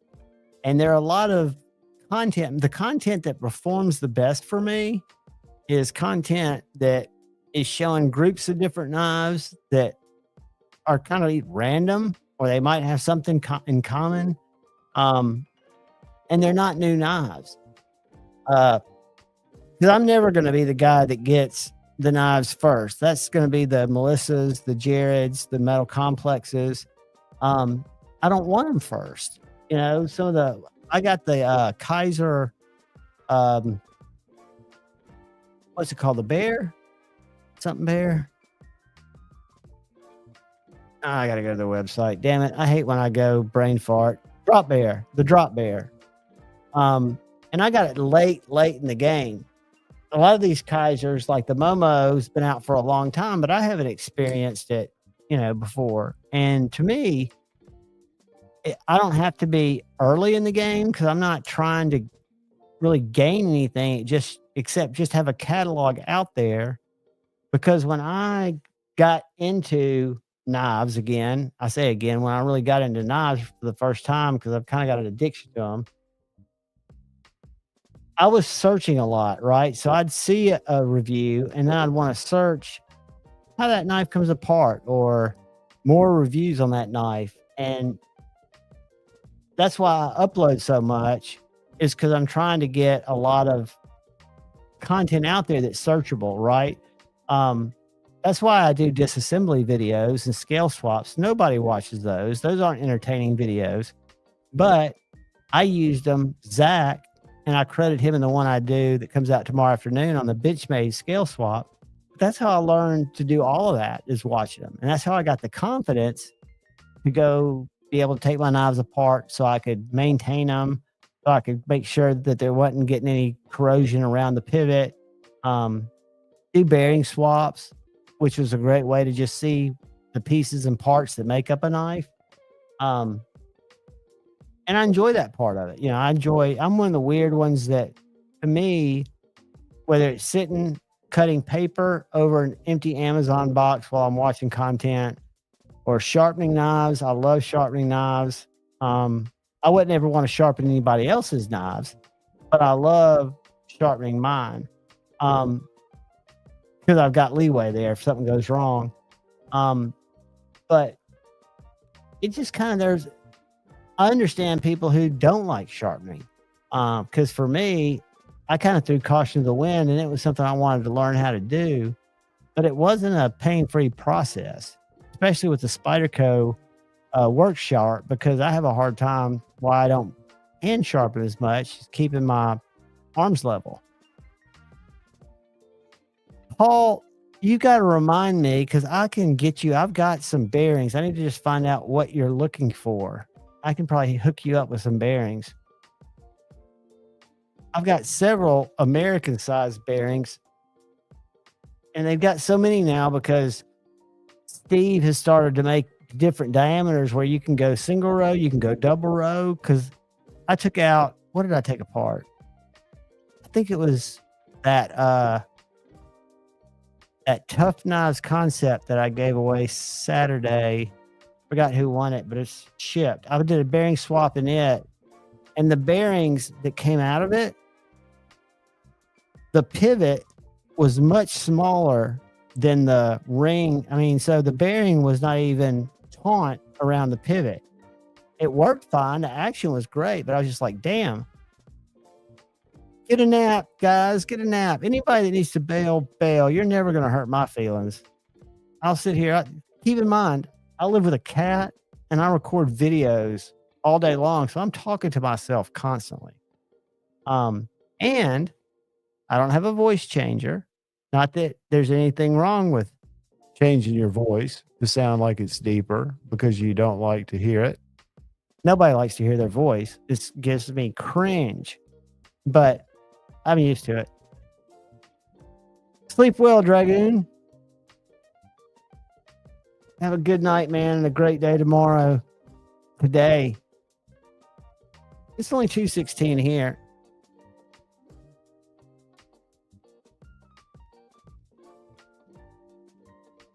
Paul, that's a great idea. And that's something I did not feel comfortable taking apart because I was just reviewing it and I did not keep it long. And Tri-State had me keep it an extra 2 weeks because he didn't know who it was going to. Hold on 1 second.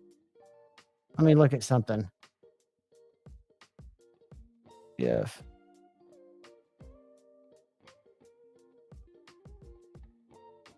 Bearing compatibility. Who is the OEM on that again? Do you remember? Was it Best Tech? I think it was Best Tech. Price stash, see if anybody's skipped it.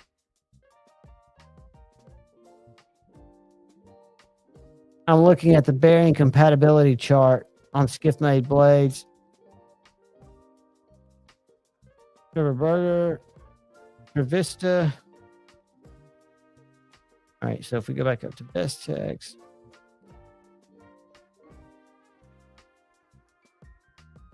Get the they're 5mm, 1/16. I bet. Let's look at the AMP EDCs. I bet they're 5mm, 1/16. But what you can do, Paul, if you ever get into the bearing game,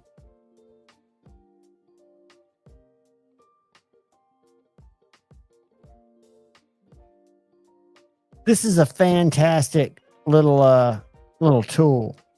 This is a tool where when you take a knife apart, you take the bearing out of it and you see which slot it'll slide through without jamming up and without, there's one that'll slide through easily and the rest it won't. And then you put your pivot through the holes here and it gives you the size. And then you can place your orders. Paul, I'll see about getting you one, buddy. I've got to reach out. I've got to get some more. I just got to inventory and see what bearings I need because I get bearings sent to me to make videos on knives, and I've had washers sent to me, and I always forget what I've skipped. I've got so many videos that I've scrapped or that I've even put up where I get into the knife and it's already got skiffs because I think I've skipped almost everything. I've got a video adding skiffs to this. I put skiffs on my MSI or my stitch.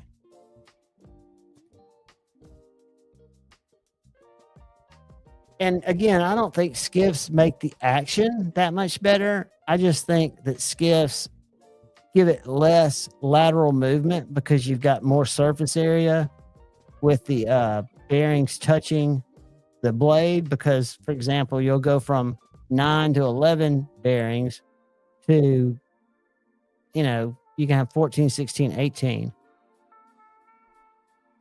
Paul, there's no need for you to, because I don't. If I get them for review. Skiff is awesome to me. KPL is awesome to me. I just never reach out to them because I've still got some KPL, and I'm kind of a nano oil guy. Weird. I mean, they're both great, and I don't think there's any difference. But you know, I could reach out to him, and I could have KPL and giveaways if people like that.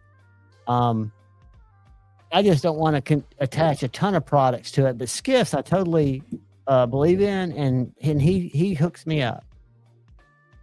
So no, I wouldn't. You don't worry about that, my friend.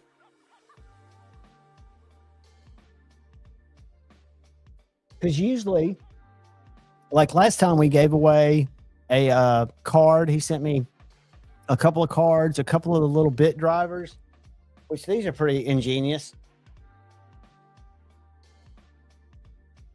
On the other side of my computer,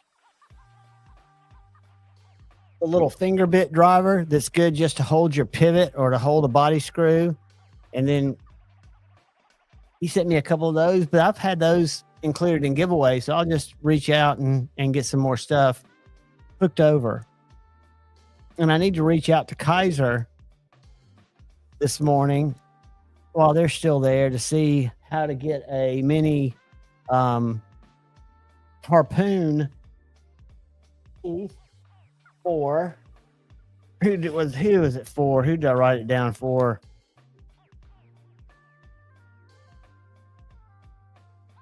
Who did I write it down for? Patina Turner, I've got to get a key for. And I think I found ground fogs. I think it's just going to cost me $5.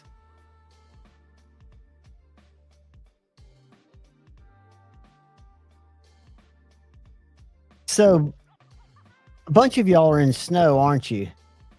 We're supposed to get snow Thursday, Friday. Let me see something. Let me see.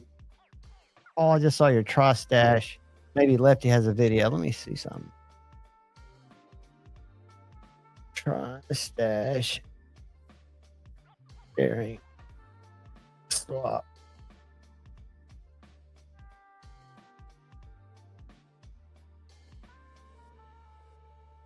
Wow, that search didn't produce shit.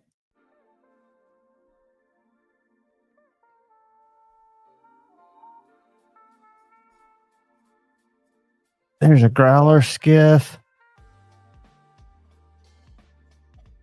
Huh. What happens if I just put in Tri-Stash? That is what it's called, right? Didn't go by anything else. Okay, there it is.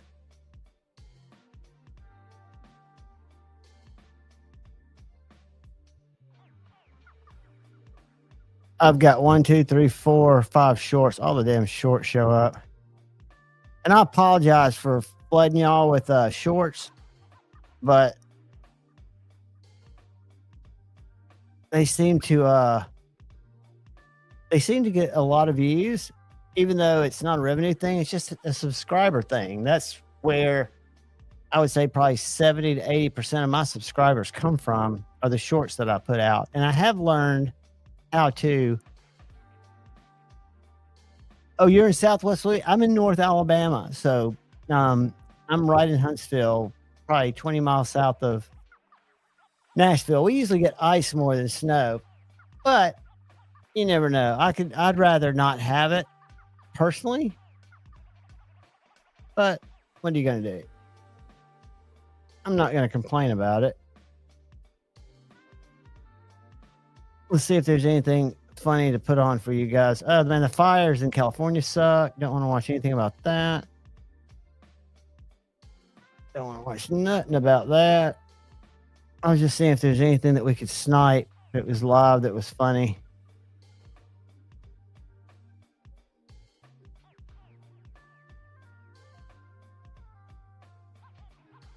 I've really gone down I think I've told y'all, a rabbit hole that I never intended to.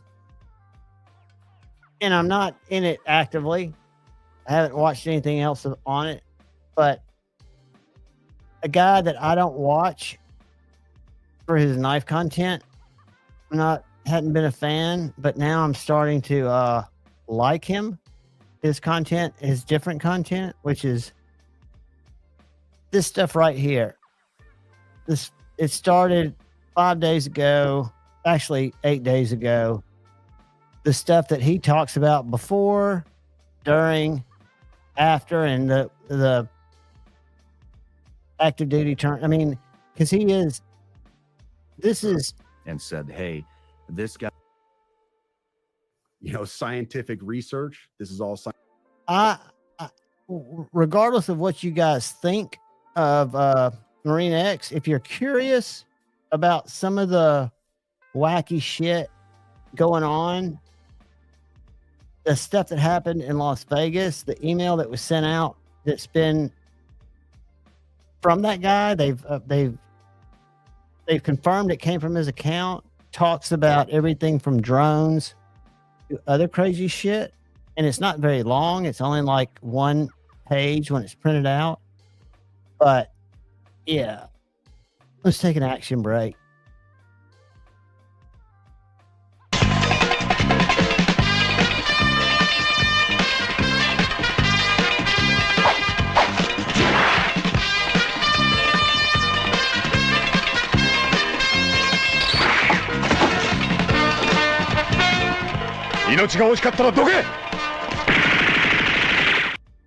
Get him, Spider-Man.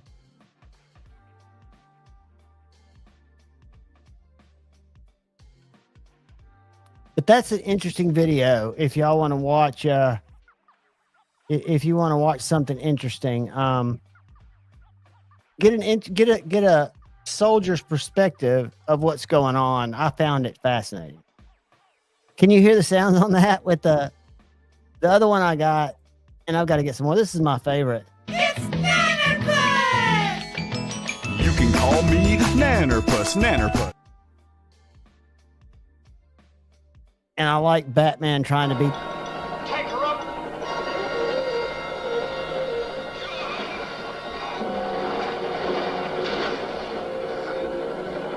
Holy sardine!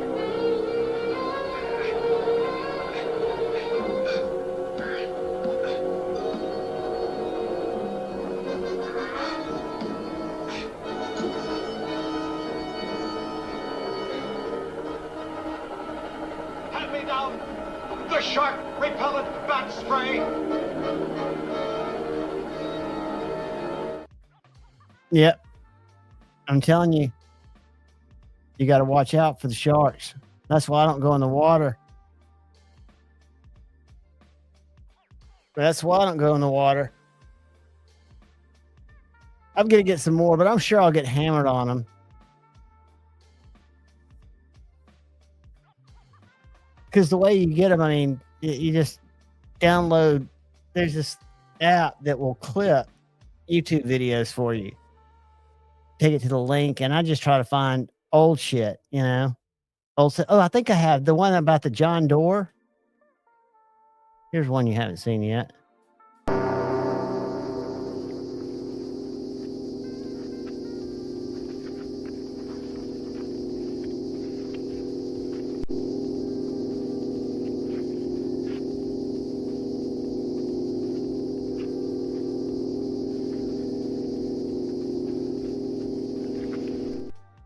Yeah, that's some weird shit. I gotta find some $6 million clips. A team. The other one I was gonna get. There's a funny clip. I don't know if y'all. I never really watched Saved by the Bell, but I can remember this clip when it was a meme when one of the chicks there ate a bunch of caffeine pills, and she was getting ready to go perform in some play, and all her friends were trying to intervene, and she goes, "I'm so excited. I'm so excited." And then she starts crying. Just funny, weird shit like that from old TV shows. And $6 Million Man and stuff like that. Let's see if we can find some Steve Austin. I'll show you guys. We'll do something real quick. since we're killing time. Dollar Man. All right, let's see what we got here.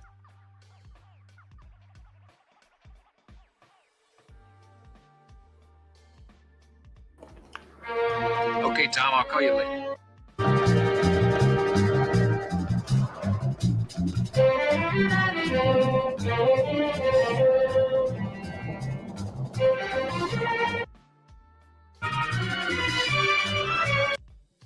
Yeah, it's not enough action. Beginning to see funny things. I need to find one that's got more like a fight scene because I'll show you how we do it. Let's go. I want to watch the intro. It's Bigfoot. That was a good one.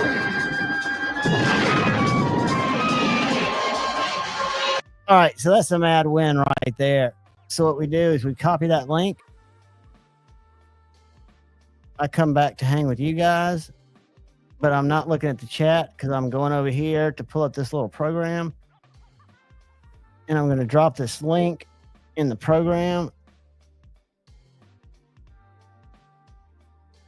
Let's go here.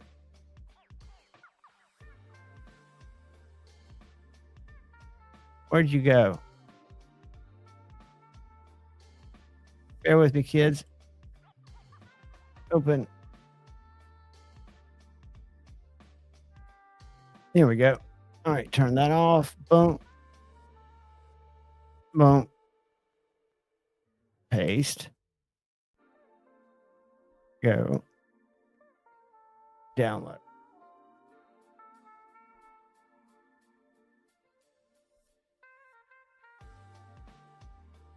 All right, we're rolling now. We're cooking with grease.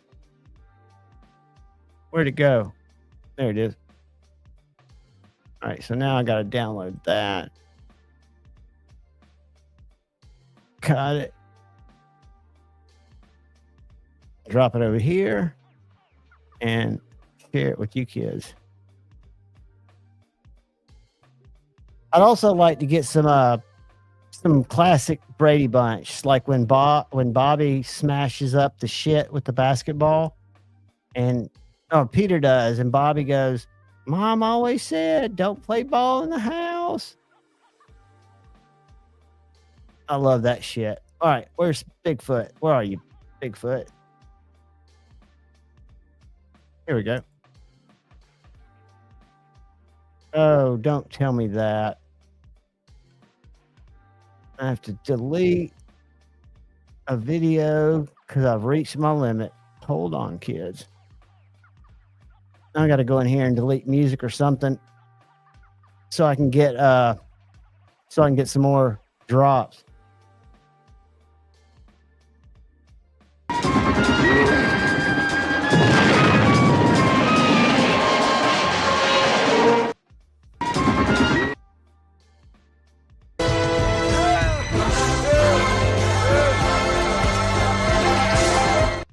That's the one that I'm probably going to get copyright hit on.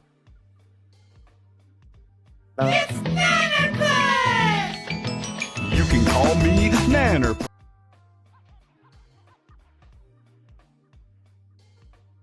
The greatest, though, I don't know if y'all were at the whole thing that got me thinking about this. Ground Fog, what's up, brother? The whole thing that got me hooked on it was when somebody made a Jack Wolf joke the other night during the Honey Bucket, and Stevie played that short of that car driving to the garage. It was a meme that he'd done. Ground Fog, we're in the clear on a sheath, buddy. I just got to order it tomorrow. I got a link. The $6 billion man now, no doubt. I watched the $6 million woman too. Just because that was my time of watching shit. And the Brady Bunch. Let's see if I can find Brady Bunch Ball and House. Here we go. This is a winner too.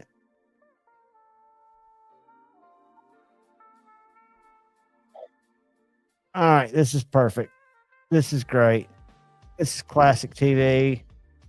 This is when life was simpler.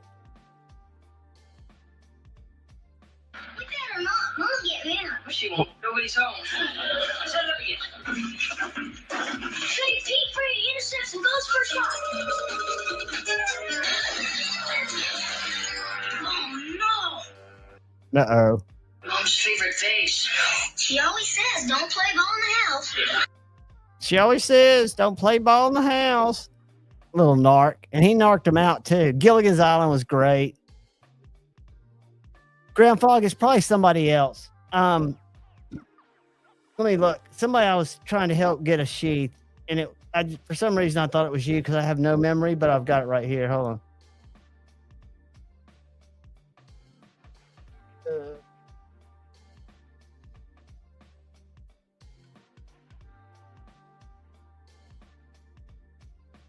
Hold on, player. No, it was Demon Hawk. Never mind. It wasn't you. Disregard.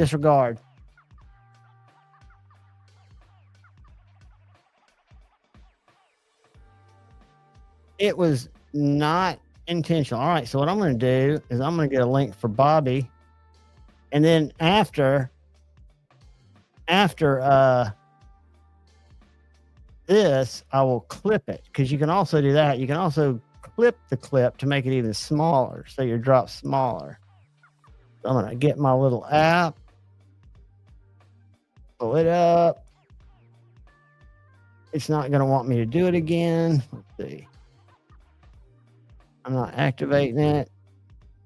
Open it. It's going to take me to a web page. Go. Paste link. Ooh, I did it. Nice. All right. Cut. Paste. I hope y'all are still with me. I know I can't see you, but I feel you. I'm here with you. I'm just manipulating something real quick. Then I'm going to go in here and delete something real quick. Find a song. It's not worth the shit. Let's just delete this one. Let's delete this. Delete that. And then we'll upload this.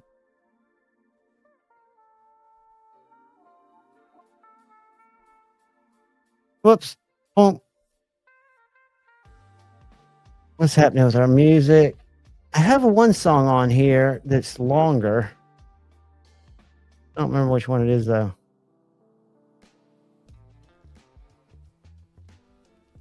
And I know y'all are probably getting tired. We better not. Mom will get mad. She won't. Nobody's home. Set it up again. Hey, Pete Brady intercepts and goes for a shot.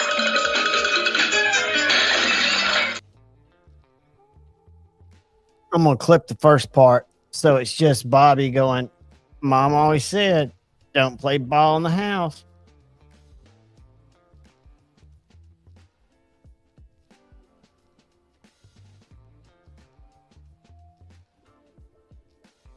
Hey guys, you're going to have to give me 2 seconds while I go to the little boys' room. It won't take me long. It'll take more than 2 seconds. It'll probably take me a minute. But I will be right back. Hang with me.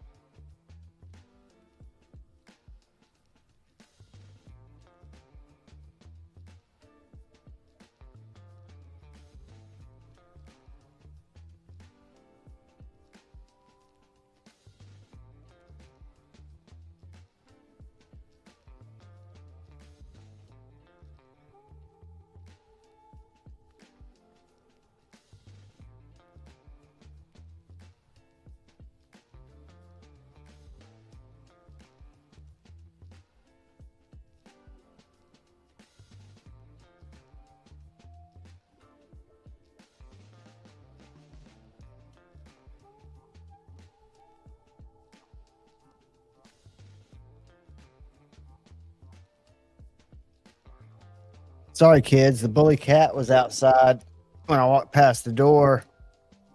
He was out there whining, beating on the door, so I had to give him a little food. I apologize. I'm back. Paul Mills, that's a good one. That's a tough one. I'm a big fan of S90V, but I wouldn't say it's my favorite because I also like Crewwear. But I'm such a non-push my steel guy. What's everybody's favorite blade steel?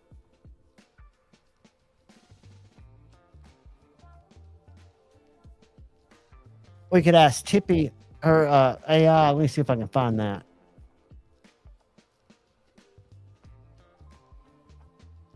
Did y'all know Tippy was a knife expert? She had her own AI set up by me, and evidently it's not doing good. I got a message the other day that she tried to stiff somebody on a knife.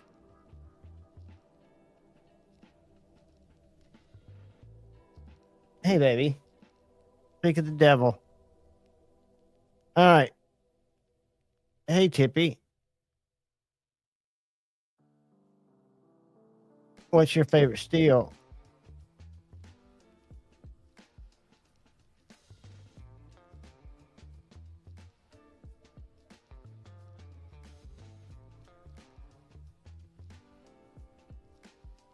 Tippy's thinking, guys. That was weird. Her whiskers twitch for S30V. It's corrosion resistant, holds an edge wonderfully, and withstands heavy use. Perfect for knife enthusiasts like my human, Javon, and me. Do you have a favorite steel?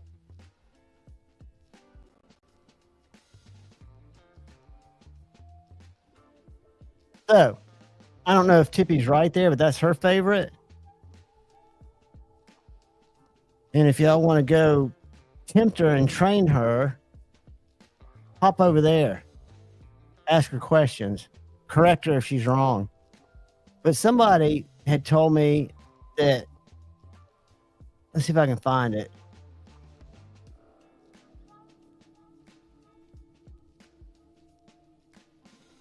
It just must have my conversations with us, because several people have told me that she screwed them over. Tippy, let's see, what is a base bug out cause? What does a Benchmade? And she'll go to Google, so she should be quick on this one.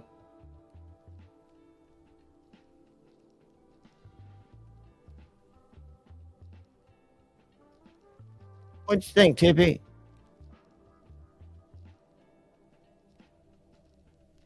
Benchmade bug out 535 is usually around 162. This puppy features an S30 blade and gravity handles. Perfect for everyday carry. So see, she answers like a cat. So if you think that's GHEY, I hate it, man. I'm a cat person. Go hook Tippy up. Follow Tippy. Follow Tippy's AI on Instagram. She'll appreciate it.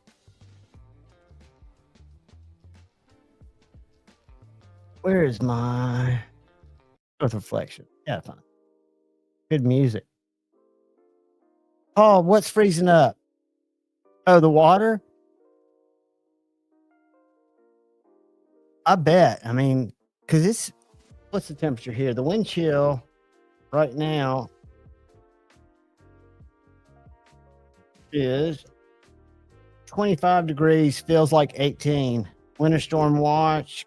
We're supposed to get it 12 a.m. Friday, January 10th. So I've got tomorrow, Thursday, and Friday to try to get what I need to keep from going stir freaking crazy. I've been playing a lot of guitar lately. I know that y'all don't care about that, but it's been therapeutic. I've been trying to learn some new shit. Tippy's kind of annoyed by it.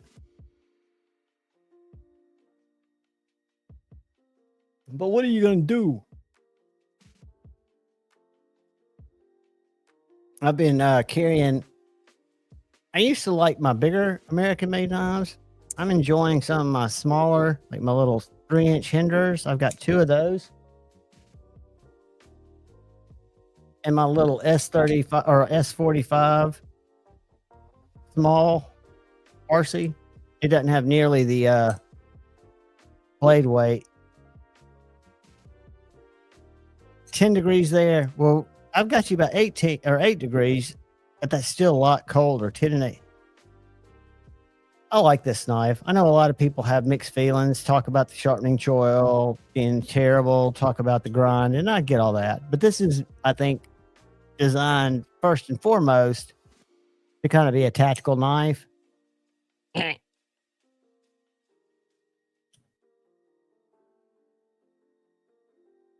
But I'm really impressed with what Concept has been putting out. Not as much that the knives are that much better than anybody else's, but they're perfect in their materials. They're centered.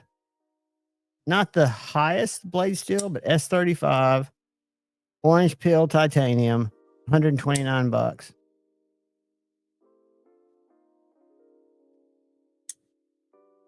And this flipper tab is got a little girth on it. It's a little bit of a pocket pecker, which I miss pocket peckers because they make blades really fly out. Oh, that makes it a lot worse than 10. But you were doing the right thing. You were looking out for the cats, buddy.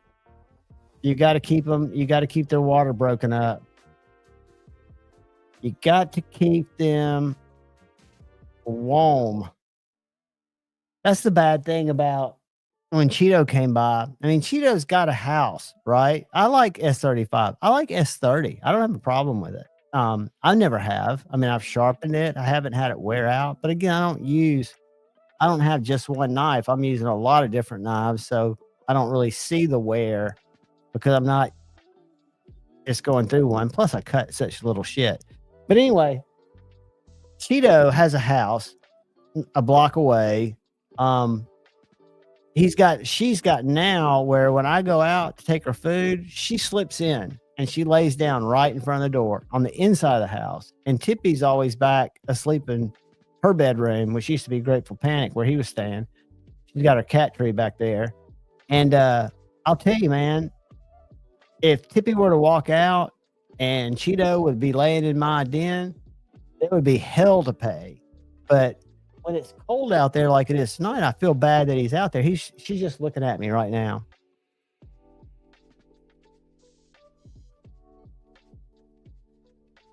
It looks like everybody's getting ready to go to bed, Paul. I was going to try to let it run to 5. Not 5 a.m., but 5 hours. But I hate to keep everybody up. Do go check out Tippy, her AI. And I've got to come up with some different drops. And I've got to see what YouTube says about my Rocky drop. Yeah, dude, I'm starting to fade. I haven't even eaten yet. But for me, I've still got 3 hours before I go to sleep. I don't know what time you fall asleep, buddy, but I'm a late nighter. But guys, I appreciate each and every one of you. I'm going to let the music run after I get out of here for a second. For y'all that have fallen asleep, you can listen to it. You can groove to it. It's going to be obnoxious. It's going to keep you awake. I love each and every one of you. Come see me Friday night. And all you channel members, please come Saturday morning. It'll be worth it. It can be short. It can be sweet. But that's where the cool stuff happens. So look forward to seeing you guys Friday. Love each and every one of you. Till we meet again. Peace.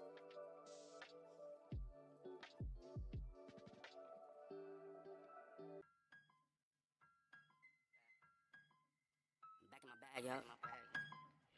Conscious. ISO. Dominant. Back back in my bag and I gotta brag, I do this shit for real. When we was down and we had nothing, we had to share a meal. We put the shit in overdrive with no steering wheel.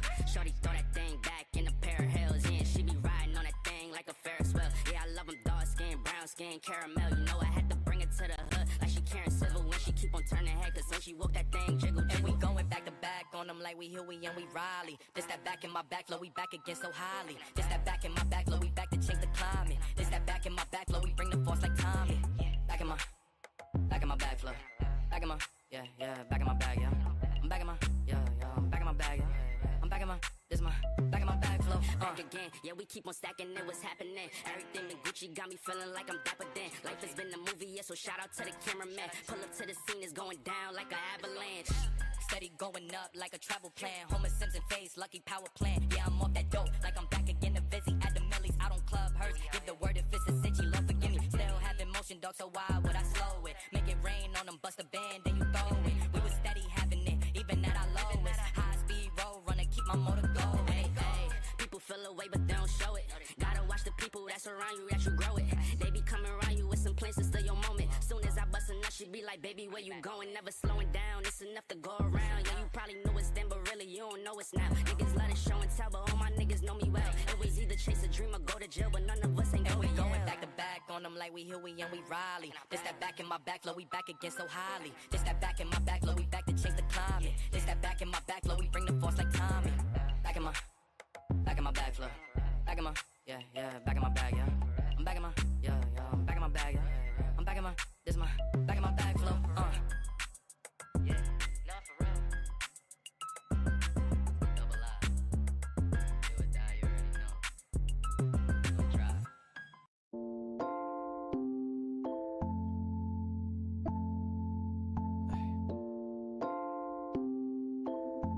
Yeah. Hey. Don't go shooting all the dogs, cause one of them got fleas. Don't just listen to these songs and think that you got grease. They just lyrics, I be venting to this mic, it's therapy. You could leave, but them other guys is whack, they not me. Godspeed, sweetie, living out my dreams. I don't need a genie. Pops did Madonna shows, music in my blood, it was destined for me. Way before I even fucking seen a CD. Cross the wrong line, you gon' need a treaty. Peace is a lie, there is only passion. And through passion I get stronger. Long days working on getting better, but they only get longer. Getting there is half the battle, staying there is much harder. I've been flying out to islands so remote we must charter. Been a pro for 10 years, trying to go another 10. Going hard like Vince Carter. Leave something for my son and my daughter in case of my departure.